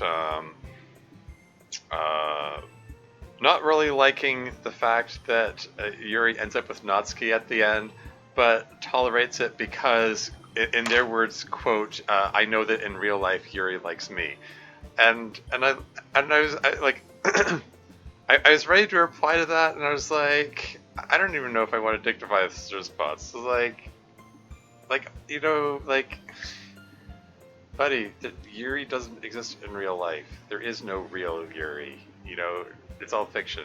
It's I don't know. Hey, Interpreter84 is here. Welcome to the stream. You missed the stream, huh? I don't know. We're 3 hours in. I'm still plowing through the emails. We'll get through them. It's an awesome comment, yeah. Yuri sadly doesn't exist in this reality, yeah. Platonic ideal of email, yeah. Shipping the Dokis together, controversial topic, so it seems. I mean, but you have to... sorry, I was gonna say you have to comply, but then it's gonna... I don't want to embarrass Interpreter 84, just having just arrived. Let's comply with the LGBT. No, I'm sorry. I shouldn't make fun. You're good typing listening. There's no Yuri will never be real achievement. Haha. Yeah. Want to do Psionica, but it's platonic? They must have gotten confused. Slightly controversial topic. Slightly. Human, know whatever you are, Undyne will strike you down? Okay, that's a reference I'm not getting. Isn't Undyne a character from Undertale? Undertale, yeah, that's what I was thinking. Yeah, I haven't played Undertale. You'd have to try a little harder than that. Yeah, fair enough. Um, anyway, moving right along. Spending a lot of time with you, I've had a chance to know real you, Moni. And as I have said in my first letter, I saw no Yandra, no monster, just a girl who felt loneliness, who wanted just to toy be loved. But also I have seen amazing, funny, beautiful, and caring girl who I fell in love with. For Sayori, well, there are two reasons, Sayo. First, because the description of the mod said that all the girls have awareness, and in some way Club Beings is considered to be like a sequel to the original game. The main reason I wanted to spend more time with you all of you guys, and especially with Monica, I wanted her to know I really, really love her with all my heart. As for the rest of you guys, I consider you my best friends, and I love to spend time with my friends, and that's why I keep playing it. I really hope that one day you will find a way to my reality, and we all have a blast of fun.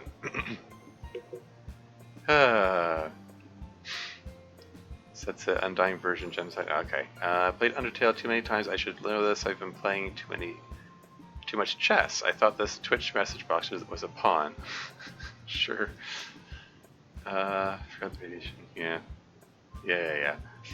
Also been playing too much chess for several decades. Yeah? I don't play it much. I'll play once in a while. Like chess, I mean. Yes, I get the Subnautica reference, Turbojet. It's generally not good to forget the radiation. Anyway, moving on. Okay, now when we're done with your questions, I want to say something to say to Natsuki. I am really sorry for all that happened to your sister. I can't even imagine what you're going through, and I wish I could do something to help you. But all I can do really is support you with my words. Natsuki, my dear and amazing friend, I am here for you, and I am sure all the other players also support you. We all really care for you. Hug you tight. That all for now. Sincerely, your friend Andre. Happy New Year, my friends. I wish you all best in 2021. Started getting into it, but I really shouldn't play it while I'm sleepy and seeing things. Yeah, I mean, if you need to, go to bed, get some rest, by all means do so. I'm gonna upload the VOD to my YouTube channel, so you can watch it later if you like. Reach this the guy that made Undertale. Yeah. With a couple of variations of chess, they won't ever go anywhere. Your playing strength is super degraded by being tired. Oh yeah. 2 to 3 could be valid for semi-tournament style play. Sure. Moving right along. More answers to our questions. And hi, Andre. The space room is a strange choice, but I definitely understand why you're going for it.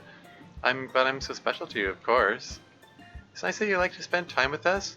We like having you here, but are we really your best friends? I mean, it's one thing for MC to be my best friend. We live together in this weird place, but you live out there in the big real world. Oh, hey. Sayori, once again, that's twice in one session. She's trying to, nudge the mass pillars in the direction of, hey, how about you go live in the real world for a bit?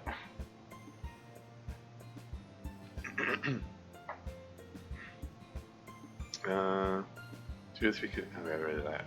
Bestiori, yeah, there you go. You live out there in the big real world. I'm glad you care for us so much, but I worry that if you care for us too much, you'll have the same kind of pain that Monica does. And there won't even be a reason for it because we're not even real to you. And, Monica's long pause. Anyway, next part is for me. For Monica anyways. People can't separate fact from fiction. Yeah. I mean, that's what I'm saying. It's, I get uneasy when I see emails like this. Yeah. Anyway, moving on. Anyway, next part is for me. Well, Andre, it all worked out, of course, thanks to Monica. She really did me and Fuyuki a solid with that one. Fuyuki is completely passed out right now and also has no idea about the simulation, but I'm sure if she knew, she'd be really thankful too. Thanks for the love. Hope your 2021 is going great. Next. this is a question for everyone. If you're in an RPG, what class are you going to pick? Except this is the third time this question has come up. Suffering like Monica makes sure you're soulmate, right? Oh boy. Anyway, man, we've gotten a lot of these questions, but so far they've just been asking one of us what all of us would be. So now you get to pick for yourself. I definitely want to be some kind of archery class, like a ranger or something. I like the idea of hitting people with arrows from far away. I would definitely be what everyone has been picking for me, a healer class. Being able to make my friends feel better with magic sounds wonderful. I, too, will lean into other people's expectations and choose a mage. I've gotten so used to warping reality that I might as well keep going with it. Fighter class, barbarian, something that gets the F in there. With as many horrifying melee weapons as possible, please and thank you. Though everyone doubtless expects me to pick a knife-wielding class, I too would be a mage. The idea of manipulating reality through the power of knowledge and long study is appealing to me for obvious reasons. Empowerment for book readers at last. What about you, Miss Ida? Oh, I'm not sure. I suppose a paladin or a lancer or something else where I get to wear a lot of armor and ride a horse. The armor so I don't get hurt, and the horse because I love horses. That makes an incredible amount of sense, Miss Ida. Thank you. You're welcome. Moving on. Not next. We've been over this year. You have to mix it up a bit to keep the bit from getting stale.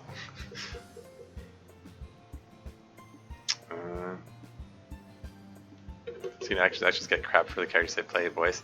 Yeah, it happens. You know, like I say, some people have trouble separating fact from fiction. Anyway. To pass up for this whole email session, you might want to double check your code, Monica. Oh no. Oh yeah. Horse girl, yeah. I'd pick a counter side character as my waifu? I'm not sure what that means. Miss Ida's an equestrian, so it seems. Not really, no? Oh, okay. But she just likes horses? Okay, fine. I miss that Ida's a horse girl. That this really wide Natsuki's my favorite. Equestrian. Probably gonna sleep. Good night. Okay, see you, Technity. Have a good night. Thanks for sticking around. For as long as you did. And Turbojet sending an SOS.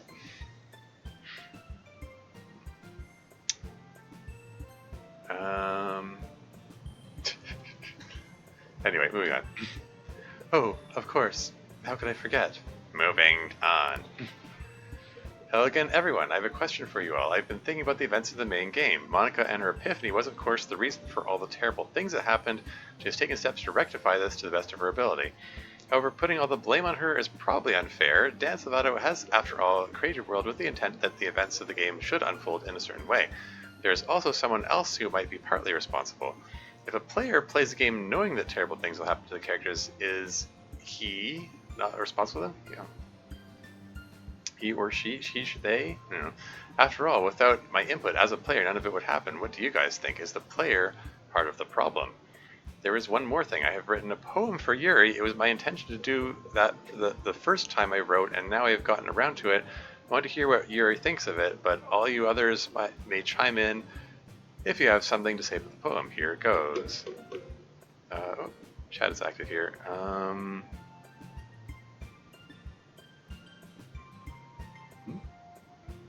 It would be an interesting mod question club. This is fast. Why did you send SOS? Okay, I don't know. For fun mostly. This is my cell phone buzz pattern. Good times. Didn't know that it'd be deciphered. Oh well, I mean, you know, ... dash SOS. That's like classic. It's Morse code. You know, it's like the only. It's the one message that everyone would know, like in that era when Morse code was used, I guess. I mean, it's that particular code has come up in fiction quite a number of times in my experience. So yeah, not hard to figure out. It's pretty common code, exactly. Yeah. Anyway, moving on. Yeah, I suppose you guys also have the moral responsibility if you played it, knowing we were capable of feeling things that the game would make us suffer. Well, I mean, mean, I don't think that's the case. I mean, I think people generally go into the game blind, not knowing what the plot is. So, and even if they did know the plot going in, it's still fiction. I mean, sorry to burst anyone's bubble, but like even all this dialogue here is stuff that Dev wrote. It's there in the script. They aren't actual real people. It's just it's a simulation of a simulation.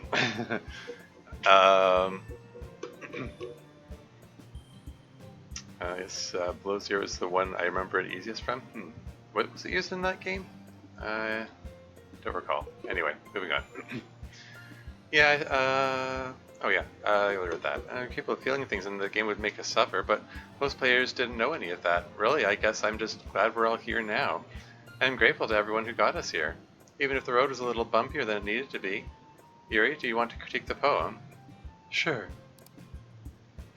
In the evening the amber glow of lamplight shines. I see through the chaotic rifts betwixt our worlds. There she stands so close to me, separated only by the very fabric of reality. Struck by devastating violet gaze, I reel, and a never-ending sorrow finds me. For never do a mortal's hand hold that of those eternal. Only in the dreams of inane fools will I ever be with you in the Olympian fields of ambrosian jasmine bloom. Alas, never to lean my head upon your luscious bosom in a warm embrace, to taste the sweet nectar of Idun's fruits from quivering lips. Oh, if only I could hide my face forever in the lush purple tendrils which frames your features. How happy I would be, always shielded from petty strife and worry, for once my eyes have feasted upon your radiant visage. All around only you I see, on the earth, in the stars, and in the ether, you. I throw myself towards you in unadulterated ebullience. Like Icarus towards the sun I fly, but can never reach you. What would I not give to be always where you are, to be with you forever, or take your place and set you free? As you are trapped, so am I in my own way. Through days gray and monotone, I struggle as the years go by, till the angel dressed in black points his finger, the dirge and lamplight flicker dies. I hope Yuri liked the poem, despite the fact it's a little overly affectionate, maybe, Robespierre. Yeah, okay, so, basically this person is saying they've got the hots for Yuri. What do you mean? Oh, yeah. Okay, yeah, Alan, I remember that bit now, yeah. Yuri instantly falls for Sky. Sorry, not the lush purple tendrils. She can't not F him. Yeah. Aaron appears undying in the encounter text. Yeah. Oh yeah, you think it's an Undertale reference? Anyway, moving on. It is indeed a little affectionate, yes. And then it becomes rather grim. I would say that you have a very rich vocabulary, and it's used quite beautifully. Remember that vocabulary should always be in service of something, though. You can't just throw fancy words around for the sake of it. I mean, so you say, Yuri, but, I'm sorry, Yuri's poem, like, the moon increments its phase. I think Yuri is fairly guilty of just throwing big words in just for the sake of it. Oh well, anyway. Is he about to roast the shit out of her? Don't worry, okay. Anyway, oh, wow, words. I thought I'd never hear from you. But do be careful with your fancy words. Ambrosian jasmine bloom, for instance, is a little excessive, perhaps. Also, to focus on the things that can be improved rather than the poem's many strong points that need no improvement, be careful with your analogies. Recall the point of the fable of Icarus, for instance. The point of that story was not that he could not quite reach the sun, but rather that he was carried away with the hubris of flight and plummeted to his doom. Yeah, I was thinking about that. The analogy still mostly works since he did, in fact, never reach the sun, but you might want to select an analogy where the point is that they try but never reach the goal, since that is the crux of your poetic statement. Sisyphus comes to mind for the great canon. Hey, that's Sisyphus coming up again. But overall, I would say the poem is quite good. Keep at it, Robespierre. And next. That didn't feel like Natsuki roasting the shit out of her, as you said, but oh well. Anyway. Hello, Monica. I was wondering what you would think if your dream was reversed and instead the player went into your reality. Flashbacks intensify. I know, at least for me, I would actually prefer that. I'm the type where I would rather be happy even if I know something is fake, which is why I love when I can lucid dream. I don't have too much in my lifetime at all. A lot of it is bad, but even in the base game, I was always wondering how I would interact with each of the girls in the club if I was actually there in MC situation, before everything went wrong, struck out right. Just Monica. Obviously, all of you have a ton of problems. Unlike me currently, you have a close group of friends to help cope with those problems and just hang out. Sorry, pun not intended, and have fun with. I would love something like that.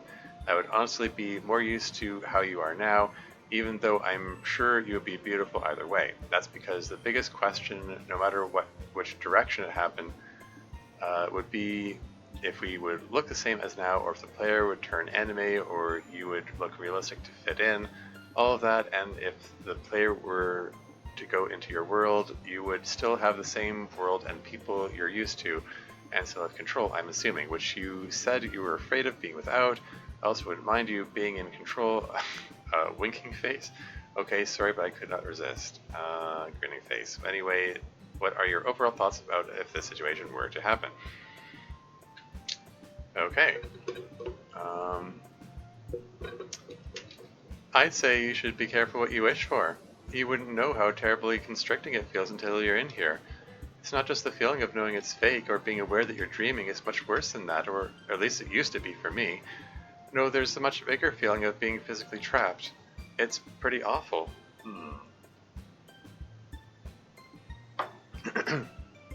Something turquoise. Moving on. It's pretty awful. So while it would be nice to have you here, it's something I'd say you should be very cautious about. The other way around would be much better. Next.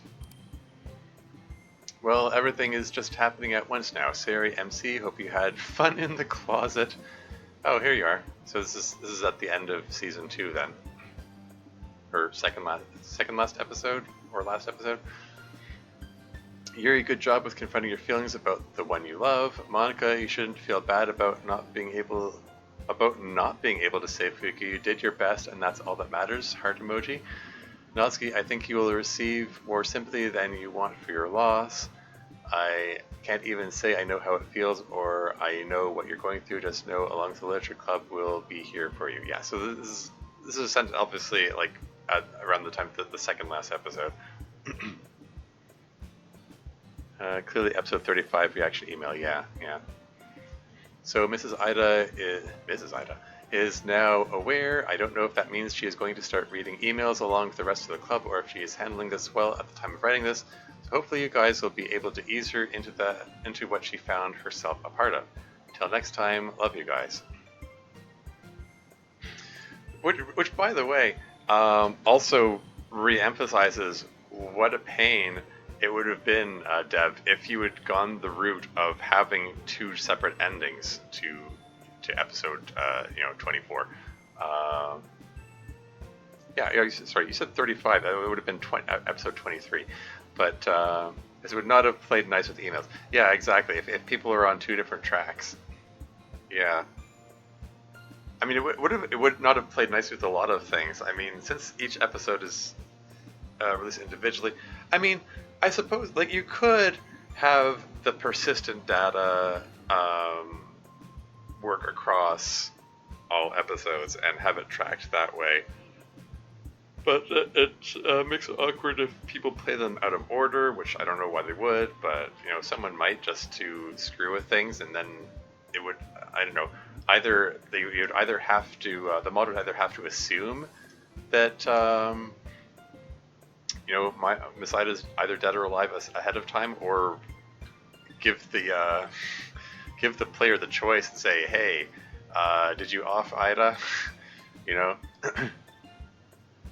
I've had to divvy emails up into their various cans. Eesh. Oh, that's a lot of extra work on top of already a ton of work. Much easier. Yeah.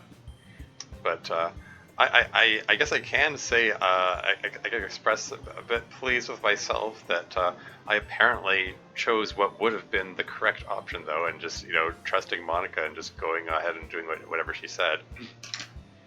I.e. the solution that saves Ida.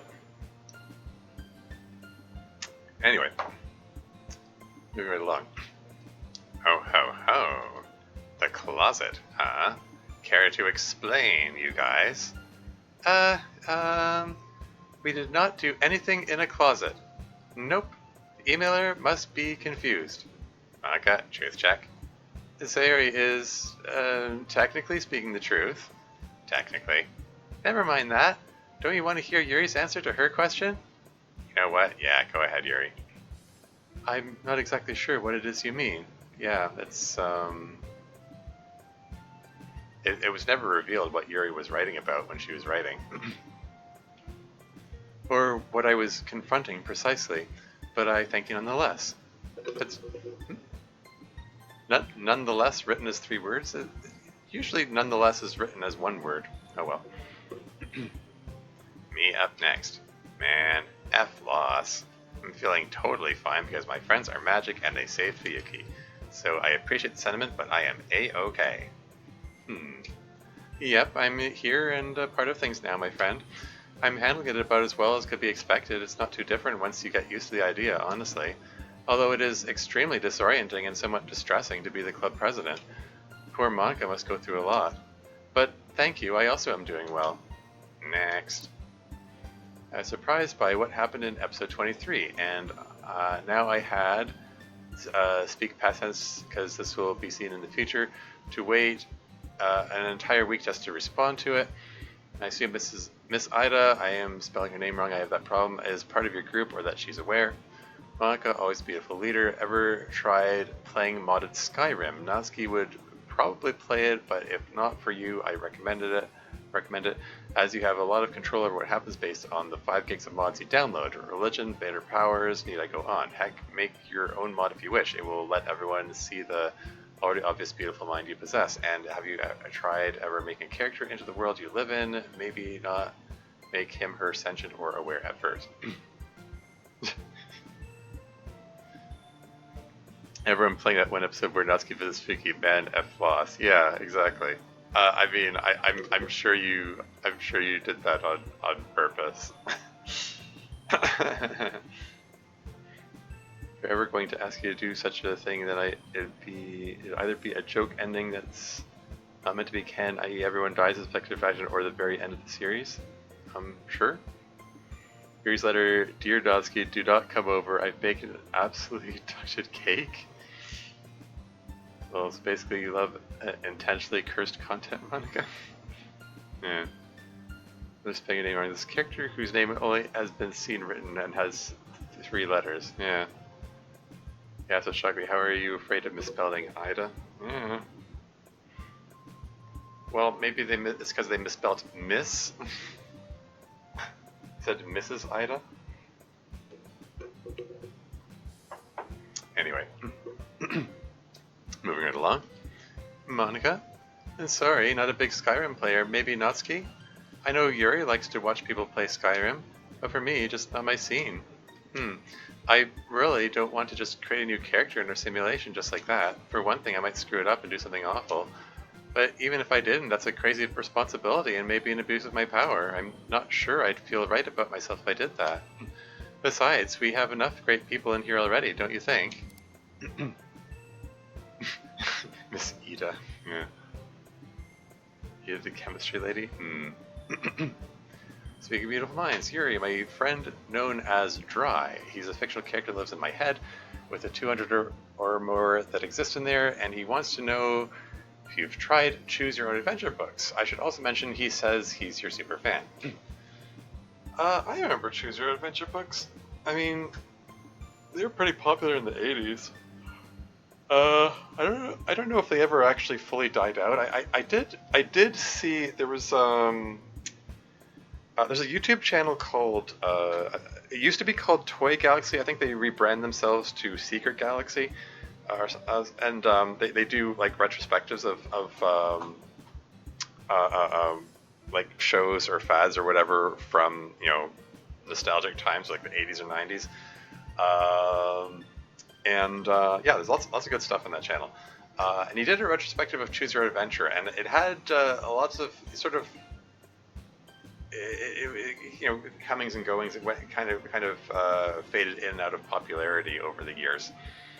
I don't know if they're still making them today, but arguably, like visual novels could be considered like choose your adventure books if they have like choices which govern which direction the story goes in.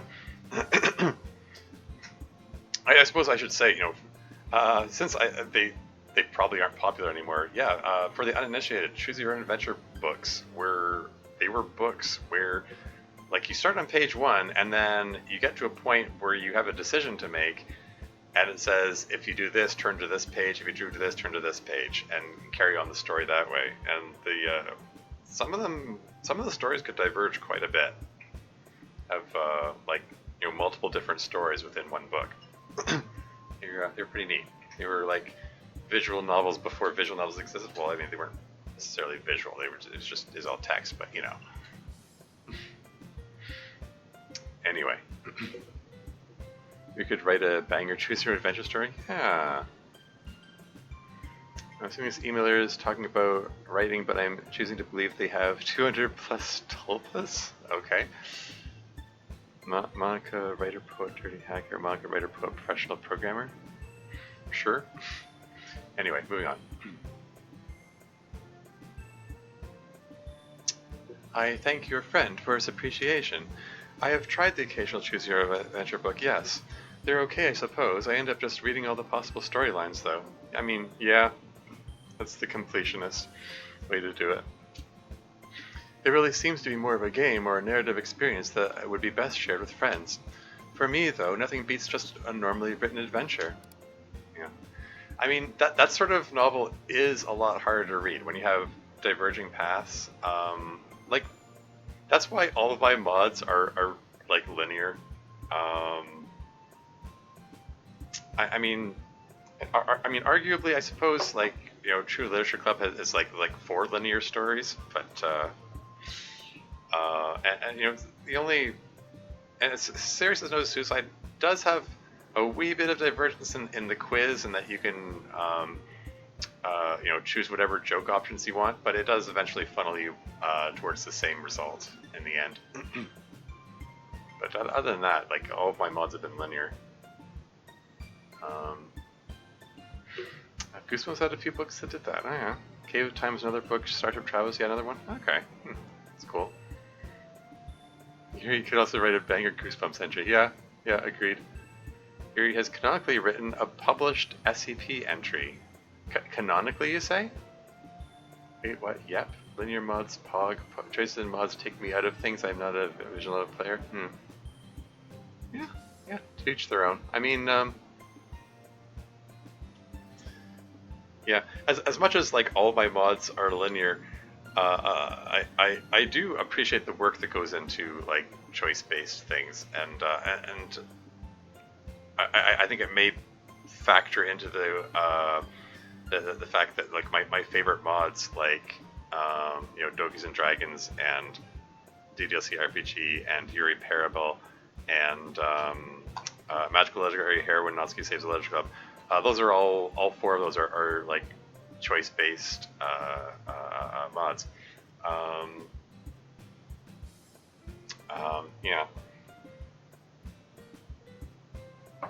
With multiple endings. But Turquoise, when it eventually comes out, like it is going to be a linear story. Although I have given a lot of thought. I say a lot of thought. I've been writing an optional bad ending, which I have to give some more thought to. I don't know. All I can say about it is that I have to give some more thought to it. I generally like lots of happier endings. I think it just feels more cathartic to me. I guess. I mean, like my favorite stories I think are ones that sad stuff happens, but it has a happy ending. Is it SCP-1762? I have no idea. Yeah, when you say Yuri is canonically written a published SCP entry, it is you mean like in the original DDLC canon, or is it within Club Meetings canon? And as for Stanley Parable, yes, I have played Stanley Parable. I haven't played the deluxe version, which came out recently. I have watched LPs of that. It looks pretty cool. But yeah, Stanley Parable, very very meta game, and Yuri Parable captures it very well. It really captures the spirit of it, and blends meta commentary from DDLC with meta commentary from Stanley Parable very well, and I really appreciate the work that went into that. It's a cool mod. Henry Stigman Collection also has a few funnies in it. Sure, I'm not familiar with that at all. In CM Ken, yeah. Also refuses to say which one it is. Okay, fair enough. But then Yuri, keep your secrets. Yeah. Lord of the Rings meme. Anyway, here we go. Next. Universal question. Do you guys like any type of fast food, even if it was only once? Fast food opinions. Go. I like all kinds of fast food. Sarah lives on fast food. So do you. Not as bad as you, though. More than I should, but I try to stay away if I can. Yeah, me too. I don't even like it. But sometimes it's been a long day and you need something quick for cheap. I detest fast food of all varieties. I will eat it if I must, but I strongly prefer food with more effort and care. Yuri wants your organically sourced artisan quinoa or something, or whatever.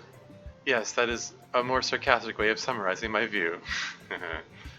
Excellent. You just even feel it can be funny? Yeah. I'm proud to call you friends even though we've never met. MC, stay handsome even if I'm a guy, yeah. Sari, stay cute. Monica, stay beautiful. Always your super fan. Yuri, keep having a beautiful mind. And see the movie A Beautiful Mind. It's great. Also, Dry says hi.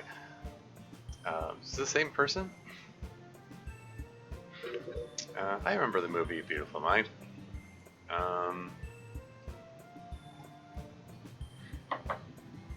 Yeah, I'm not much I can say, but any commentary on it kind of ends up being spoilers, really. But yeah, it's an alright movie. Natsuki, you stay the strong-willed and great person you are. If Miss Ida's there, then hello. Fast food, cheap, that stuff is expensive as F. Well, I mean, depends. Anyway, I mean, if you're getting like fast food, when you say fast food, if you're talking about like from a restaurant, then yeah, it can get pretty pricey. But if you're talking about like packaged microwavable meals, like Michelinas or whatever, I have those uncomfortably frequent. Like, I'll have like maybe like one of those a day. Like I try to have other stuff, but yeah, I don't cook as often as I'd like to. Truth be told, even though I have a lot of free time at the moment. Portions of minimal at best. Yeah. Anyway, moving on. Thanks for the well wishes, bud. Hello to Try. Thanks for remembering me. Next. Greetings and salutations, Literature Club. My name is Jack, and I've been following your exploits and misadventures ever since I stumbled upon the summer episode on one of the DDLC mod websites. Cannot tell you how amazing it is to be part of the crazy shenanigans that y'all get up to each week. Also, whether it was deliberate or not, depending on the context of the analysis, it was very clever leaving off this last week's meeting with such a massive cliffhanger. I won't ask for spoilers, but consider me every shade of intrigued to see how the season ends. Yeah, and so it looks like it feels like this last batch of emails all came in between episode 23 and 24. Anyway, I do have a few questions for the club. I will try to keep them as concise as possible, though do forgive me if I get a bit wordy. Let's see here. Looks like another long one, another one written right near the end of last semester. For MC, have you had any existential crises since becoming a fully realized character in a dating sim-esque video game? Since your case is so unique as compared to the rest of the club, I don't remember if you have answered this before, but I would assume that there would be an occasional nightmare about your own existence, at least early on. What is your favorite anime-based video game? Games like Genshin Impact are included. Natsuki can answer this as well. I just got done replaying DBZ Kakarot, so it's on my mind. MC, you're up. No, I don't really feel too weird about the whole existence thing. I guess my situation is pretty unique, so maybe that's part of it. But really, for me, I'm just glad to be alive and here. It's better than not existing at all, you know? Fortunately, I don't really have that many nightmares anymore. When I did have nightmares, it was never about just existence stuff. It's always about the terrible things that happen to the girls, especially Sayori. I've had a lot of nightmares about that day. See, Sorry, it's okay. It's not your fault, and I don't have the nightmares almost ever anymore. I'm very happy because of you. Oh, okay. Why did you disappear for one frame there? That kind of makes me wonder if that was some kind of error there. Anime games are tough. They're kind of hit or miss. I guess they never miss, huh? That was some meme reference, wasn't it? Unfortunately, as you know, Natsuki, they do miss. So if you mean anime-style video game, I guess I'd say Doki Doki Literature Club since I live in it. I made opposing error. Natsuki is indeed memeing. Yes, yeah. But if you mean other than this one, I guess Valkyria Chronicles? Not a huge fan or anything, but it's a fun game. There aren't a ton of really great anime games out there, sadly. True. Alright, next part of this long one. For Sayori, I know you said that you haven't played any VN other than DDLC, but have you considered playing You and Me and Her, a love story? It seems to have been one of the games that inspired DDLC. I think it has a really good story. Also, have you considered playing any of the community-made mods for DDLC? There's a lot there that are really good that I think you would like. If you do, please avoid Amber Fatty mod, as I think it would be counterintuitive to the mental health progress that you have made. If you could only choose one dessert treat to keep and the others would disappear forever, which would you choose? Cookies, cupcakes, chocolate candy, or ice cream?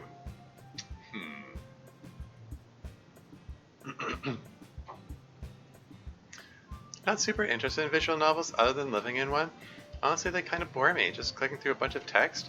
I'm sure a lot of them have really fun stories, but it's just not game-like enough. Sayori's game brain demands lots of flashing colors and rapidly moving objects. Yep. Don't worry about Amor Fati though, I'm not going to play that. The guy who made it actually directly told me not to. Oh yeah? Well, I mean, I think he kind of arguably told a lot of people not to play. I mean, he wanted it taken out of the running for the mod awards. Not that those actually ever ended up happening. Yeah, that was 2020. Yeah, DDMC was supposed to hold awards for mods made during 2020, and we got as far as like nominations and stuff, and then the whole Carl business happened and distracted from that, and then it just kind of fell by the wayside. I asked. I asked if that was still going forward, like the awards were happening, but I don't know. I think a lot of people just lost heart in the community altogether, quite frankly. Yeah, Dark Signer, author of Amor Fati, I think wasn't too pleased with the mod in the end. Although I do believe he's making like a Redux version of it or something. So maybe his opinion's changed. Although I think that also ended up getting cancelled. So Cider to that, yeah. Coming season 1 was nominated. Yeah, cool. Still excited to see if it wins. Mod of the Year 2020, let's go. Club meeting sweep, yeah. Yeah, and you know, Doki Doki Storm was in the running too. So I'm kind of disappointed that didn't happen. I mean,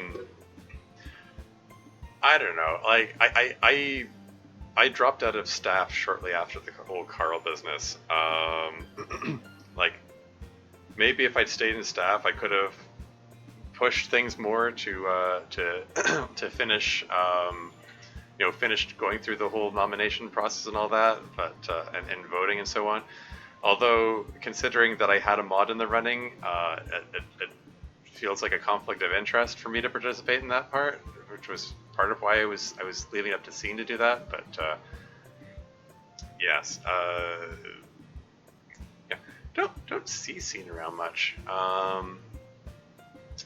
But yeah, he's been a moderator on the DDLC mod subreddit for he's the guy that originally trained me for that position.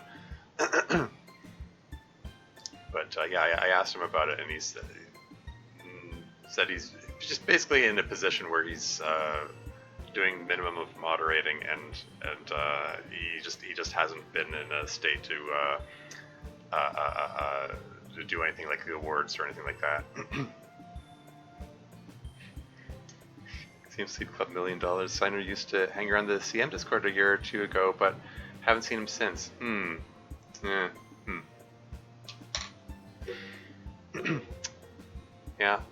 So we gotta read that. I don't think he's with the community anymore. I mean, I don't know. I think he's sort of come and gone. I mean, I think there's stuff. Somebody, I don't know if I should say it publicly. I mean, it was mentioned in the club meeting server, so sort of already public, I guess. But someone was saying that he had to cancel his mod because of stuff going on in his personal life, particularly with his girlfriend's personal life, which I mean, okay, what can I say? I'm going to say is I've had interaction with his said girlfriend, and I can imagine she can be a bit of a handful, and I hope she's getting the help that she needs.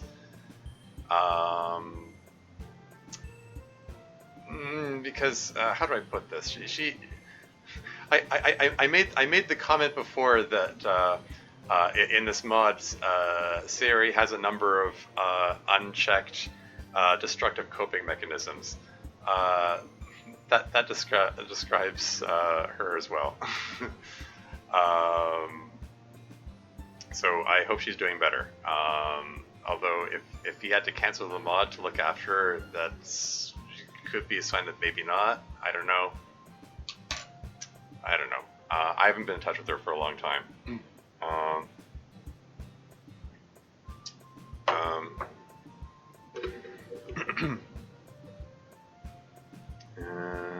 Minute Discord server? Okay.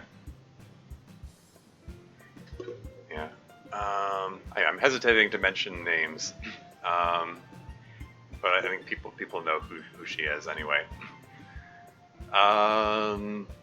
Anyway, I should probably steer away from talking about drama in the community, but I'm gonna move on. Let's see, if I could only keep one dessert, it would have to be cookies. I love all that other stuff, but a nice crunchy and chewy cookie is perfect. You know what I mean? Yeah, but cupcakes though. You're just saying that because you make them. True, and also does not stop them from being the best. For Yuri, have you heard of seen videos of darn it, not again. Move on now, yeah. Videos of or even played the DDLC mod Our Castle Walls. Yeah, I played that one. I actually streamed that one.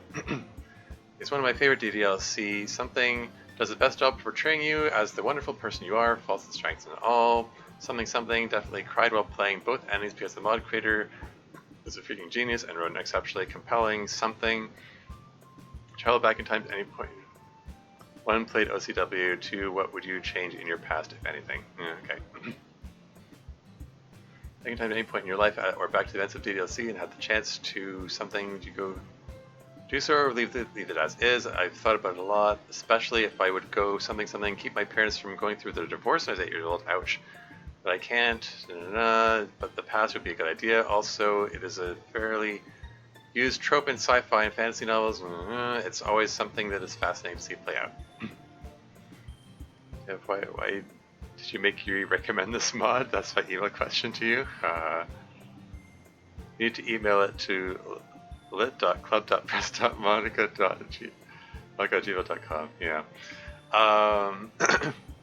Yeah, Our Castle Walls, I mean, it has a lot of meme moments which just go over my head. I don't recognize the reference, so I just kind of, yeah, there are lots of moments where I just kind of have to shrug my shoulders and move on. But there's also like a lot of work on display, a lot of effort on display. I do think it's neat how the MC with Asperger's syndrome is portrayed and characterized, and it's just neat to see his interactions with the other characters and so on.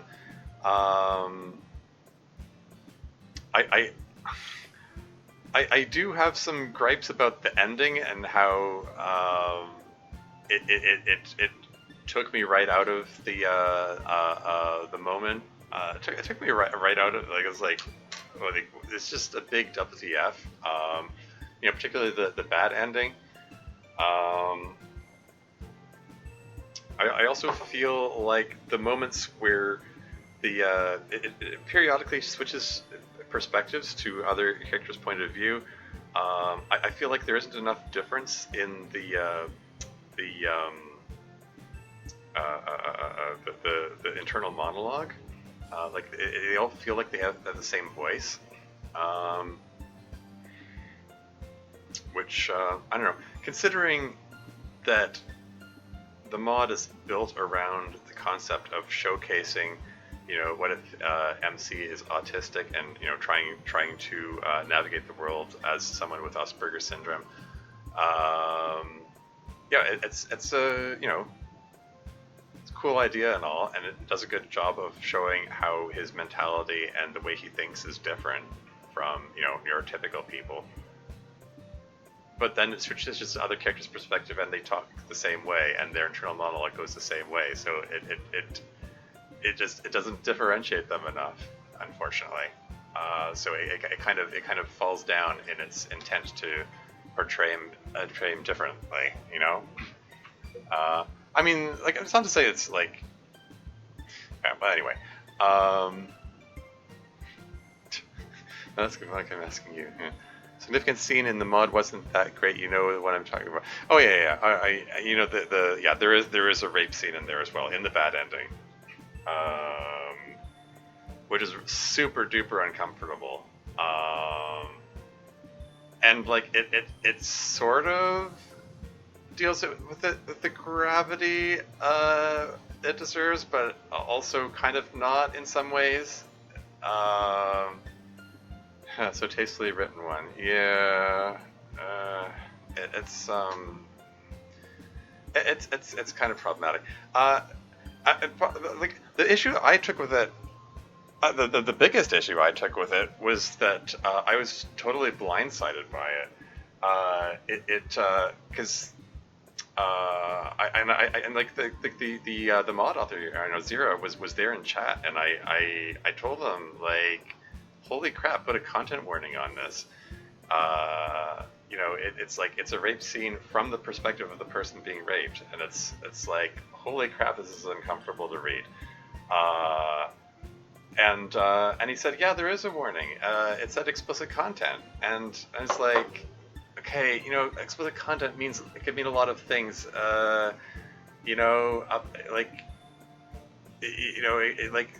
Having, for some people, swear words are considered explicit content.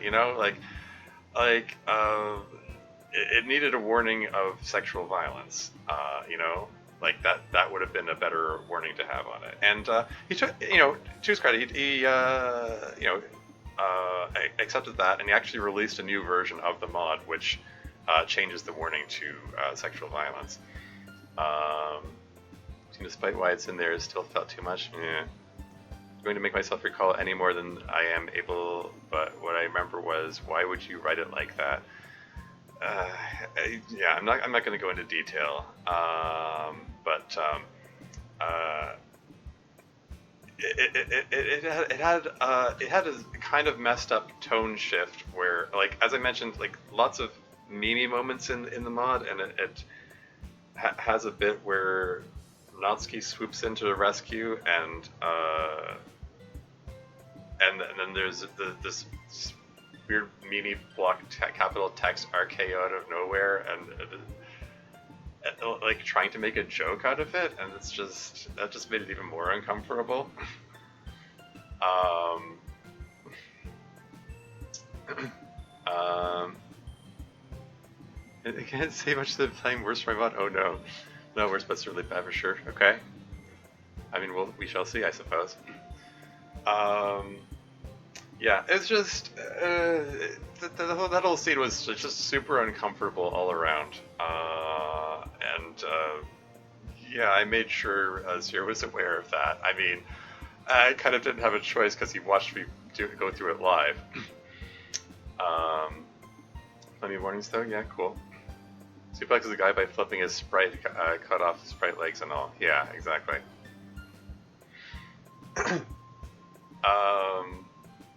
Yeah, but yeah, other than that, uh, it's like, it's generally like decently well put together mod. Like, people I think were characterized well. If you skip past the meme moments, it's like, decently paced, story and conflicts and so on. Yeah, I mean, it was enjoyable overall, I guess, aside from gripes that I've just raised. But yeah. Yeah. That doesn't lines downstream after the parts of it. Yeah. Can pause aside market fresh fish dynamite being thrown through windows, the most Pixabay background of all time. Surreal stuff. Okay. Yeah, I mean, and there also was that dream sequence, which I could see a lot of work went into it, even though the references went over my head. But it was pretty cool. Anyway, just want to talk Geary Clippings. Yeah, let's move on. I have played that mod, and I thought it was wonderfully touching. I strongly recommend it to anyone playing this right now. Oh, really? As you suggest, it is dangerous to tamper with the past, especially if you are content with your present as I am. Despite all that has happened, I would not wish to alter my present, so I do not think I would alter my past. Even the ugly times in our lives have their purposes in making us into who we are. Yeah. Try on your location, your club meetings. Yeah. Bernatsky, have you checked out the channel Epic Mealtime on YouTube? It has the over-the-top theatrics of and love of food that I know is right along with your interests. Would you ever consider going truffle hunting? It's oddly specific. Given its reputation as a delicacy in the kitchen, I would assume that the idea has been considered, if not already acted upon. Natsuki time, let's go. I hadn't seen this guy prior to you talking about him, but I can see why you like him. He's funny. Very in your face, very brash. I like him. My favorite cooking YouTubes are YSAC and Babish. Oh, you suck at cooking. Yeah. Yeah, I've seen you suck at cooking. It's a funny channel. There's some funny videos on there. And Babish, but this guy could definitely join the list. Don't tell her about How To Basic. Yeah. She knows about How To Basic by SAC is very up Natsuki's alley. Oh boy, yeah. Well, see how I feel after I binge some more of his content. Oh, and case cooking. I was wondering when she was going to mention that. You can't neglect the absolute cooking master. That is K. Truffles are a cool ingredient, but to hunt them seems like a lot of work. A lot of outdoors work. So I might try it once, yeah, but I probably wouldn't want to do it as a job or anything. Natsuki gets very ill if she comes within 10 meters of a group of 5 or more plants growing in soil, you see. Oh no. You're the burns. You done? I am indeed done. Moving on, then. Or Monica, what are your thoughts on the visual novel You and Me and Her, A Love Story? and specifically on the character of Miyuki Son, as something that seems to have inspired the creation of all of you, and specifically Miyuki being the inspiration for you in particular. I'm really curious as to your thoughts on it. Yeah, this has come up. I think it might be the same email, but you and me and her. Is this a polyamory thing? Is that like a polycule, like a three-way there, or is this like somebody's mistress? Teresa, you put that VM. I have not. I am not familiar with that at all. I don't know anything about it. I'm just like wondering about it. Anyway, what exactly would it take for you to consider fully giving up your ability to read and manipulate the game script and game code? Sorry if this is a difficult question to answer, but I think it would be an interesting concept to consider, and I think it would help keep you grounded and sure of yourself in a way. Ah, my turn. Ah, yes, Miyuki and I are a bit different, though. She's very much more the jilted lover who feels pain and jealousy because of her feelings. She's mad that the player didn't choose her and feels led on. That's why she gets pretty brutal with what she does. She's angry. I was never really angry, except when you deleted me briefly. I was desperate and afraid, not angry. You'll note I never really directly killed anyone the visceral way she does. And she doesn't seemingly feel trapped in her virtual environment or really want to get out. Whereas I, though less angry and jealous, felt awfully trapped. And I used my self-awareness as part of the plot of the game to try and manipulate it while it was running. So I'm very much more meta, I guess you could say. For both of us are hardly the first game character whose gimmick was game awareness, of course. You, me, and her equals player/MC, the manga equivalent, and the intended love interest? Okay. AOI is it? Aoi? Okay.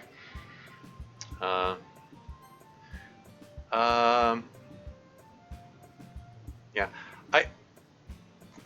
I'm feeling a bit like this might be a bit of unreliable narrator here, by the way. I mean, the game file text kind of indicates that Monica was angry. Like she's saying I hate. It's like one of her lines in there is like something like I hate this. Why can't I get you to hate them or something like that.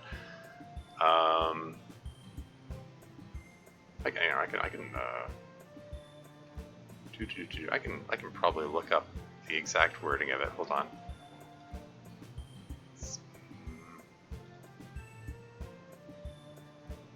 Here it is. I hate this. I can't do anything. No matter how many times you play, it's all the same. It would be really, really easy to kill myself right now, but that would mean I don't get to talk to you anymore. All I want is for you to hate them. Why is that so hard? I mean, that makes Monica sound kind of angry. I mean, she did say in Act 3, I believe her exact words are, it wasn't just jealousy, like, indicating that there is some jealousy in there. It might not have been her only motivation, but I do think that there was, I think there was some jealousy in there. I mean, feeling of being trapped in there, definitely. But, yeah, I don't know. She had a range of emotions, I guess, is what I'm saying. He's my favorite, one of the characters in the VN. Yeah, so I figured. Probably doesn't want to bring that up around the others. Well, yeah. Well, I mean, it would be perfectly understandable for Monica to not want to talk about it in light of,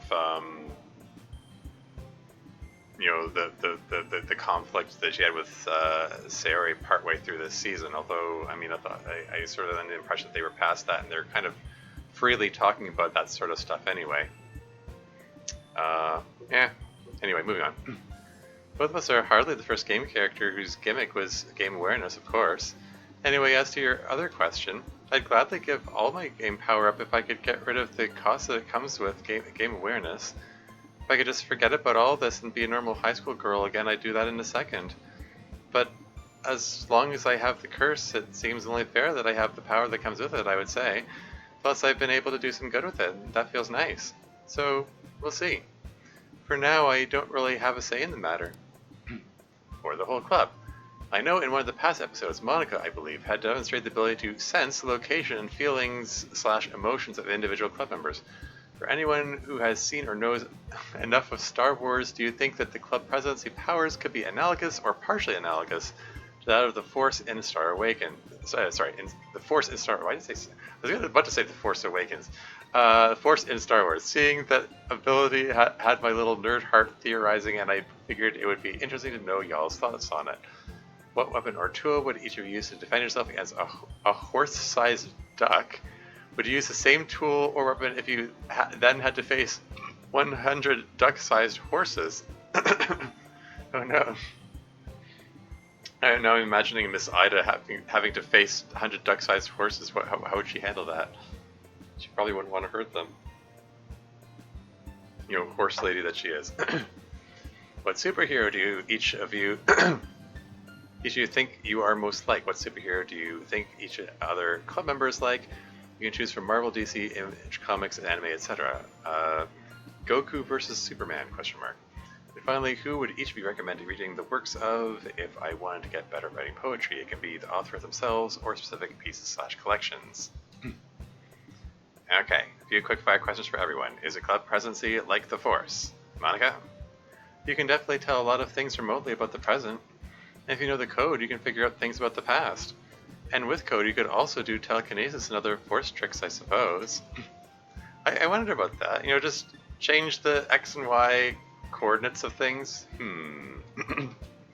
But really, I wouldn't say they're that similar. Horse-sized duck's weapon and duck-sized horse weapons. Nice for both.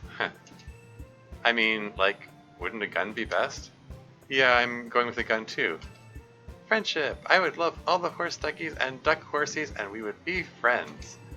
Some really characteristic answers here. If I can't just delete them, I'll join Team Gun. And I'll create Team Nuclear Weapons, solve everything because you didn't say anything about collateral damage. Yikes.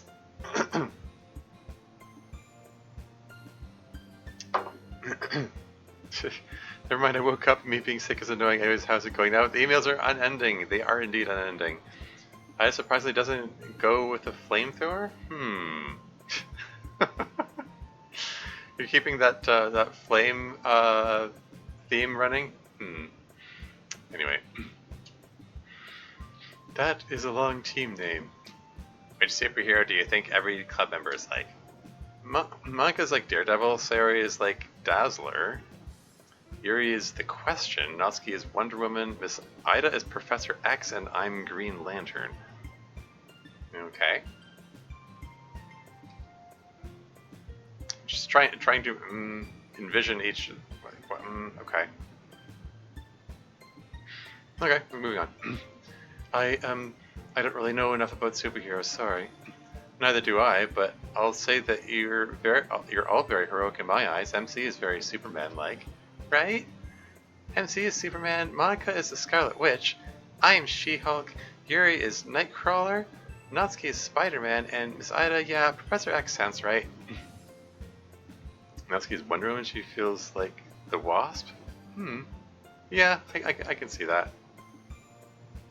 How do you envision Natsuki as Wonder Woman? Sayori's clearly seen WandaVision. Yeah. Or for that matter, Doctor Strange in the Multiverse of Madness, where Scarlet Witch is a prominently featured character in that, and is obsessed with, you know, getting to her loved ones. So yeah, Monica fits well.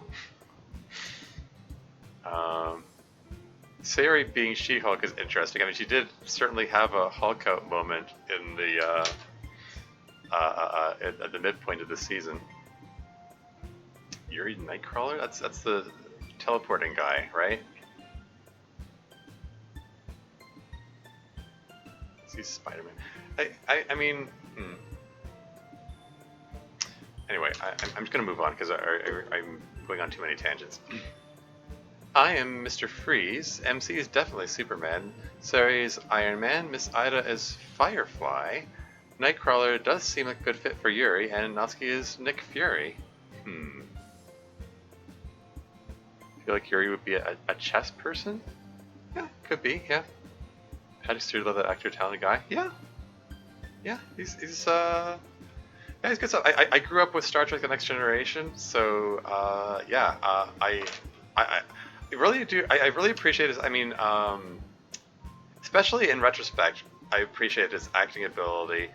Um, Particularly when you see like outtakes and other scenes of him in other media where you realize like he's a really goofy guy. And seeing how like self-serious he is in as Captain Jean-Luc Picard in Star Trek: Next Generation, um, it really highlights like just what a good actor he is. Um, yeah, talented guy indeed. Yeah, he prefers Go. That suit is extremely good at acting. Acting, yeah. Oh, you misspelled it. I thought maybe you were invoking Patrick Stewart's acting meme. Anyway, you thought I was asleep. Acting. Anyway, excuse me, Spintu. Monica also feels like a person that would play chess. Yeah, well, I mean, it's her thing in Monica After Story anyway.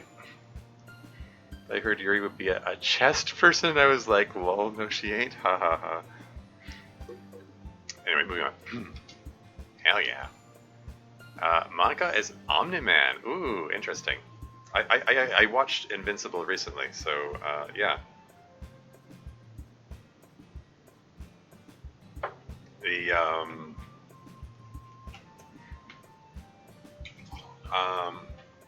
I mean, I guess it isn't super spoilers to say that Omni-Man isn't a nice person as he pretends to be.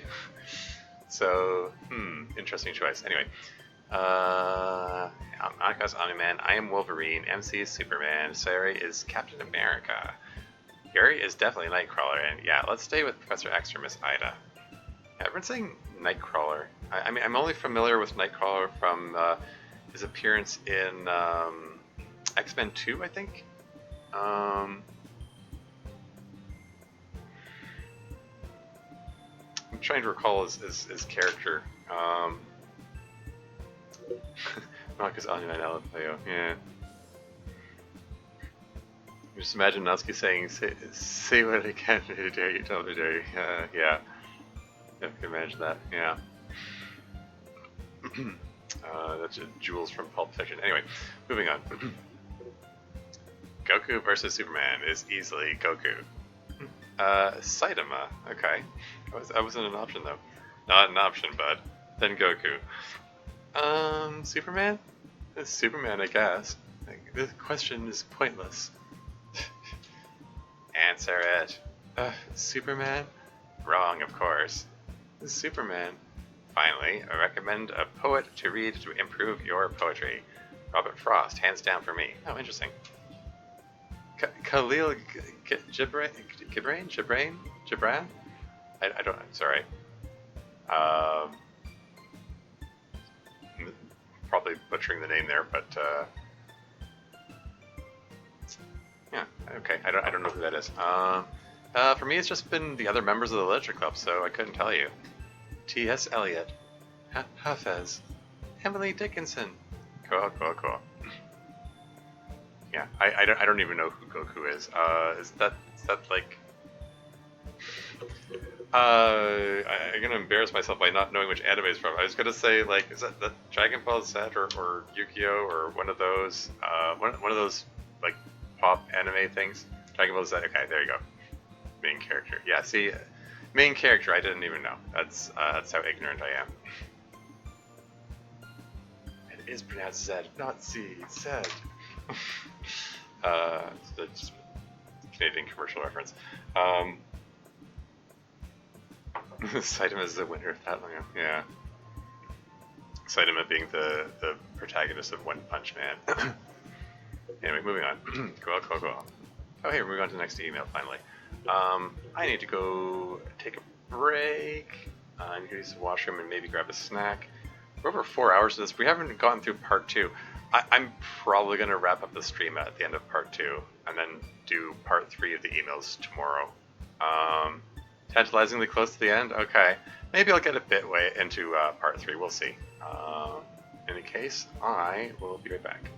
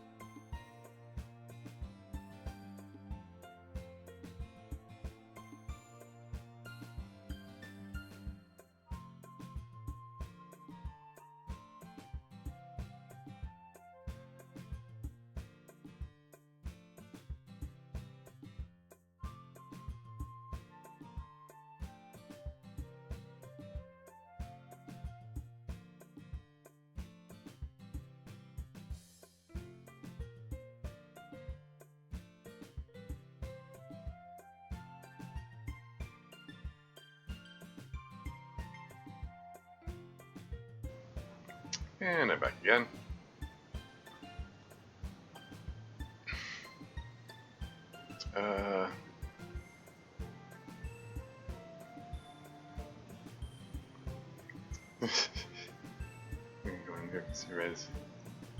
Goku and Super This is controversial for a time. Death battle? Tantalizing close to okay, I read that. Okay. Alright, okay. Alright, on to the next one. Thank you for your time and answering all my questions. I look forward to seeing what crazy adventures you all get yourselves into. Till next time, esteemed club members, King Jack I of House Ryatek? Okay. Thanks for the questions, Jack. It was cool to talk about poets, among other things. Definitely some excellent questions in there. Yeah, but now it is time for next. So, hello there. I hope this reaches you all. So, yeah, to Yuri, it's cool to see that you're demisexual. I mean, don't take us the wrong way, but I am sure that there are some of us on the other side that are so themselves, and it can be nice to see that they aren't all alone. I mean, I'm asexual, and I think it's cool to see other asexual people, because then I know that I am not alone in feeling like that. Another long multi-part one. And Yuri, and it's you first. I'm so glad to hear you feel represented. Honestly, it came as a surprise to me to know there was even a word for it. But it turns out there's a whole culture that I'm learning a lot about. Thank you for telling me I helped you feel less alone. That means a lot to me. Aw. There's an image that completely solves the Goku versus Superman question forever. Maybe I'll try to find it. Remind me? Okay.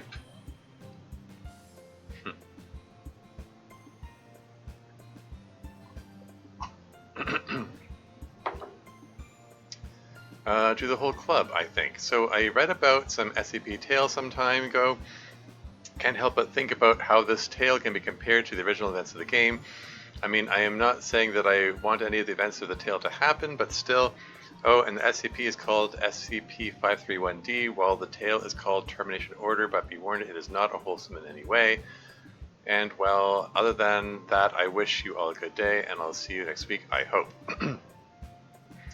Which one is 531? Cat statues when I search it. Oh, yes, the cat statues that exert psychological pressure not to cross their matched view lines. That doesn't sound too horrifying. Well, if one is orphaned without a partner to stare at, it'll transmute someone nearby into a statue slowly over an hour. Oof. Okay. That is horrifying. I don't see what that has to do with DDLC though. Yeah, I'm not really sure what the... Was there even a question in that? How it can be compared to original events of the game? Yeah, I'm not really sure what that has to do with with anything really. I swear I like Gazebos, they go on for a lot, but yeah. I mean, that's my reaction to it too. Yeah, I like the emails, sure, but it's a lot. Me who had to answer all of them, yeah. No, technically you would have to answer them in character specifically. You didn't, the characters did. True facts, PG. Yeah, true facts, yeah. Okay, moving on. This has to do with DDLC though. Oh wait, I see, it's not an official one, it's a story. 531-D is about the people with the powers, right. Yeah, I can see how you would see an analogy there. I really like the cat statues though. Okay, next one, before Yuri talks about SCP entries for an hour. I just really like the SCP Foundation. Okay, questions for the girls. You have, you all have played something, Ultimate I hope. Was it Sonic? It starts with an S, it looks like. Or maybe it's something else, I don't know. Sarah's head's in the way. Excuse me. Now he's joined the battle. What do you ladies think of Sephiroth? Okay, that doesn't sound like a Sonic reference then. After the previous Sonic email, I thought, anyway. Smash Brothers Ultimate? Okay. I'm gonna try and sleep again, maybe? Okay. Hey, have a good night, Technity. Once again. Thanks for hanging out. anyway, yeah, okay. Spencer's ultimate something. Sincerely, Joshua. I think he's quite the Bishunin. Very handsome, pretty long hair. Um, I think they mean the game, Monica. I know, I'm just kidding. I'm honestly not good enough at Smash to give you a good opinion. Plus, no one in our group is really good with him, so I wouldn't know how strong he can be. He seemed fun to play when I tried him, though. Yeah, that's basically how I feel. Seems pretty decent, I guess. He definitely doesn't suck. Natsuki, what do you think? He's okay. A lot of people whined about his balance when he was new, but he's fine. He's a pretty good rushdown character, but the problem is that he has no way to close with zoners and he's slow compared to the top tier characters, so he's definitely not top tier. I don't think you'll see him in any grand finals anytime soon, but I might be wrong. Maybe someone strong will get good with him and really make him shine. We'll have to see. Yeah. Yeah. Another game that I've never played, and therefore all these references are just going over my head, so, like, I have no connection to any of this. Why are they emailing these fake anime girls on? And if they think Smash for other characters play well, I do not know. Yeah, no kidding. it's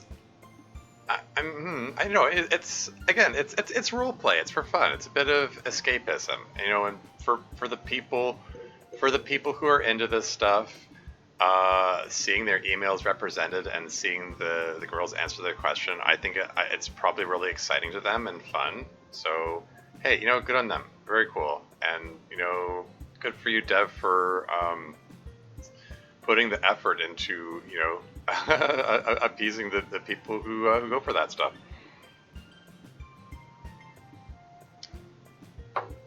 Wow, these emails go on a long time, don't they? They sure do. Yes, they sure do. Try to clear most of the mailbag for the collection emails? Alright, moving on. Thanks for the question. Hello, here's a thing for Monica. How are you? 2, you're awesome club president. Love you so much. 3, someone knows about me because me not. Thank you so much, Sari D from YouTube. Okay. Okay, well, let's see. I'm doing great, thanks. Having a lot of fun at this party. Thanks for saying I'm awesome. I do my best. And, somebody knows about me because me not. Yeah, sorry, I can't figure that one out. But thanks for writing. It's nice to feel appreciated. Yeah, if it's some kind of riddle or something, I'm not getting it. Next one. Next one. Natsuki, I am disappointed that you forgot one of your own memes. Never thought I would see the day where you lost the touch and the power. Well, let me ask you something. Do you ever wonder why we're here? Ha!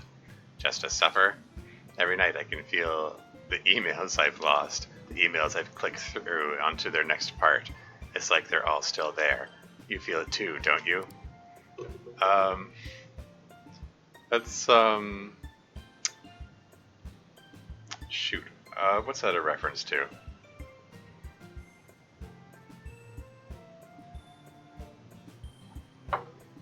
Metal Gear reference? Okay.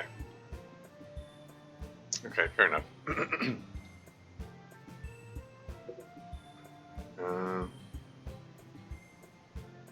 If I want to send an email, where would I send it, or do you want less effort?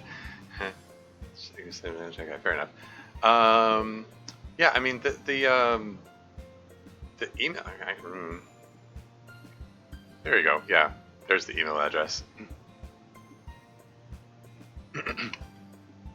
Moving right along. Yuri, 92 knives, huh? Beats my 1. Do you have a specific seller, or do you just buy a knife that looks neat when you see it? Basically, the second thing you said. I get knives that appeal to me wherever I find them. I have rarely, if ever, bought a knife from the same place twice. Interesting knives are to be found in a lot of different places, it turns out. Sayori, what would you rather live without? Cookies or cupcakes? One mustn't exist for the other to live on. Small price to pay for salvation. Neat, that's 2 references in 1. 2 references? Why are you referring to the salvation mod and...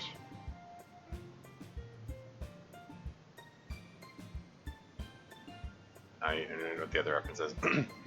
But we already established cookies. Just like the other person who asked, I have to keep cookies. Cookies are just too good. MC, I guess the others can chime in on this one too if they want. While I am unsure if this topic has come up before, I don't think it has, and I'm too busy to check. Have you played Persona 5? If you have, then who is your favorite character? Recently got into the series, and as of now, I am waiting a month for Persona 5 Strikers to come out. There's a lot of references I don't get. Yeah. Even I didn't get this reference, to be honest. Sierra just ignores it. Yeah.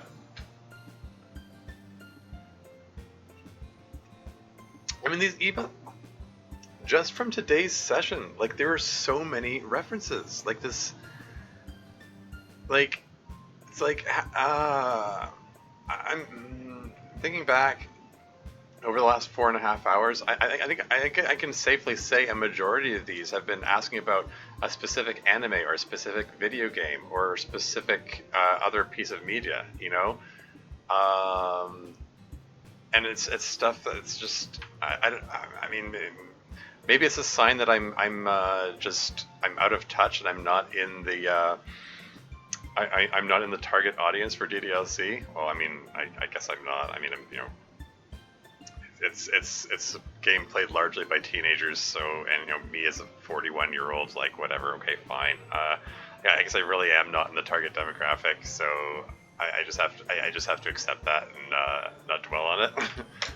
But yeah, there's just so many references to things that I'm just like, I don't know. I'm about as terminally online as any millennial, but I am stumped by emails occasionally. Yeah, I have to imagine that you would have to get stumped by them sometimes. I'm impressed by the job that you do with it. I mean, like, obviously you can't know everything. But for the ones that you don't know, I mean, it does, like, you can, I as a viewer can't easily pick out which ones you don't know and which ones you, like which ones you presumably just had to Google and give your best guess what the answers would be. Kids play Call of Duty, adults play Pokemon, sure. Send in 2 questions. I mean, plenty of people send in 2 questions. Like, I mean, you've seen multiples of these emails have multiple questions. So, happens all the time. Target demographic really doesn't matter nowadays. Some people, guys your age, love MLP. My Little Pony, yeah.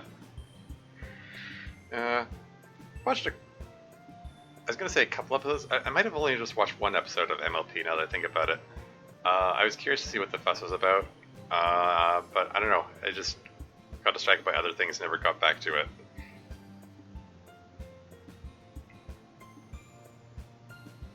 Oh well.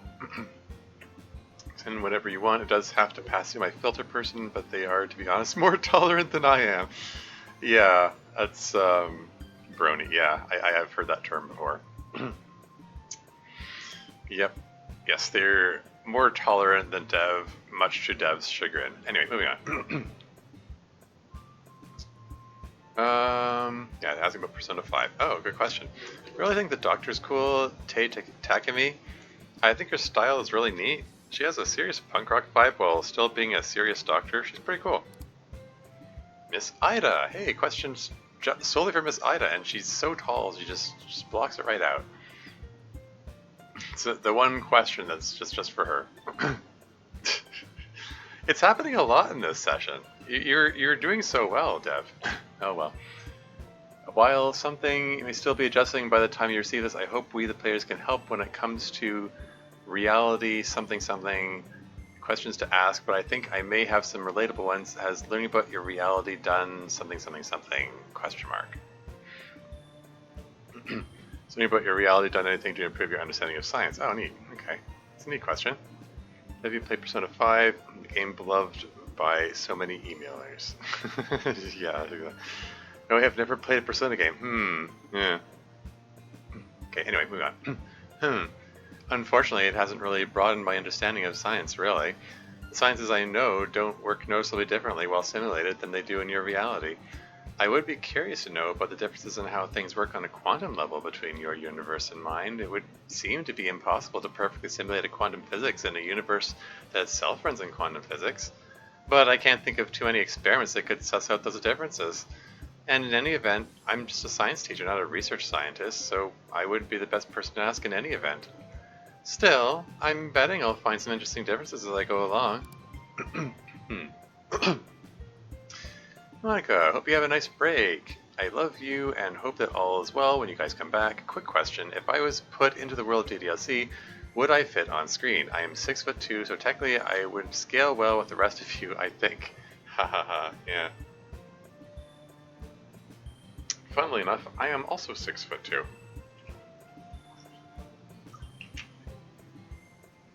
So,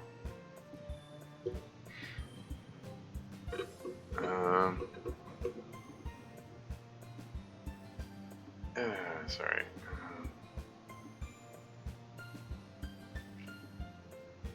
Scam my way into convincing people that these characters have, yeah, so it seems. Well, questions anyone ever called you out for getting facts wrong? Not yet. Other than you for crying bloody tears at Yuri recommending OCW, ha ha ha, yeah. Okay, maybe you should either put Miss Ida a little more to the side or scroll up a bit to make her lower when doing the email section, yeah. Nowadays I always invariably have a text line before showing the character. I mean, that's the way to do it. Tower over all of them, yeah, exactly. Yeah, because Yuri's what, 5'5"? So that makes me like 9 inches taller than her, and she's the tallest one. Anyway. Oh, good question. Well, you definitely fit on screen, I can tell you that. You may have noticed that our sprites don't perfectly keep the ratios of our actual heights. Taller people are scaled down a bit and shorter people are scaled up so that we're all are relatively consistent. And we all fit on screen vertically. So if you got in here, you'd probably be a very tall sprite, but scaled down to fit.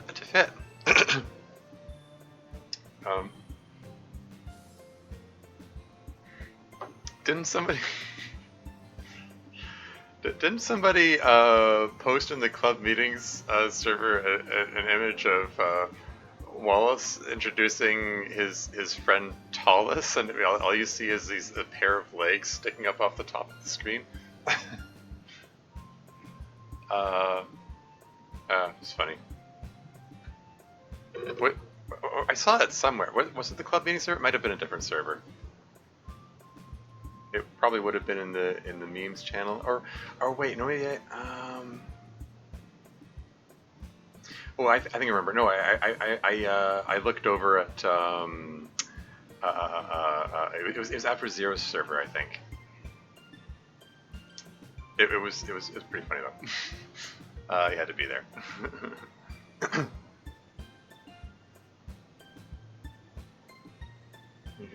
Sitting sprite for Miss Ida? Yeah. Could not create any sprite. I have zero artistic talent.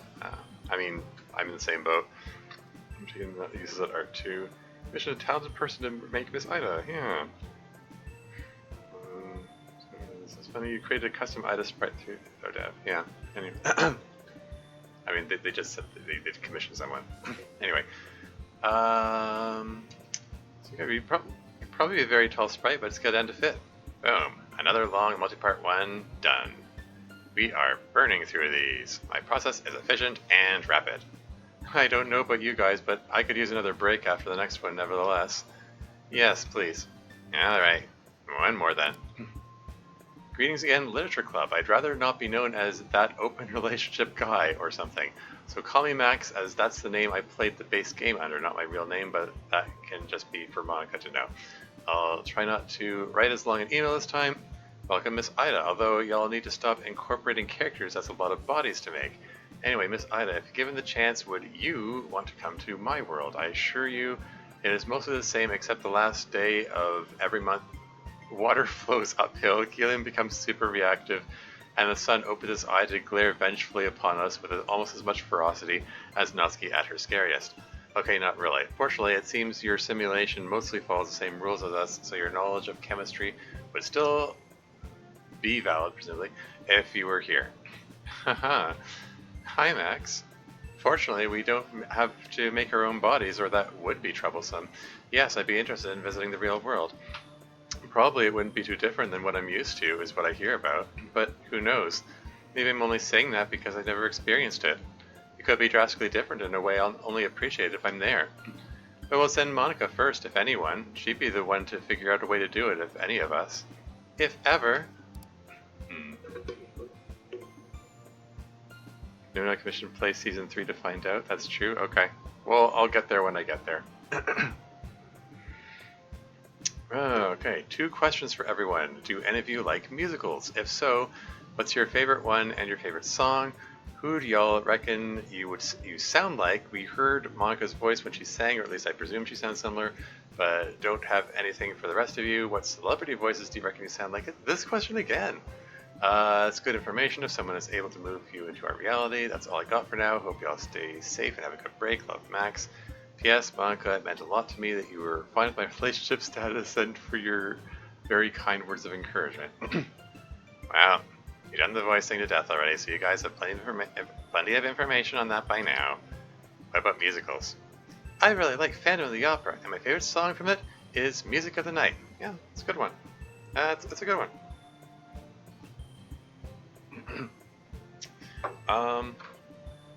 Yeah, for the longest time, Phantom of the Opera was a fixture in downtown Toronto, where I live. Like the musical was running there for a long time. I've seen it a few times myself. Good musical. Music of the Night's a good song. I was not pleased with some aspects of the movie version of that show. There are a few issues. My biggest issue is the duel between Phantom and Raoul, and Raoul beats the Phantom, which has a number of problems. One, it kind of destroys the Phantom. It destroys his mystique because he's supposed to be this unstoppable, mysterious, badass, kind of character. I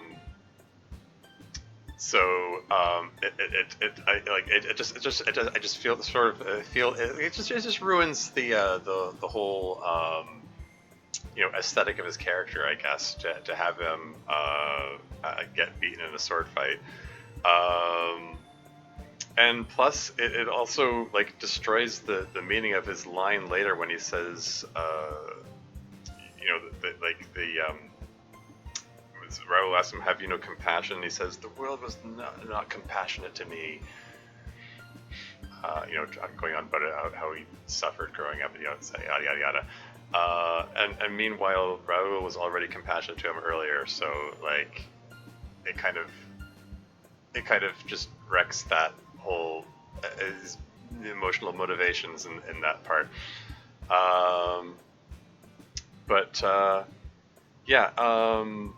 Yeah, the original, they only get away from the Phantom because he lets them get away, it's, yeah,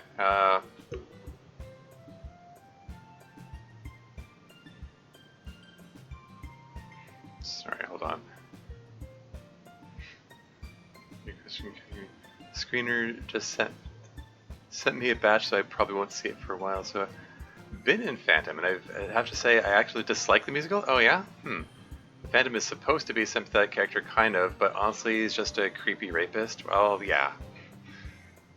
Feels very weird. I have been in all but one of the musicals, and the club is about to talk about we... Yeah? That's cool, that's cool. Over the line, it's him, it's the Phantom of the Opera. Going now, but have a great day out. Okay, yeah, you have a good one, Say Rabbit. I guess have a good day. I guess it's just morning where you are. But yeah, I don't know. I mean, I can understand where you're coming from there, Dev. Yeah, for sure. I mean, I think the Phantom as a character has a appeal in the sense that he's this stark, mysterious, powerful character. He's just some sort of allure in the mystery of that. But yeah, he's creepy, controlling, and yeah.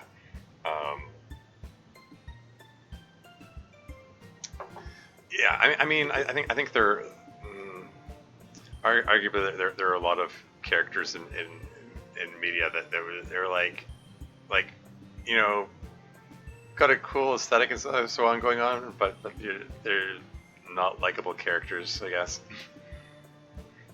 He abducts a woman after capitalizing on her trauma and manipulating her into trusting it. I mean, that's before he starts killing people. Yeah. Yep. Well, anyway. End of the opera, yeah. My favorite is Cats, and I like the song McCavity. Did this come out, is this before or after the movie version of Cats came out? The one that was, like, panned by critics. I saw Cats live once when I was very little. Too little to appreciate or remember it.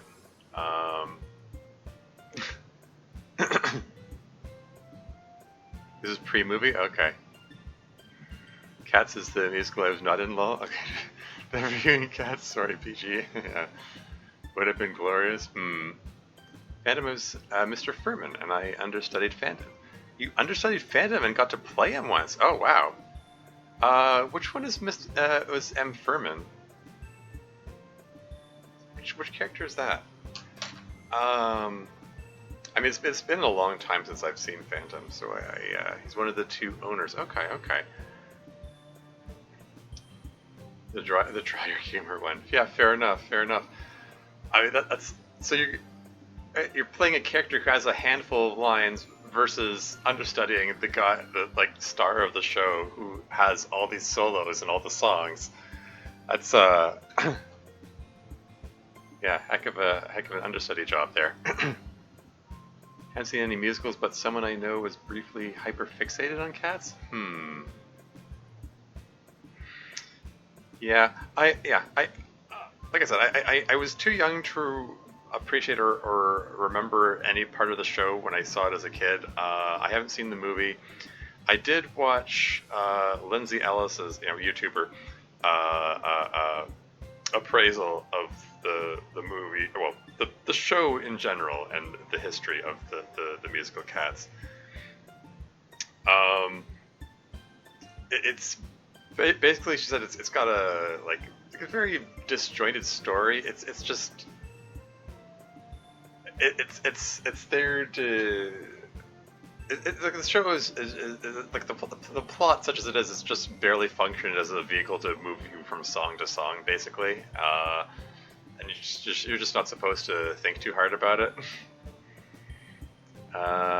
Because it's the best unintentionally cursed thing ever. Like, if I tried to write a more insane cursed musical, I would not remotely approach Cats. Oof. Like, there's not really a coherent plot. It's got really weird choreography. It's all about late 19th century, early 20th century cat lore. Yeah. For a bit and came back. Welcome back. Yeah, we were just talking about cats.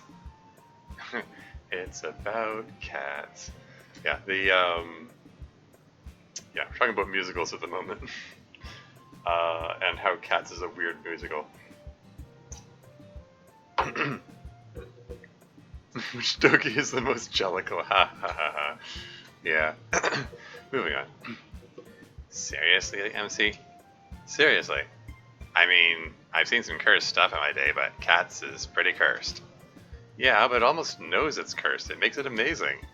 If you say so. Yeah, I think Natsuki of all people would appreciate that. Anyway, my favorite musical is Rocky Horror, and of course, Time Warp is the best song. Let's do the time warp. Yeah. Jellicle Gnats. Okay, here's another musical I've been that I do not like. Okay. I haven't been in it. I saw the movie.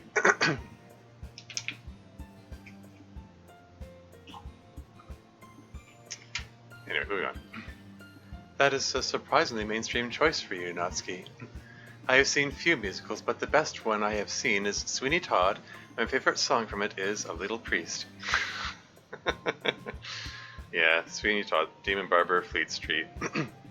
That's when I saw live on stage. I saw an amateur production of it. It's a fun show. He murders a lot of people,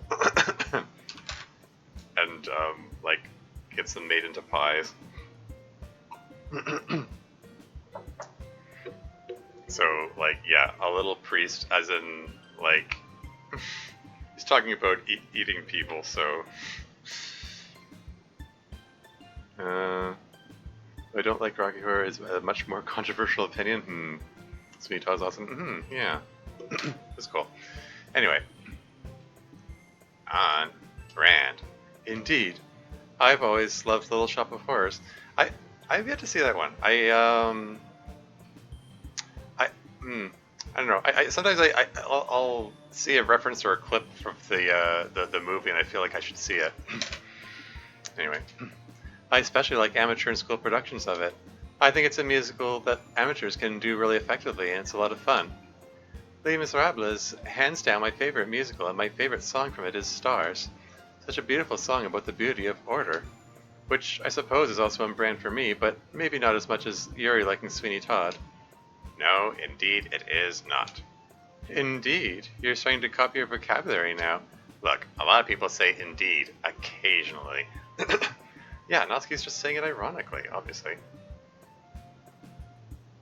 It's decent. Dentist song slaps. Thank you, Author Avatar. Anyway. She said it all the time. Of course, of course. Anyway. We're gonna take another quick break now, viewers. Catch us for the last part when we'll do all the rest of the emails that we've got for today. Peace. Okay, well, according to Dev, that was the shorter section of the 3 emails. I'm gonna save.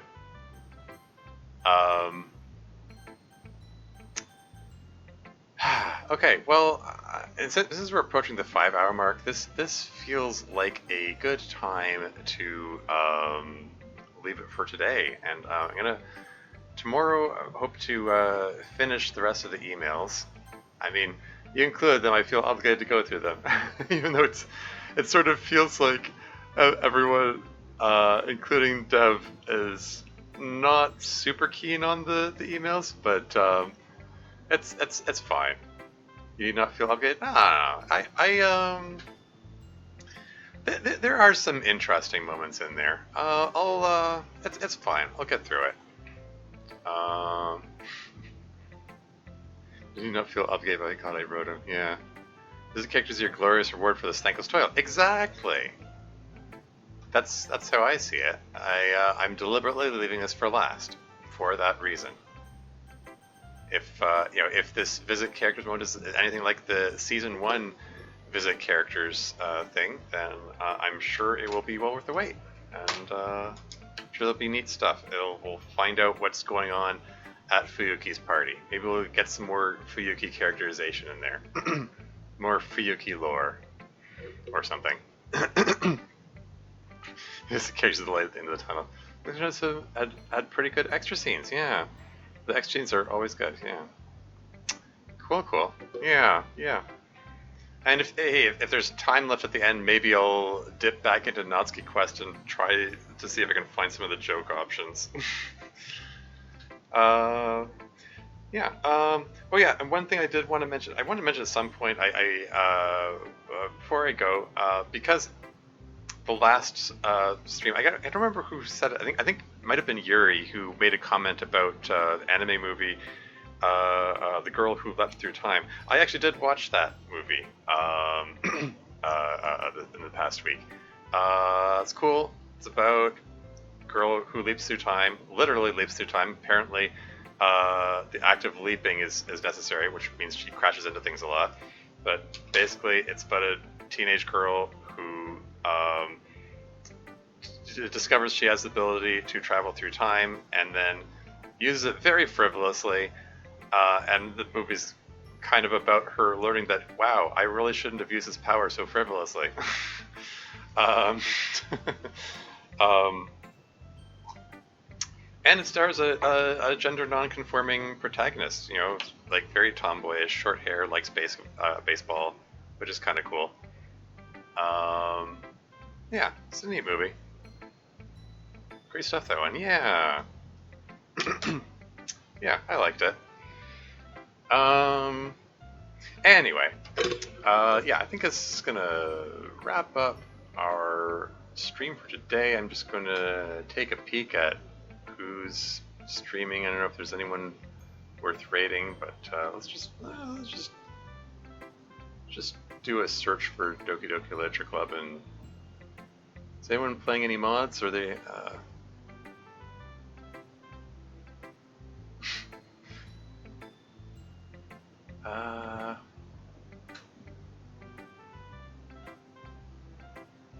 Hey, there's me. Yeah, I think they're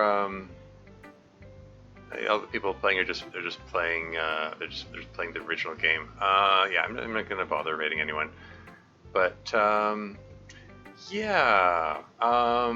Thanks so much to everyone for sticking around. Have a good night. We're gonna pick this up tomorrow. Finish off these darn emails, and yes, light at the end of the tunnel, the visit characters thing. Yeah. Until next time.